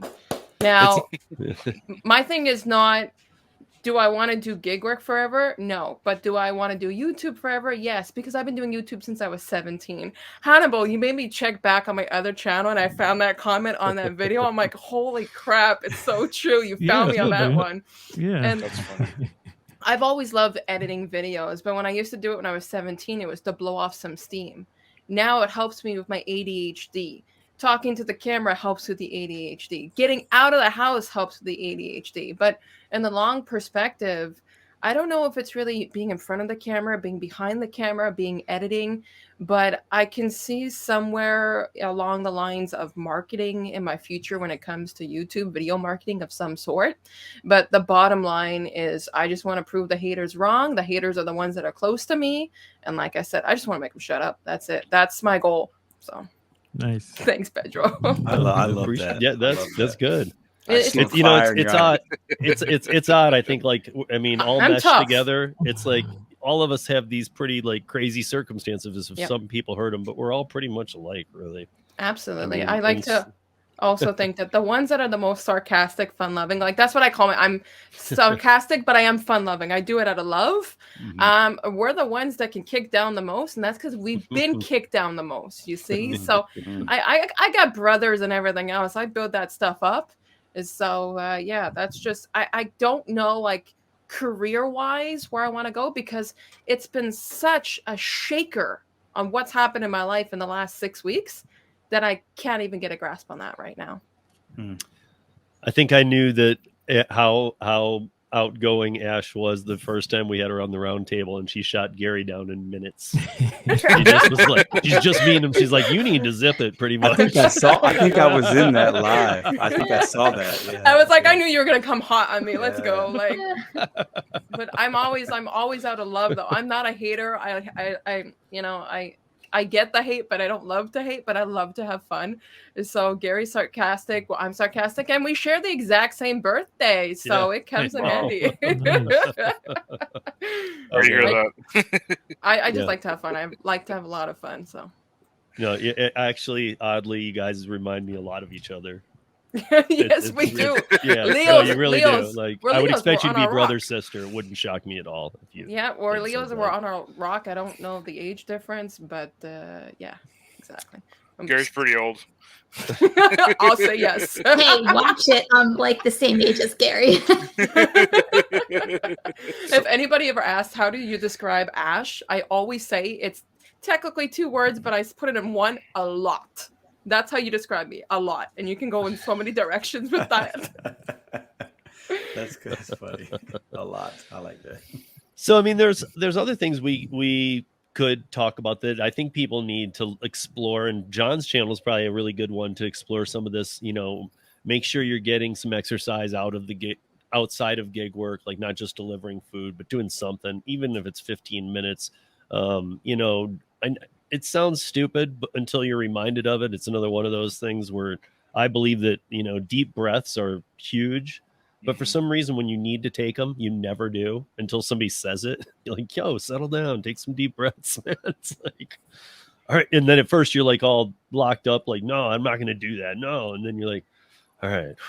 It takes a minute to get there. It's weird. Yeah. But I guess what I would like to do, since limited time here, is go around the table and see if we all can share like one thing we do to stay motivated and one mechanism we use to cope with stress.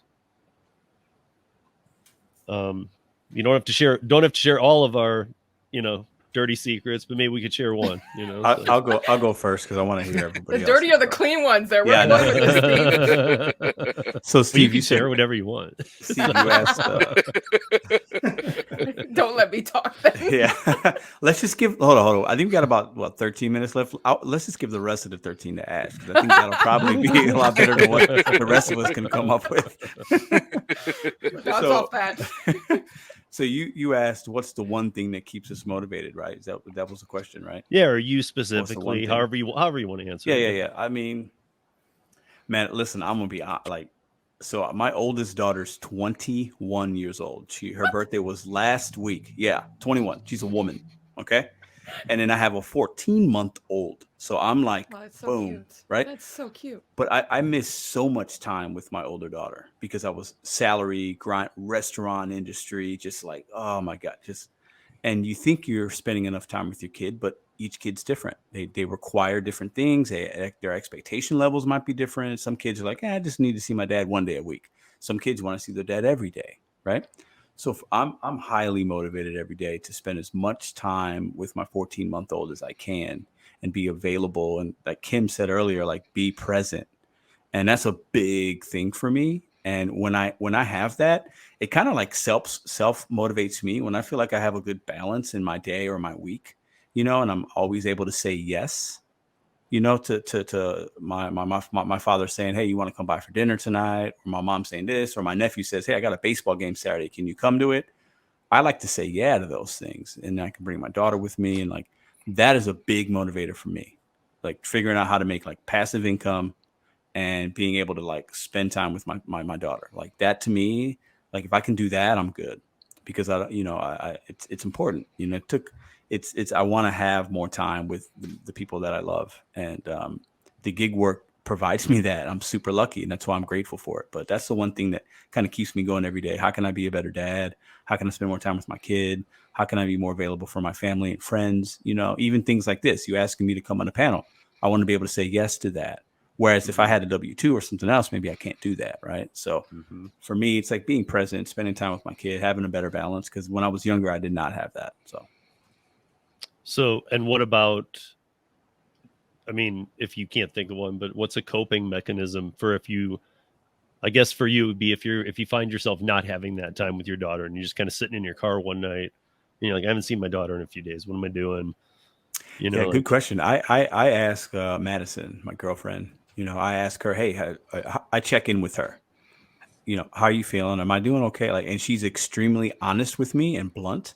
And she knows that if I ask her those kind of questions, like how are we doing? How was my week? Did you feel like I did? Like, how are you feeling? Like, she'll tell me. And so we kind of have that agreement. We call it checking in with each other, and she does the same with me. So I know she's going to be 100 with me. And I might also ask my dad, hey, I'm having a struggle with this. Can I just talk your ear off for a minute? Those are the two people I can kind of lean on to say, give me some perspective, because sometimes we get focused on our internally how we're doing and we think it's okay, but maybe it's not. So I just check in with those two people and they kind of ground me. So that's what I do. If I was to check in with my wife right now, she'd say that I didn't take out the garbage, so I'm not going to check in with her. But that's a little thing. That's a little. It is. Well, yeah. Those little things can grow into a big thing. And I love the name Madison. If I have a daughter, I want to name my daughter Madison. Point blank. Period. It's a gorgeous name. Yeah, it's a pretty dope name. Yeah. So Kim, what about you? My motivation is my family, my daughter. Really doing the best I can for both of them, and really, going back to being like that present parent in my daughter's life. So that's always my motivation, because I am a mom and wife first, and then all this other stuff kind of comes after that. They're always going to be my priority. And then how I cope, I feel like we all cope with it differently. We all have our mechanisms, and I feel like it could be it's different almost every single day. It could be taking time and watching TV or a show on Netflix. It could be reading a book if I have time to like have 5 minutes a day and read a book. It could be, I have my favorite, I'm just very fortunate. I'm by the beach. It could be taking 5 minutes after an order that I'm by the beach and just going and watching the ocean and the waves come in and going, oh, okay, that's my moment of calm. So I feel like it could differ by day, just based off of what's going on and how much time. But I think it's really important, even if it's 5 minutes, to take that pause and go, oh, okay, I can breathe. And then keep going with your day and whatever else is going on. Yeah. Hannibal, how about you? I seem like I don't want to repeat everyone's answers, but I guess I could just piggyback on everyone about their motivation. My motivation is obviously making sure that my family is taken care of. I think my goals is connected to those motivations. So right now, my goal is to at least replace the income that I'm getting from the dogs and the outside work, like being outside physically doing work, and able to make that income in terms of content creation. I'm either editing a video or writing or podcast. If I can do that, I know that opens up a lot of opportunities for me and my family, more time, more flexibility. Taking care of dogs as living beings. You can't necessarily go travel when you got to take care of dogs. So that's my main motivation. In terms of coping. Wait, before you even answer coping, because I'm interested, because I got to say that coping could be negative too. Like I think when you told me, Hannibal, that you are either getting past it or you are past it, but you used to have road rage. Road rage is a form of coping. It's just not good. Yeah. Road rage. Yeah. I think what stopped that from happening is being self-accountable, realizing, do I want my son, because I'm thinking about my son, he'll be 9 in January. Do I want him to behave this way when he's driving, when he's about to get in the car? And we all see people who have road rage. When we're not the ones angry, we look at that person and we think, man, that person's losing it. Like, it's kind of embarrassing. So I put that in my head. And driving in New York is very stressful. So I've already come into that idea. So a big motivation is for me to get off the road and make the kind of income where I don't have to be in traffic. I think there was a study, or I forgot, I didn't get to read the article, about New Yorkers have the most stressful commute. Like, just to go somewhere, especially for work, is the most stressful. So we're already starting our day being on edge. That's just the New York lifestyle, but I don't want that lifestyle for me. So my motivation is, if I can make enough income where I don't have to be out during crazy morning rush, dinner rush, that kind of thing, that's what motivates me. So, because I know I don't want to be outside 10, 12 hours a day driving a car. So, but you're right about coping in terms of reacting negatively to situations is not a good idea. And what helps me is going back what Pedro was saying, talking to somebody. You have a feeling. The feeling, just because you have a feeling doesn't mean it's true, right? So I will talk to my chick and I'll say, you know what? Am I crazy? But let me tell you my situation. You tell me what you think is going on, or what's your perspective. I actually do it with someone else here, Pedro. I'm like, Pedro, tell me if I'm nuts, but I'm gonna tell you the situation. And problem is, when me and my chick would think so much alike, she'd be like, yeah, they're all disrespecting you. Yeah, you're right. I'm like, yeah. And we both just but he's, I think, Pedro a little bit more, he's not as biased. So he'd be like, all right, you're a little sensitive on this, man. You need to calm down. I'm like, yeah, you're right. Fire to the flames. Yeah, like, so you also want different perspectives as well. You don't want someone just to continue to enable you, especially if you're already upset, but talking to people and expressing yourself, saying, hey, I feel this way. What do you think? And having a good friend that's honest with you could put everything in perspective for you, and you could take that information. You can, calm down a little bit. So that's my main coping: communication. If I feel uncomfortable talking to someone that I trust and I care about, that really helps me out. So with your wife,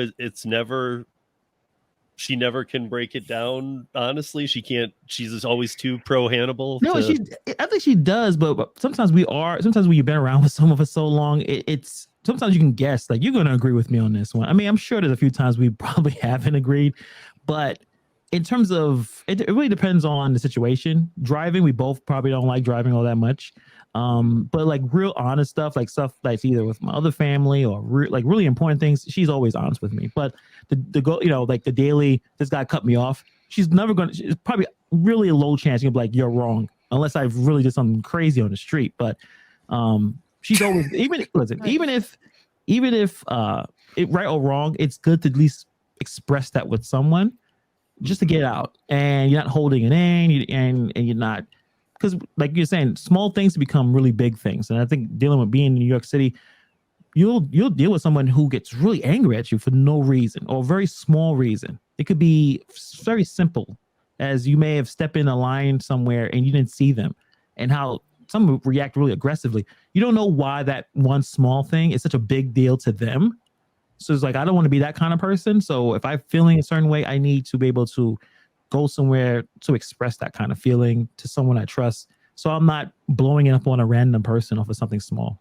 Thought you're talking about Quebec there for a second when you're talking stepping on a line. I'm like, oh, we entered my province now.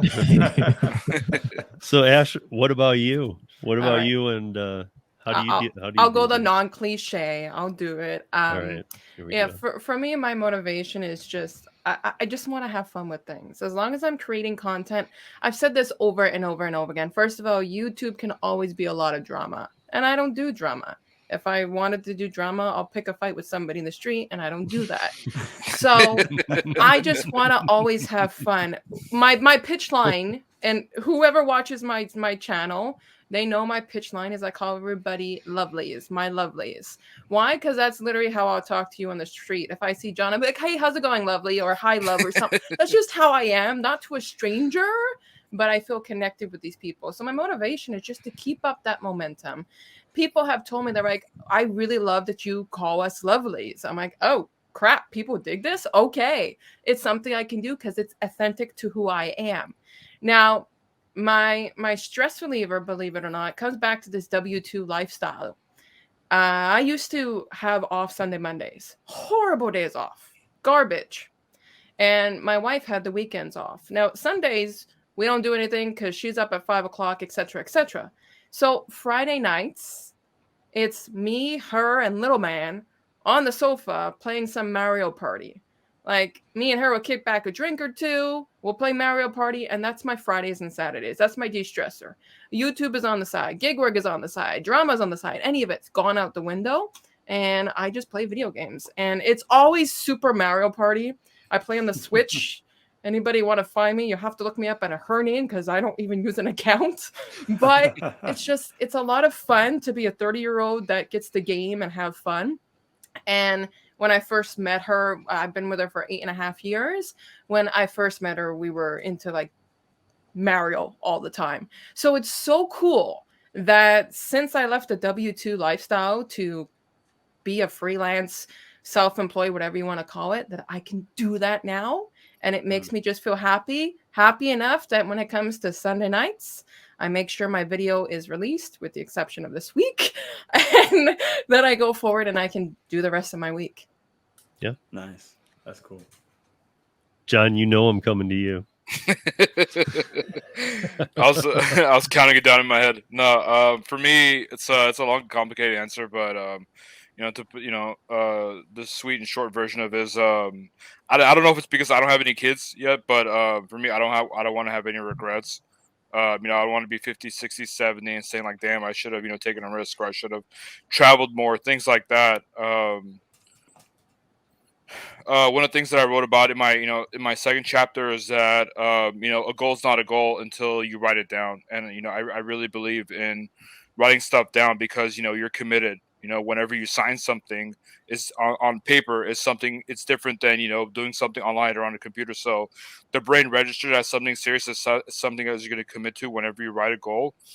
Whenever you write a goal. But also I'm an extremely driven and ambitious person to a fault sometimes, because before I went to therapy, a lot of things that were giving me anxiety and depression was that I was living in the future. I wasn't living in the moment. And, the therapist was like, this is funny because this was like 2019, like around 2019, like right before the pandemic. She's like, you should live in the moment because you never know what tomorrow's going to bring. And lo and behold, a global pandemic was waiting, 6 months later. But yeah, a lot of things that, the goals and the milestones that I wanted to reach, I was living so much in the future that was giving me anxiety, and it was robbing me of my moment and the time now while I'm still young. So I agree with you guys. Live in the moment, enjoy as much as you can as today while planning for the future. Best of both worlds. And every time you're stressed out or lose motivation, take a break and remind yourself of why you're doing gig work or whatever it is that you're working on right now. Yeah, mic drop on that one. I love that. Yeah. Thank you. You need John's book, Ash. I do. Almost everybody on this panel is like showing a copy, and I'm showing a stuffed animal, for crying out loud. It should be available in Canada too. Yeah. So don't exclude Quebec. Everybody excludes us. Yeah, and for again, one last time for this month, I just wanted to say that if you know anybody out there who needs help, the Suicide and Crisis Lifeline has simplified its number from 10 digits to 8. It's simply 988 now. Refer this to friends if friends call you and it seems outside of your scope. Be there for people, not just this month, but in general, because burnout's quite real, stress is quite real, inflation's quite real, and there's a lot of things. One more thing? Absolutely. Just wanted to say that if you're in that position where you think about taking your own life, I would say don't try to resolve a temporary problem with a permanent solution. That's all I'm gonna say. Yeah, and that's part, and thank you for that, because that's part of why I put the number up there, because another thing is that I've lost two friends to suicide, and they might not feel like anybody they know they can connect with, not anybody, but 988, they don't know that person. Maybe they can just, if that's where you're at, if you're really to that point, at least call 988 first. Why not exhaust every chance you have? Because part of it might just be that you just don't think you have anybody you can talk to. You might find down the road you had 10 people you could have talked to, but at the time you might not know it. So if you're just that kind of no idea where to turn, it's there. Use it. And I know that's quite, this was quite a deep dive subject because it affects everybody. We are all affected differently. And I see it playing out as we all talk from the YouTube world. I see it playing out in the YouTube world all the time. People's anger getting so high, or they're, and it comes out in the worst ways. And it comes out in ways that you can't even help them because it's not decipherable that it's a problem. They're making it like something aggressive and mean that isn't even related to what the real issue is. It's so truthful, Steve. So truthful. To everybody who feels that way, like Pedro said, or anybody tonight said, like, reach out to your girlfriend, your boyfriend, your family member, your favorite person. Message me on Instagram. Friend. I'll always answer. Come on. But whoever you feel really, it doesn't have. There's no specification to who that person is. Just reach out to somebody. Just reach out to somebody, though. I guess what I'm saying, and because things aren't dire. We're not, things will come back around, but they're not coming back around tomorrow. So I think we all kind of got to be there to support each other a little bit, and make sure we're checking in with people, and make sure everybody's doing well. I think a lot of these creators here tonight all do that. That's part of when you say you're getting the camera time, you're also kind of connecting a bunch of people, and it's almost like a way of making sure everybody's okay. I don't. Yep. But I want to thank everybody for joining us on the panel, and please check out all of their channels in the show notes. And until next week, when we will drop the next Para Presents, be wise, earn smart, and most important, be safe out there, everybody. Peace. Bye, everybody. I want to welcome everybody to the 5th Para Presents ParaRodeo Roundtable. This week, we have a completely different panel, as we have each week. A couple members have traveled over one to the other. David Pickerel is the CEO of Para. And David, how are you today? I am good. As always, Or this morning? This morning, I guess. Tired but glad to be here. That's good. That's good. Our panel tonight is Kim's Side Money Plans. We have Ellen from Delivering with Ellen. Savvy Shopper Delivers. That's Holly Camp. And we have the Driven Mom, Lisa. So you guys, if you are not familiar with these channels, please check them out. They will all be in the show notes. And the topic tonight is the rise of women in the gig economy. And so I was having a little bit of struggle where to start with this and kind of like, where does this go? Because I know all of these wonderful people here tonight. So it was a little bit, I had to go back in my history of gig work to just when it was rideshare, so pre-pandemic, and to 2014 when there was no delivery. And even when there was near the beginning of the pandemic, it really was accounting for nothing. It was still rideshare. And that's where I started thinking, okay, then there was a big difference. Then there wasn't as many women driving. That was a noticeable thing to me. I will say that since the pandemic, I don't think that I have noticed anything of an unbalance of women to men. Maybe that's me. Maybe that's my market. I don't know. But I did have a question that I'm not sure I knew. So this one is something that maybe will help me bounce here, is that did any of you guys do gig work before the pandemic? I did. Yep. Yeah. Okay. So all of you were doing delivery. No, Lisa, you were doing rideshare. I did rideshare before the pandemic. Before the pandemic, okay. I only tried rideshare in 2016. I did it and did like 3 rides. And then, so I'd signed up for DoorDash and Uber. I did 3 rides and was out. And that's all I did. So, and then I was selling online through Poshmark. But then I didn't do anything else until after the pandemic. Kim, I don't think you ever have, and I don't think you have any desire to do rides. No. Am I wrong? I'm not going to sit here and say, okay. It's No. not I just my thing. Right. Ellen, same way, or Yep. you wouldn't do one ride. Nope. Not at all interested. Nope. Yep. And Lisa, I know that it's probably more Tony that does the rideshare, but I know you still do. Mm-hmm. What makes you choose to do it or whatnot when you do or don't? For me, the reason why we started with rideshare is because it is a lot more profitable, right? Than food delivery.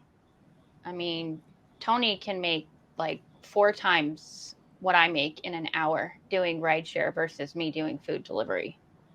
So what would make you do rideshare now, though, or nothing? Are you kind of done with it?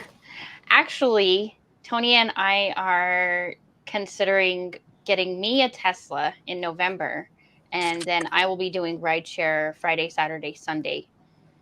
And then we'll be home together, both of us, the other 4 days of the week, so that he can, not be working 80 hours a week.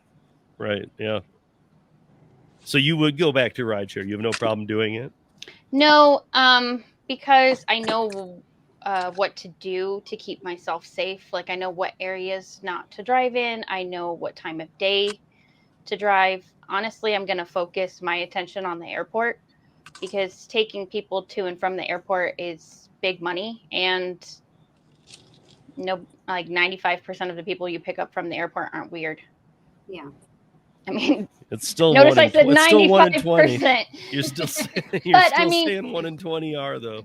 I mean, and when I say weird, I don't mean like like creepy or dangerous. They're right. just Like you're not picking up from not the airport. You're not picking up from like a bar where you run. Right. No, I won't be driving at night. Yeah. I won't be picking people up from parties. If I do drive in the evening, it will be to a certain point, probably about 8:00.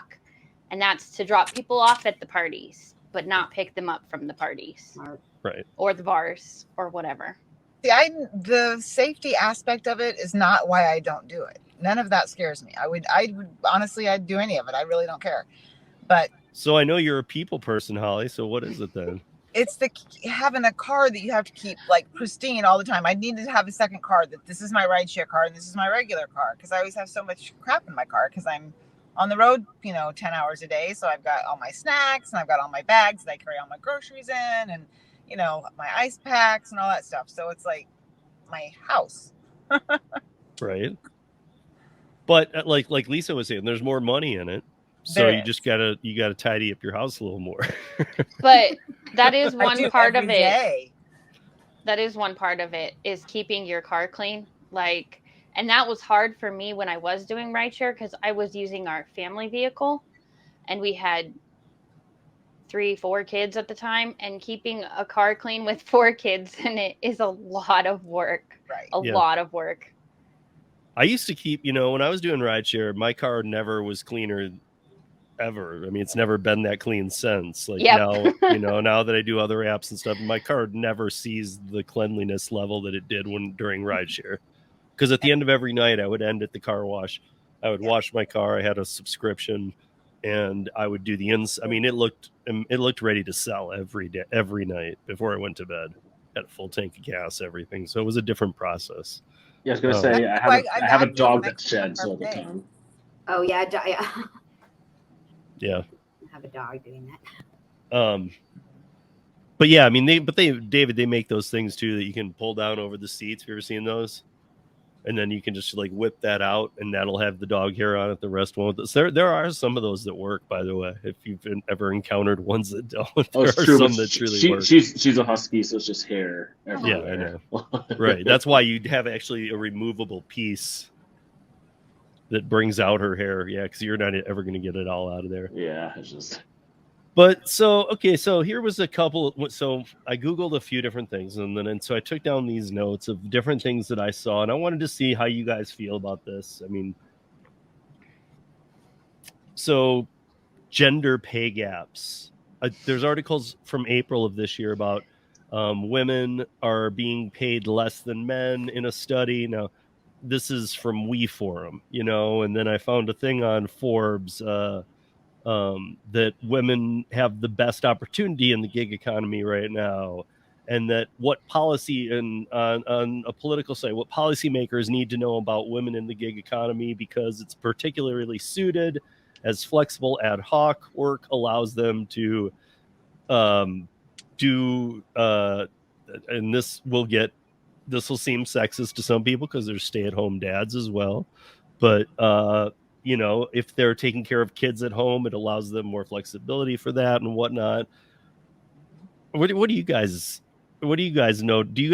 What is anything that stands out to you as a woman in the gig economy that's maybe David and I have never experienced, or anything? I mean, do you feel like do you feel like you like to? I know that Holly will work late. I know that Lisa will work a little later, probably if it's like the deliveries and groceries. She doesn't want to do rideshare at night. I get all this. So it's to each their own safety levels. But do you I saw a bunch of articles on stats that show that women don't like working after dark, that it's way more men after dark, regardless of which platform it is. And see, again, this is where I get into a bit of a jam, because I know all you guys, and I think that you all work after dark. Yeah, I know I do. I work until 9, 10 o'clock at night.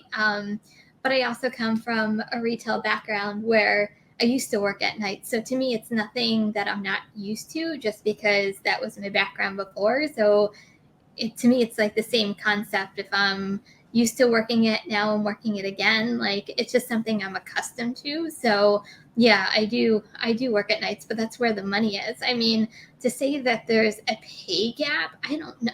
I feel like I kind of prove that wrong a little bit every single week. But maybe I'm shortening myself because I'm not doing rideshare, but to me, that's my own personal choice, not by gender, just by that's my choice. I don't want to do rideshare. If I chose to do rideshare, I could be making more money, but that's not the choice I want to make for myself. And then as far as, I mean, a lot of times I do this for the flexibility, just like you said, because I'm a mom. I get my daughter, on the bus in the morning. I get her off the bus in the afternoon. I play mom in the afternoon, and then I go out at night and do my thing. So, those are kind of I think those are like the three things you talked about, but that's kind of what it fits into my life and why I do gig work. Honestly, if I could make enough doing deliveries during the day, I would. I do deliver at night, but I take my 16-year-old son with me because I have terrible eyes and it's hard for me to see. And he actually enjoys doing that with me because he just got his permit, so he's practicing his driving. But if I could make enough money during the day and not worry about going out at night, I absolutely would.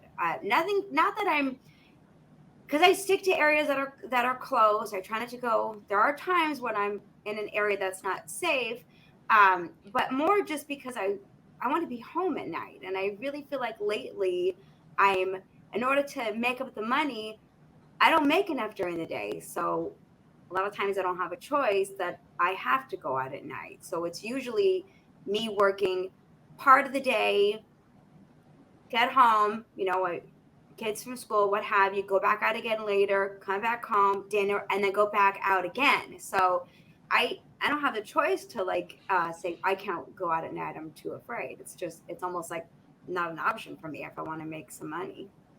That's like the bummer in what you just said though is you gotta rally yourself 3 times a day to go out and work.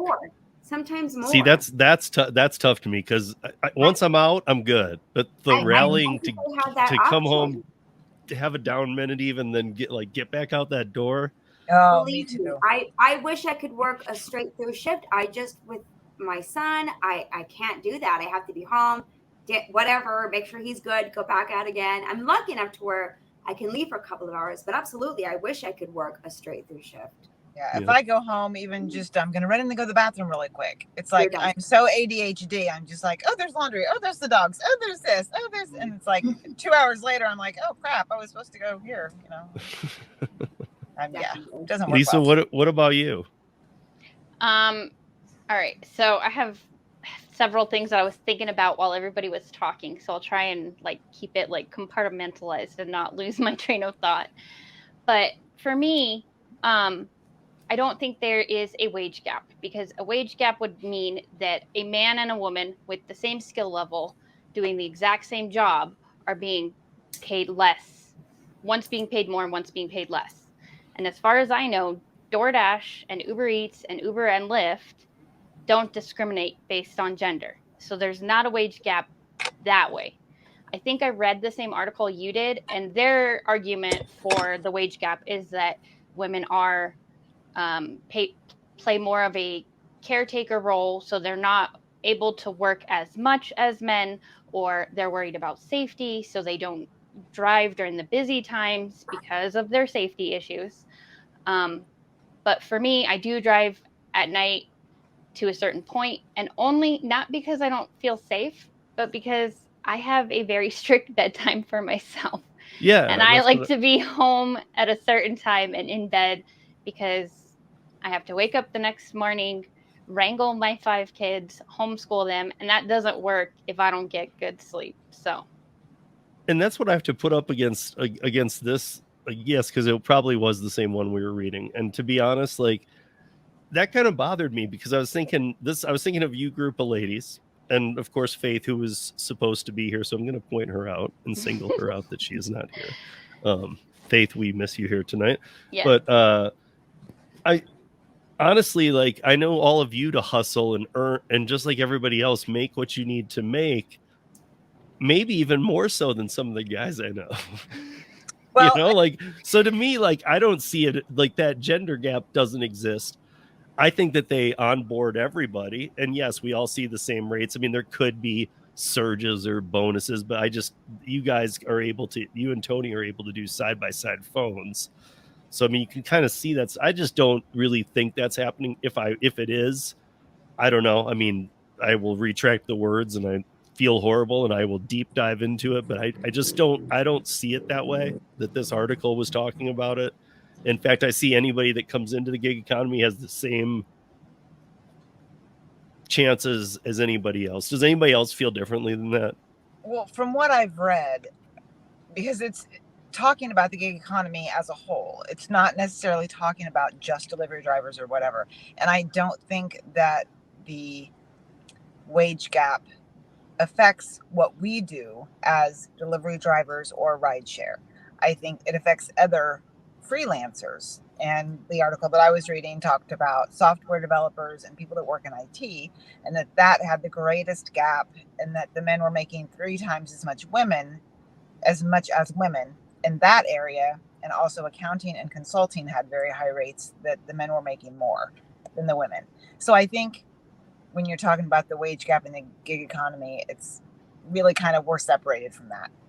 Right. This was specifically at the gig economy. That's why I'm like, I just didn't see eye to eye with this. And plus I was wondering where they got their samples from, because I was thinking of all you guys, and I'm like, well, no, all you guys hustle, you work at nights, you do things. My other point though is, but if these freelancers, if the men are making 3 times as much as the women, as freelancers, we're setting our own price. So that's kind of like, okay, well then are the women just not charging enough? I mean, I don't understand how that could be either. That kind of confuses me, because I have read where the women in the freelance work will use like a male pen name, because it ends up getting them more bids than if they went with a female name. So see, but you guys have seen that I've like interviewed like Kim Cavan before. She's an independent contractor and a writer.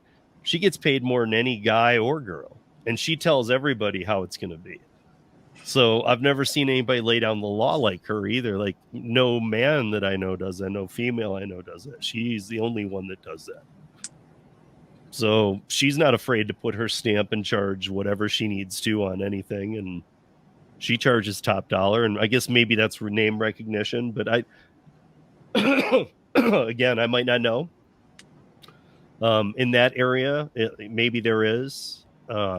It's odd. I've had a few conversations with that group, though, and I've never heard them say to me either that was a concern of theirs.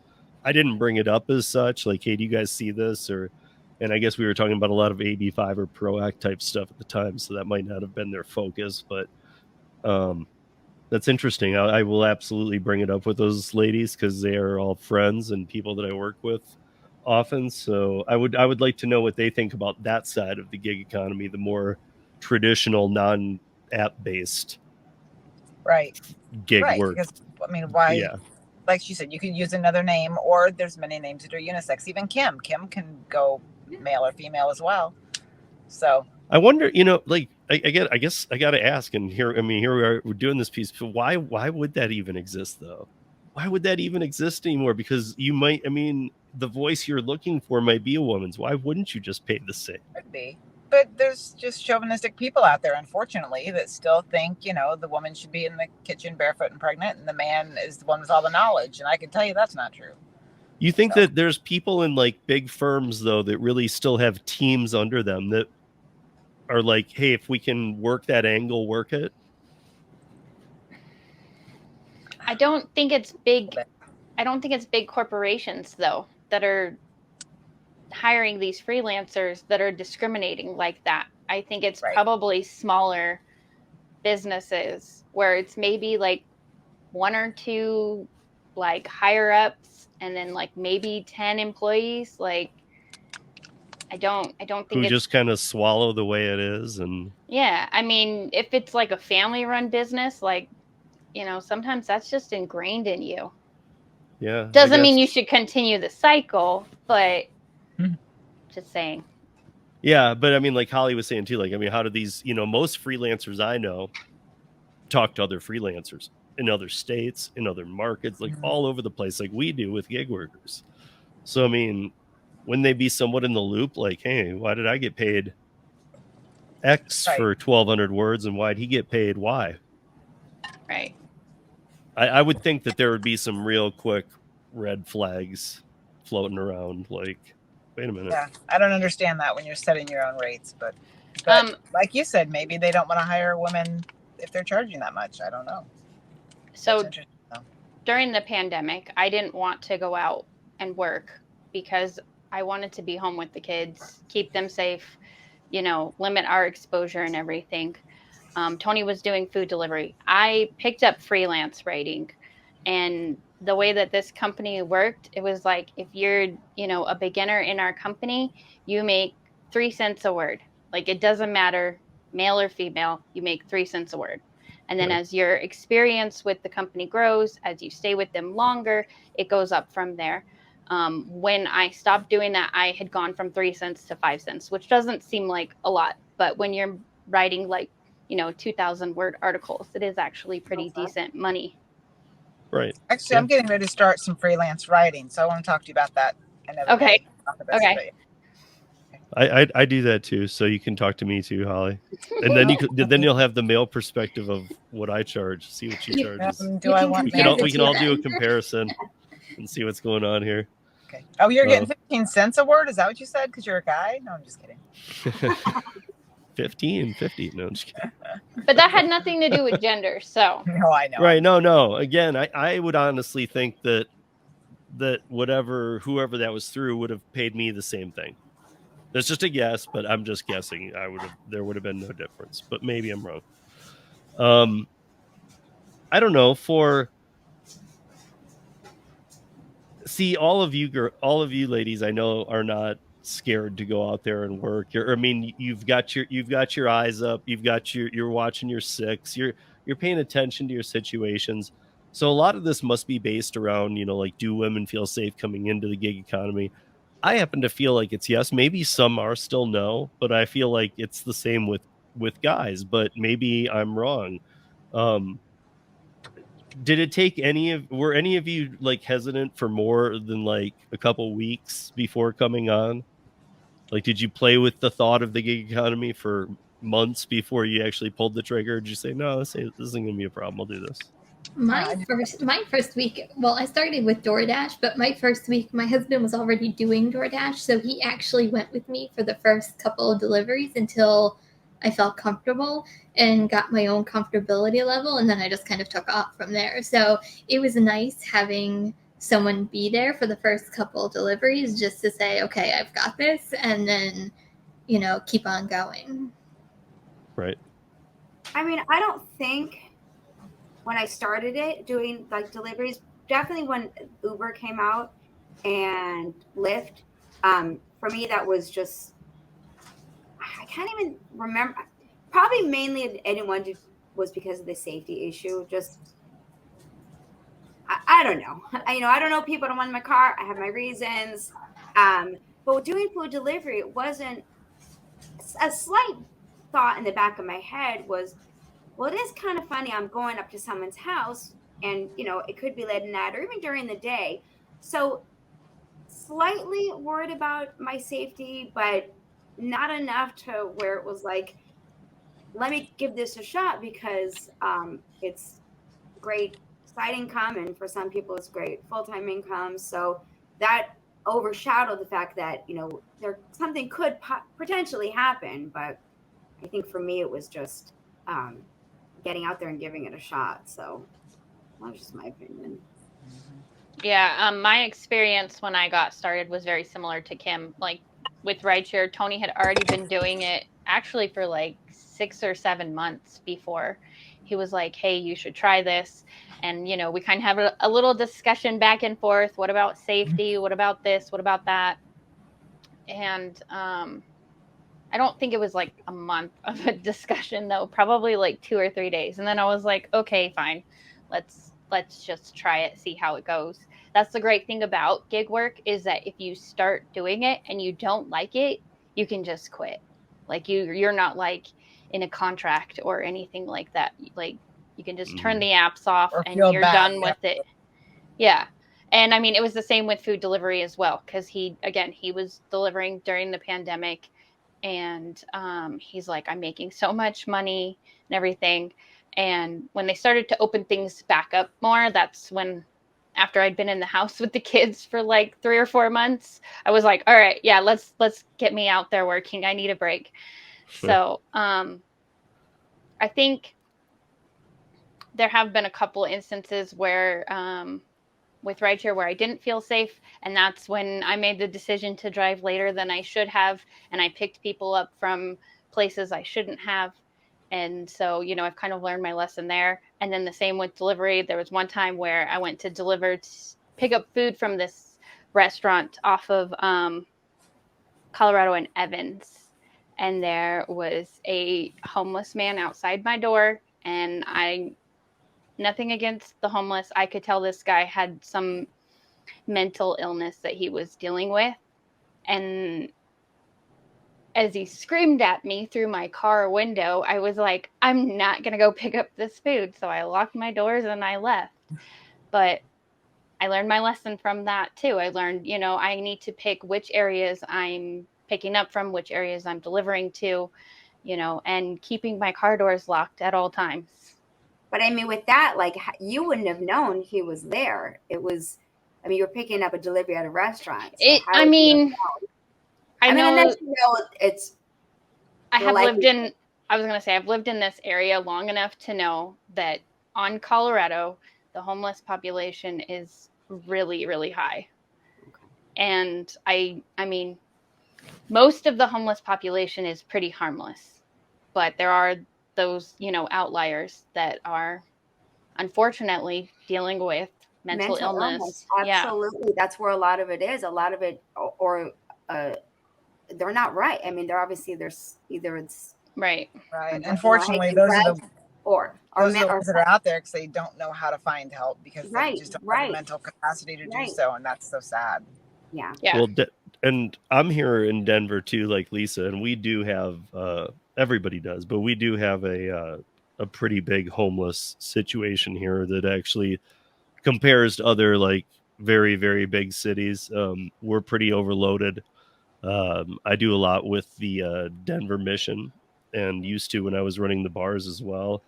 They do great things, but they can only do so much. We are like overflowed with our system, and we have people everywhere that are homeless. That's not, when I thought Colorado, that would be like the last thing. I mean, we have a lot here in Vegas too, and not just Vegas, but where I live in Henderson. I live in a pretty decent area in Green Valley, and every corner, not every corner, but quite a few corners, you see some homeless people. But Colorado would have been the last place. Well, one of the last places I would have thought would have a issue with homeless.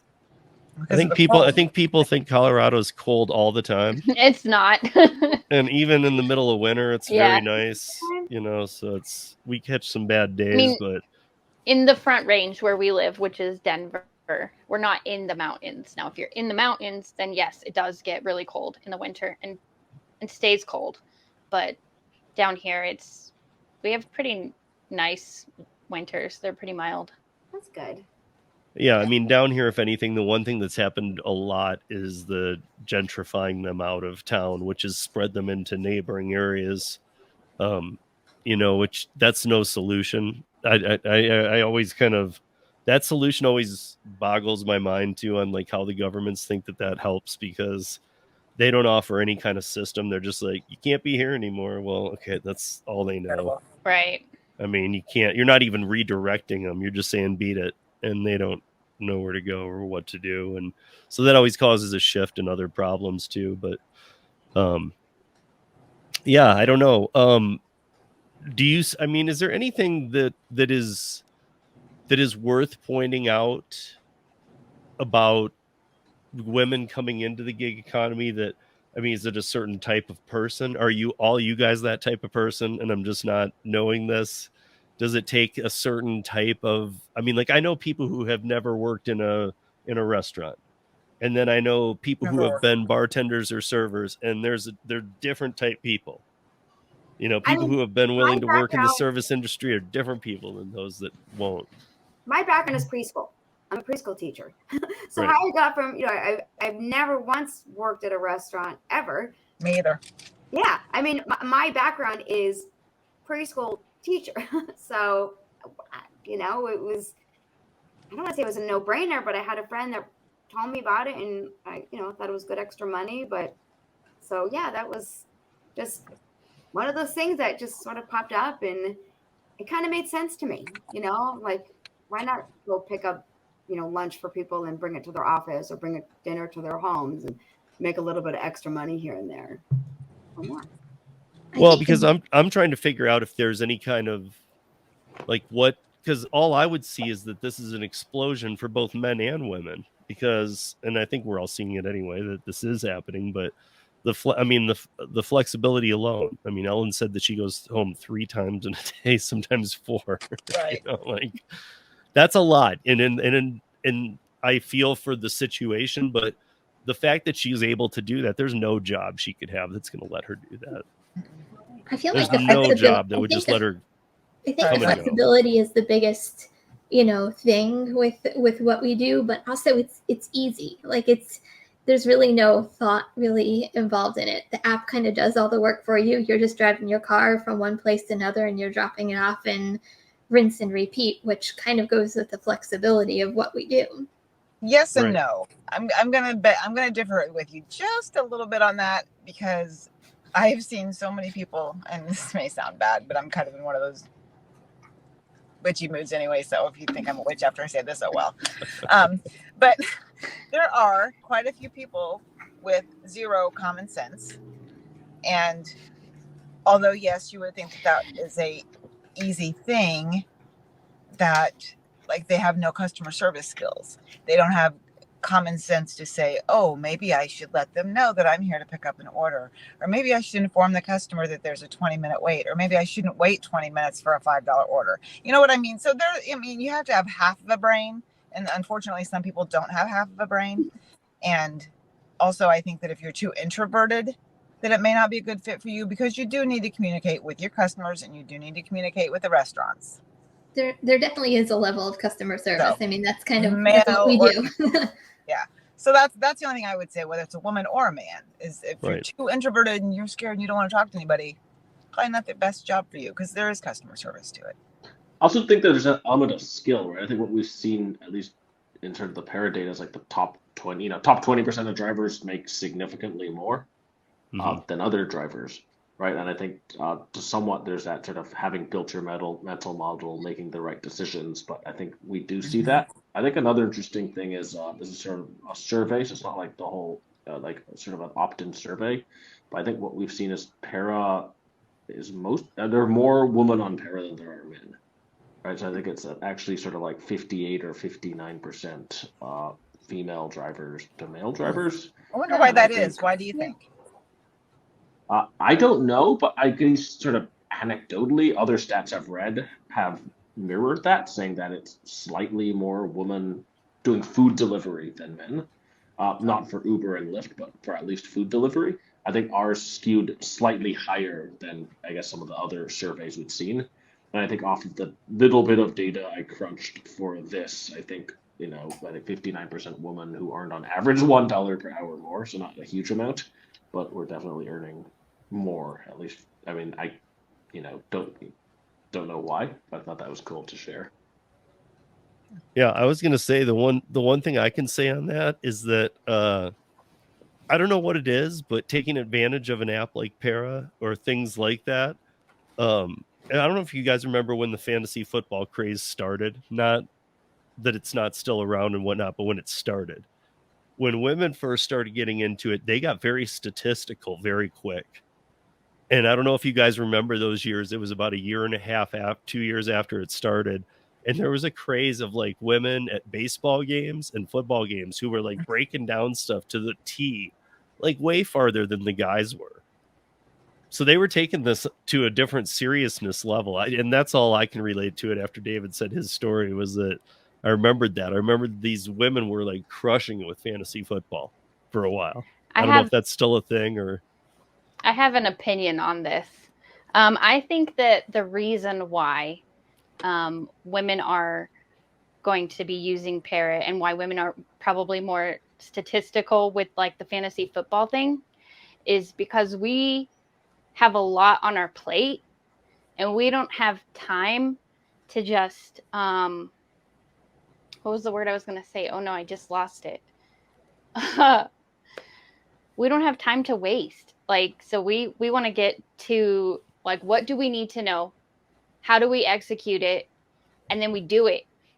Like, no messing around, because, for a lot of us, be like, oh, let you see how it goes. You got to get on. How do we do it?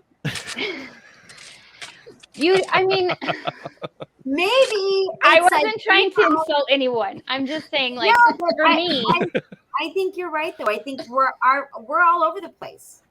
family, kids, work. I don't know. Maybe I'm struggle a wrong. lot. What's No, I that? think you guys are onto something. I just wanted to hear how it was explained because I'm I interested. feel like, we are all mothers, and motherhood is freaking hard, and we are wearing like literally like 30 hats all at once. Like, I was talking to my older daughter the other day, and I said I needed to chauffeur her somewhere, and she's like, "You're not a chauffeur." I'm like, yes, I am. I'm a chauffeur. I'm a nurse. I'm a therapist. I'm a teacher. Like, I cook, I clean. Yeah. Yes, I manage, CFO, is that right? Like, the people that like manage budgets and stuff.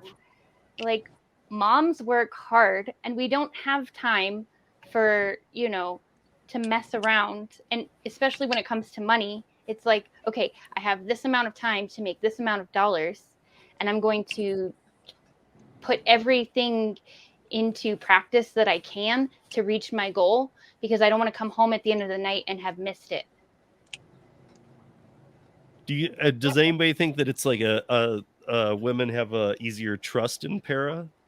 Since we brought it around to para, I mean, this wasn't the intent, but since we're here, is it that you think that women might have more of a trust to try para? Even David, what do you think? I don't know. I don't think so. I agree very much with what your mom just said. I mean, I can't speak from experience, but that makes sense to me. But was it that case last year too? Like, it wasn't that case.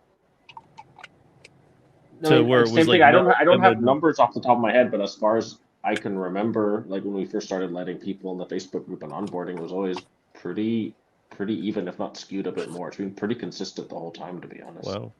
Okay. I mean, something to note is that I read an article that the balance of women in food delivery is higher than men. So maybe that's also skewing the numbers for para. Like, I think it was like 58% of DoorDash drivers are female, and like 27% of rideshare drivers are female. So you can see the difference of where women want to work in the gig economy. Right.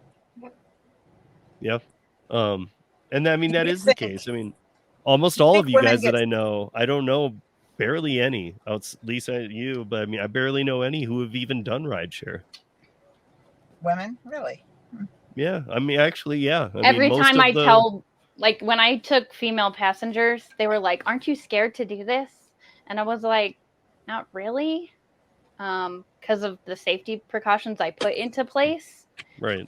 And, even though certain companies don't want you to carry protection, I did. So, right.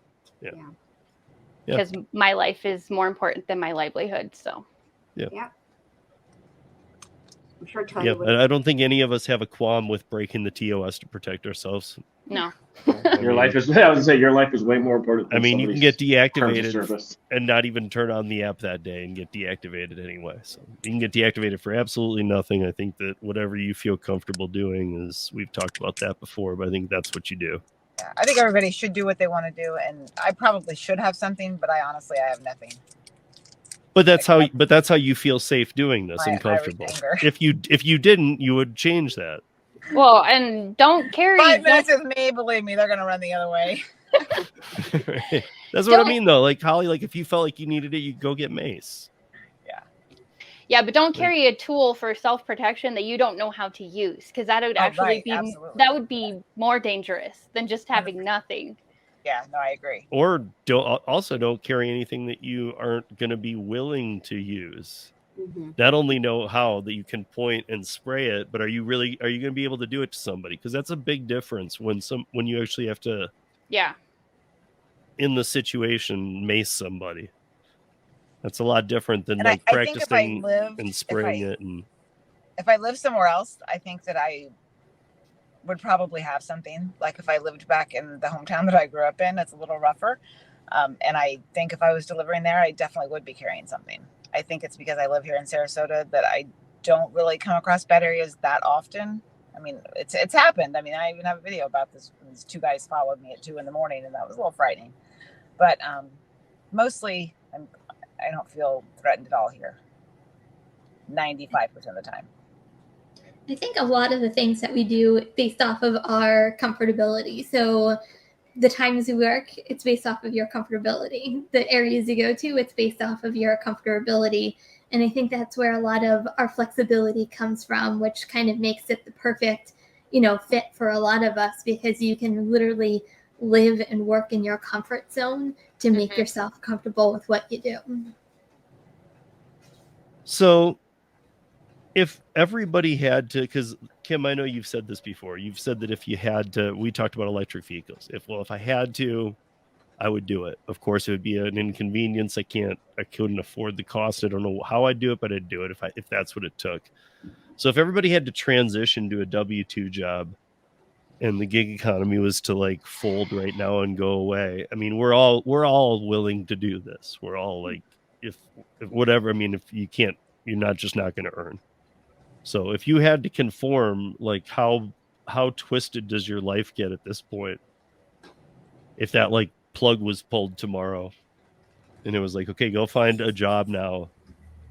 We don't care. You go find a job, whatever you would need to earn. How would that look for each of you? I wouldn't work. No, I'm not. I wasn't working before. No, I'm not laughing. I wouldn't go back to W-2. Well, I am doing a W-2. I went back to working at a preschool. The preschool I've been working at, the director is absolutely amazing. Her and I work together, and it's vital for me to the somebody I'm working under has to be a very understanding and caring, loving person. And I worked with her for years. She's the director of the preschool. She's fantastic. She knows my situation with my son with autism. They are very flexible. So it's almost like, because it's a sub work. So I don't have to work there every day. She says, can you come in on these days? I say yes, or I say no. She says, what days can you work? They know that I have to be out by 1 o'clock to, get my son from the bus. So I have to, unfortunately, with the way my market is now and how overly saturated it is, I can't just do this full time. I had to go and I could probably even somehow work it out to where I'd work the full time. But again, I like it because it almost gives me that flexibility of I can come in this day, I can't come in this day. Like I'm working 3 days this week. I didn't work today. I'm going to work in 3 days last week. So, and that's obviously more consistent. So if it ended up where I'm sitting hours upon hours waiting for those orders to come in and they weren't coming in, either I would get a full-time job there, or would somehow or another try to find something else. But I mean, ultimately I have to make money. But the one nice thing I just heard out of that compared to when you and I talked before was that it sounds like even that W-2 job you're flexible with. It's much better than the last one I was at. The last one I was at, it was in the beginning before the pandemic, fantastic director, closed down, new director, zero understanding. So it was just a different time, and it was a lot going on. And it's not just the director, I mean, it's everyone across the classroom. So I'm not teaching in a class, which makes a big difference, where before I was teaching in a class. This time I'm just kind of filling in, giving breaks to people, filling in if somebody's out, whatever. So I'm not as needed. If I don't come in, it's not detrimental if a teacher doesn't come in, so to speak. Right. I mean, Lisa, how would it look for you and Tony and the way and homeschooling and everything you do? How would it look if the gig economy plug was pulled tomorrow? I mean, obviously, if the gig economy plug was pulled completely, that would affect our family quite dramatically, because Tony's full-time gig work, I'm part-time gig work, and so all of our money is coming from these apps. But we have plans to do other things. I don't think that Tony would obviously do anything to provide for his family, so he would have no issue with finding a W-2 and working however many hours that he needed to make sure that we're taken care of. For me, when Tony had W-2s, I did very minimal work. I still do very minimal work with the gig apps, just because it is so important for us to have, a parent with our kids, and obviously homeschool them. Like, that's just something that has always been important to us from the very beginning, when our first daughter, who's going to be 16, was, a month old. So, well, I mean, just their kids alone, you guys have like a fourth of a classroom of kids. So there's a whole bunch of drivens. Yes, there are a whole bunch of drivens. Yes. There's like 7 of them with Tony and Lisa. So. Yes. Are they in a lot of extracurricular activities too?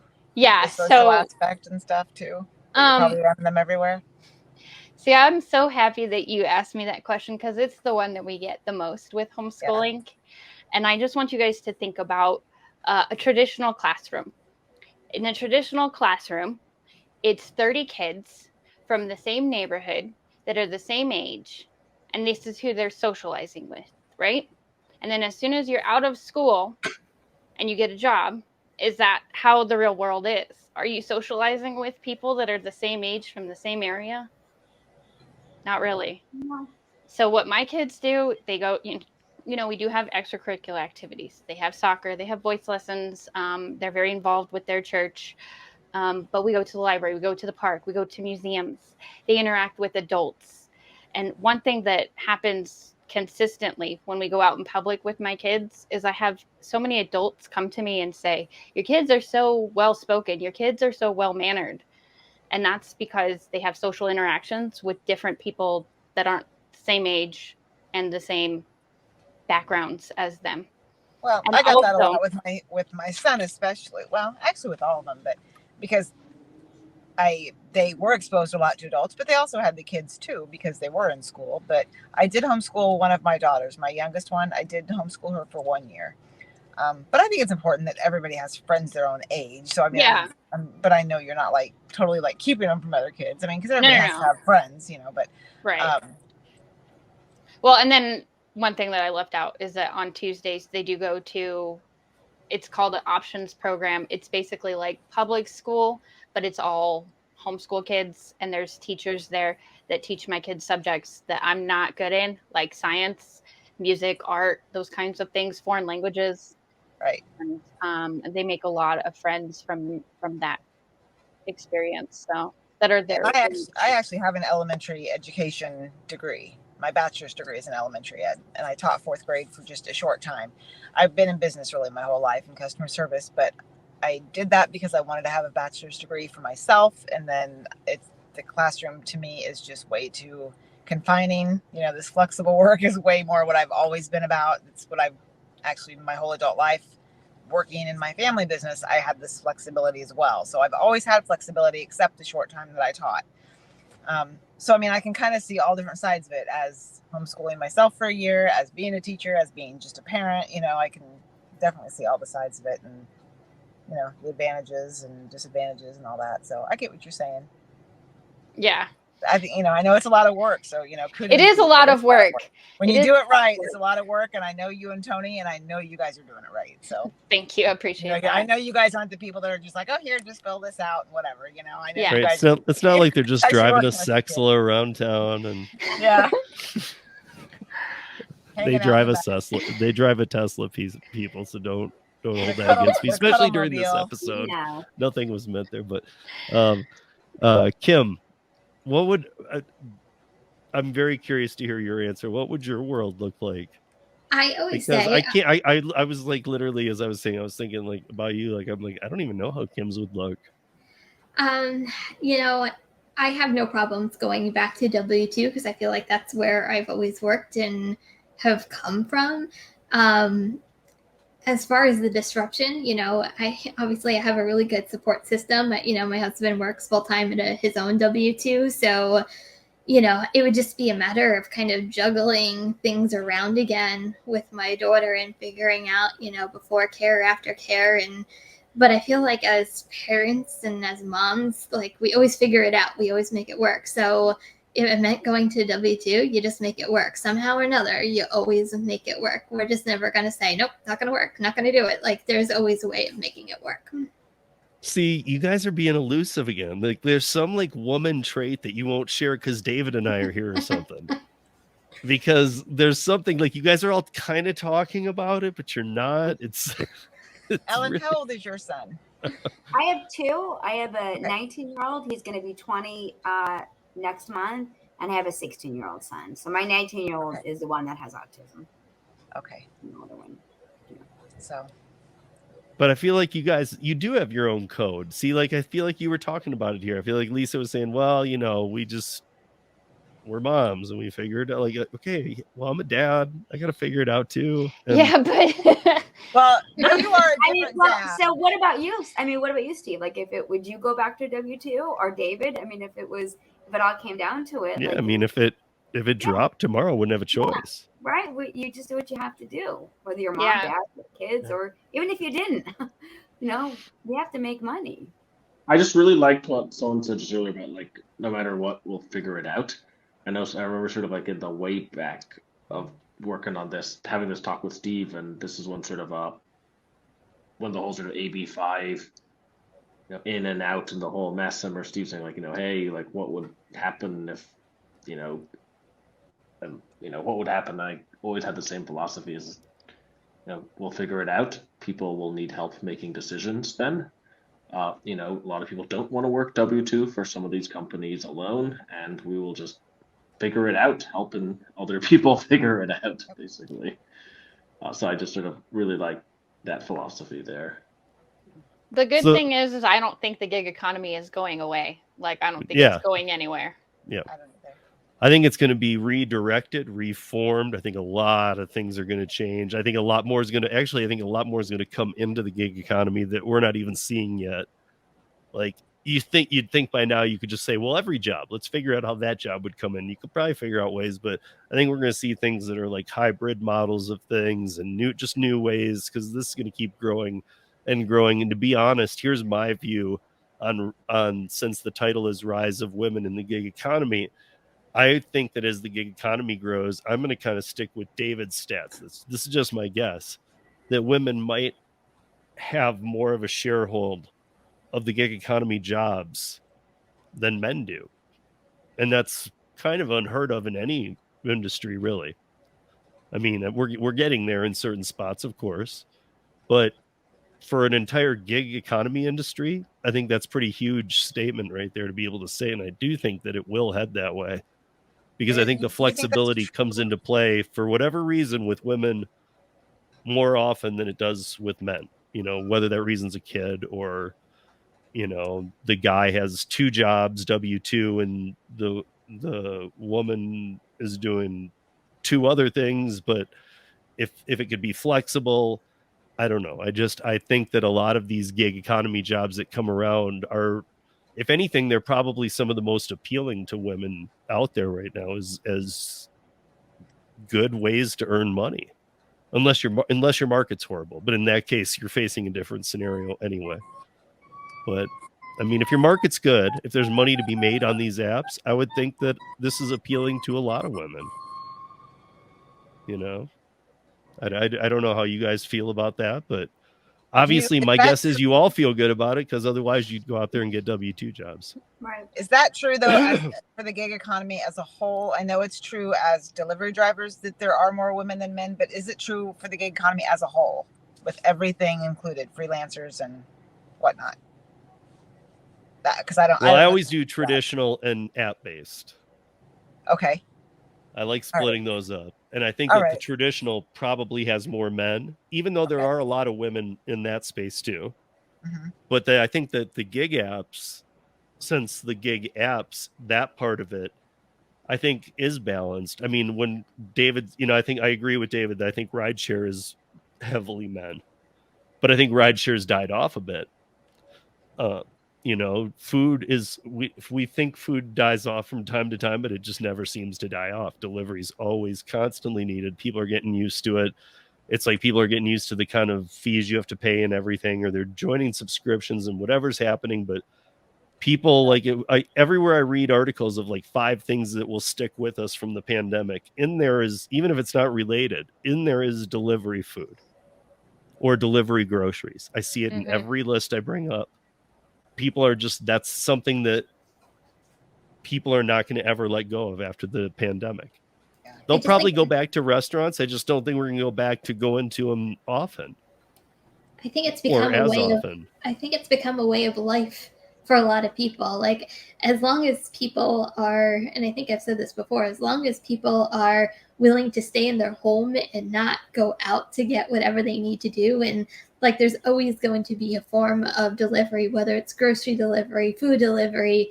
It's always going to be around, just based off of, you know, what we've gotten accustomed to because of the pandemic. Well, I was starting to see this with some of the companies, right? There's sort of like last mile pharmaceutical, business to business, marijuana delivery, 15, 20-minute delivery.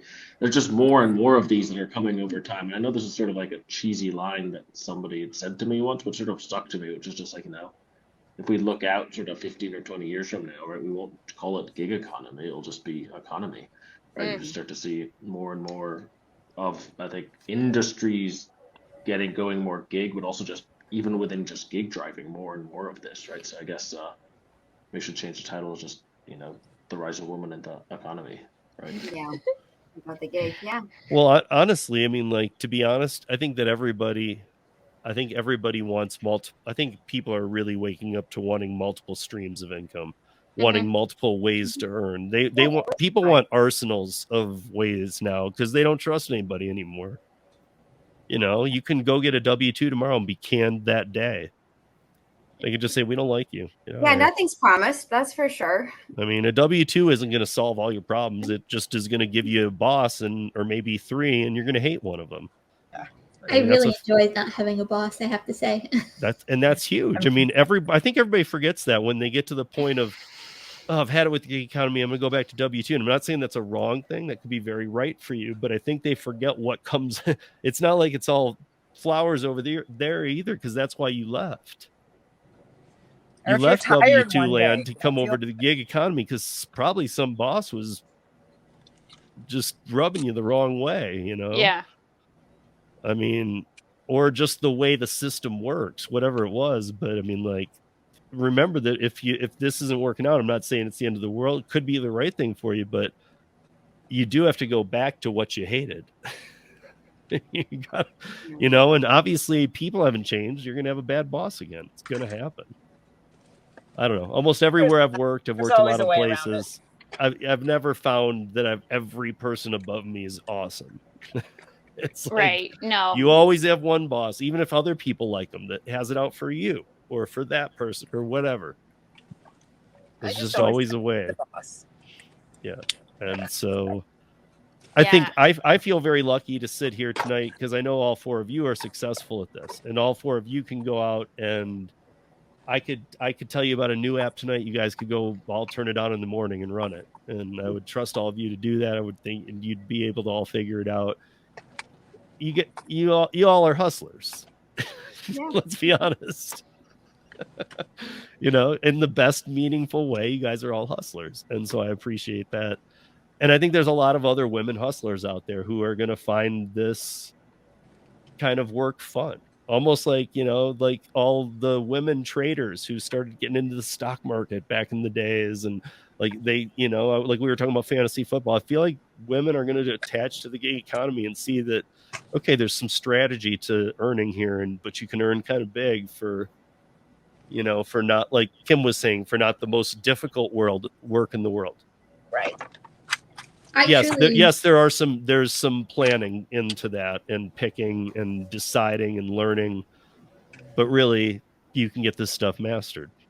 I truly enjoy what I do and have fun doing it. So, you know, I think that's a big key in doing this. Like, I really enjoy doing this every day. Yeah. And that's what I would say too, is that even if like if you heard Kim say that and then you were like, well, I'm not sure I really enjoy doing it every day. Here would be my question is, but would you, because a lot of people, their answer might surprise some people here, is that would you enjoy doing anything any day? And a lot of people are just like, no, it doesn't matter, I'm not going to like it, period. So it's like, well, okay, then now you got to do it based on money. If you're going to hate everything and you don't have a drive to something, then the gig economy still might be right for you, because probably not going to do well under a boss or things like that either. So there's some people out there who just aren't going to be happy no matter what they're doing. Work is work, whether it's gig work or whether to them, whether it's gig work or W-2, work is work. And sometimes it's a lot of work doing this sometimes. The biggest thing for me is just this sitting there, and I think it was Lisa that said, we only have a certain amount of time to make our money. And when you're sitting there with your phone and hello, do something, nothing is happening. I mean, that's what gets frustrating. But yeah, work is work, no matter what. And some people are they're gonna turn a sour eye to everything that they do. So yeah, I mean, for me, there's not anything at the moment that is better than this. I'm high school educated. That's it. I never went to college. My employment, because of me being a full-time mom, is spotty at best. So me trying to get hired at a W-2 that's going to average $25 an hour, because that's what I average with the gig apps. It's and then to be able to say, oh, I don't want to come in today because my child is sick, or my kid has a soccer game, I'm not going to come in until later in the day. Like, that just doesn't exist. It's just, it doesn't exist. So I that's why I love what we do. I was lucky when my kids were growing up. I worked for a family, so I did have that where I could be like, sorry, Colby's sick, not coming in. Sorry, Megan's got a ballet recital, I'm not doing this. And so I was very, very lucky in that way that when my kids were growing up, that I had that. So that's why, when I said I wouldn't work, W-2, because I wasn't working a W-2 for, oh gosh, when I started this in 2020, so 4 years, I think, before I started gig work, I hadn't been working a W-2. So it is very hard for me to go into another company that's a W-2, because I'm so used to having that flexibility, because I have had it generally my whole work career, that so it's hard, especially when you're a mom, because you're like, well, I'm not giving up my kids' recital or whatever your kids have, that they got to come first. So. Yep. Well, I want to. I know that. Are you still doing, Lisa? Are you still doing panel? Are you doing another panel with women?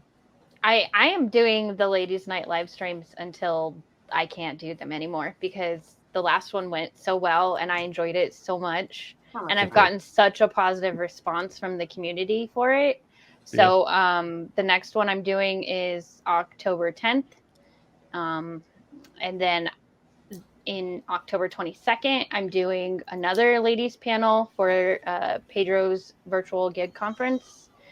And I already have ideas for November and December, and I'm trying to line up ladies for those. So yeah, I'm going to keep doing them. Yeah. So keep your eye on Lisa's channel, because I know she already had some of these people, and she had faith. I'm going to have Holly soon. So I mean, that whole community is, Lisa's kind of branching off and doing what we talked about a little bit here tonight. Probably on Lisa's panel, you might, if you're a woman, you could probably like tune into the woman talk that they have without us men on the panel, and like go, I know what she's saying, because we don't get it, but something is done between you women. I know. You know what? There was a surprising amount of men in the chat, though, at my last ladies' night. They're trying to figure out how women work. I was like, wow, this is cool. I just expected it to be mostly women, but it was. Well, and the other thing Lisa does, it's really amazing too, I think, is when Tony will do a long live when he's on the road, and she will basically produce the show for him, and she runs everything, and she reads the chat, and she feeds him the questions, and it's really cool. I love the way they do that together. Thank you. I really like that too. That because of that. I've even like I know that they're both on the same page, but I've seen Tony be like, hey, Lisa, you're a little behind. And Lisa's like, yeah, I'm kind of running the house here. Right. So I like how real it is. Hold on, I gotta go do this with the kid. Yeah, you can, if you tune into Tony's live streams, you get like the real us, because you can hear our kids in the background screaming, acting like dogs. I mean, saying like uncensored things that I didn't expect them to say when I unmuted my mic. So yeah, it's fun. I like it. Yeah. So all of these people have great channels. Obviously, you're watching this on the ParaGig Smarter channel. But Kim, Ellen, Lisa, Holly, thank you all for joining us here tonight.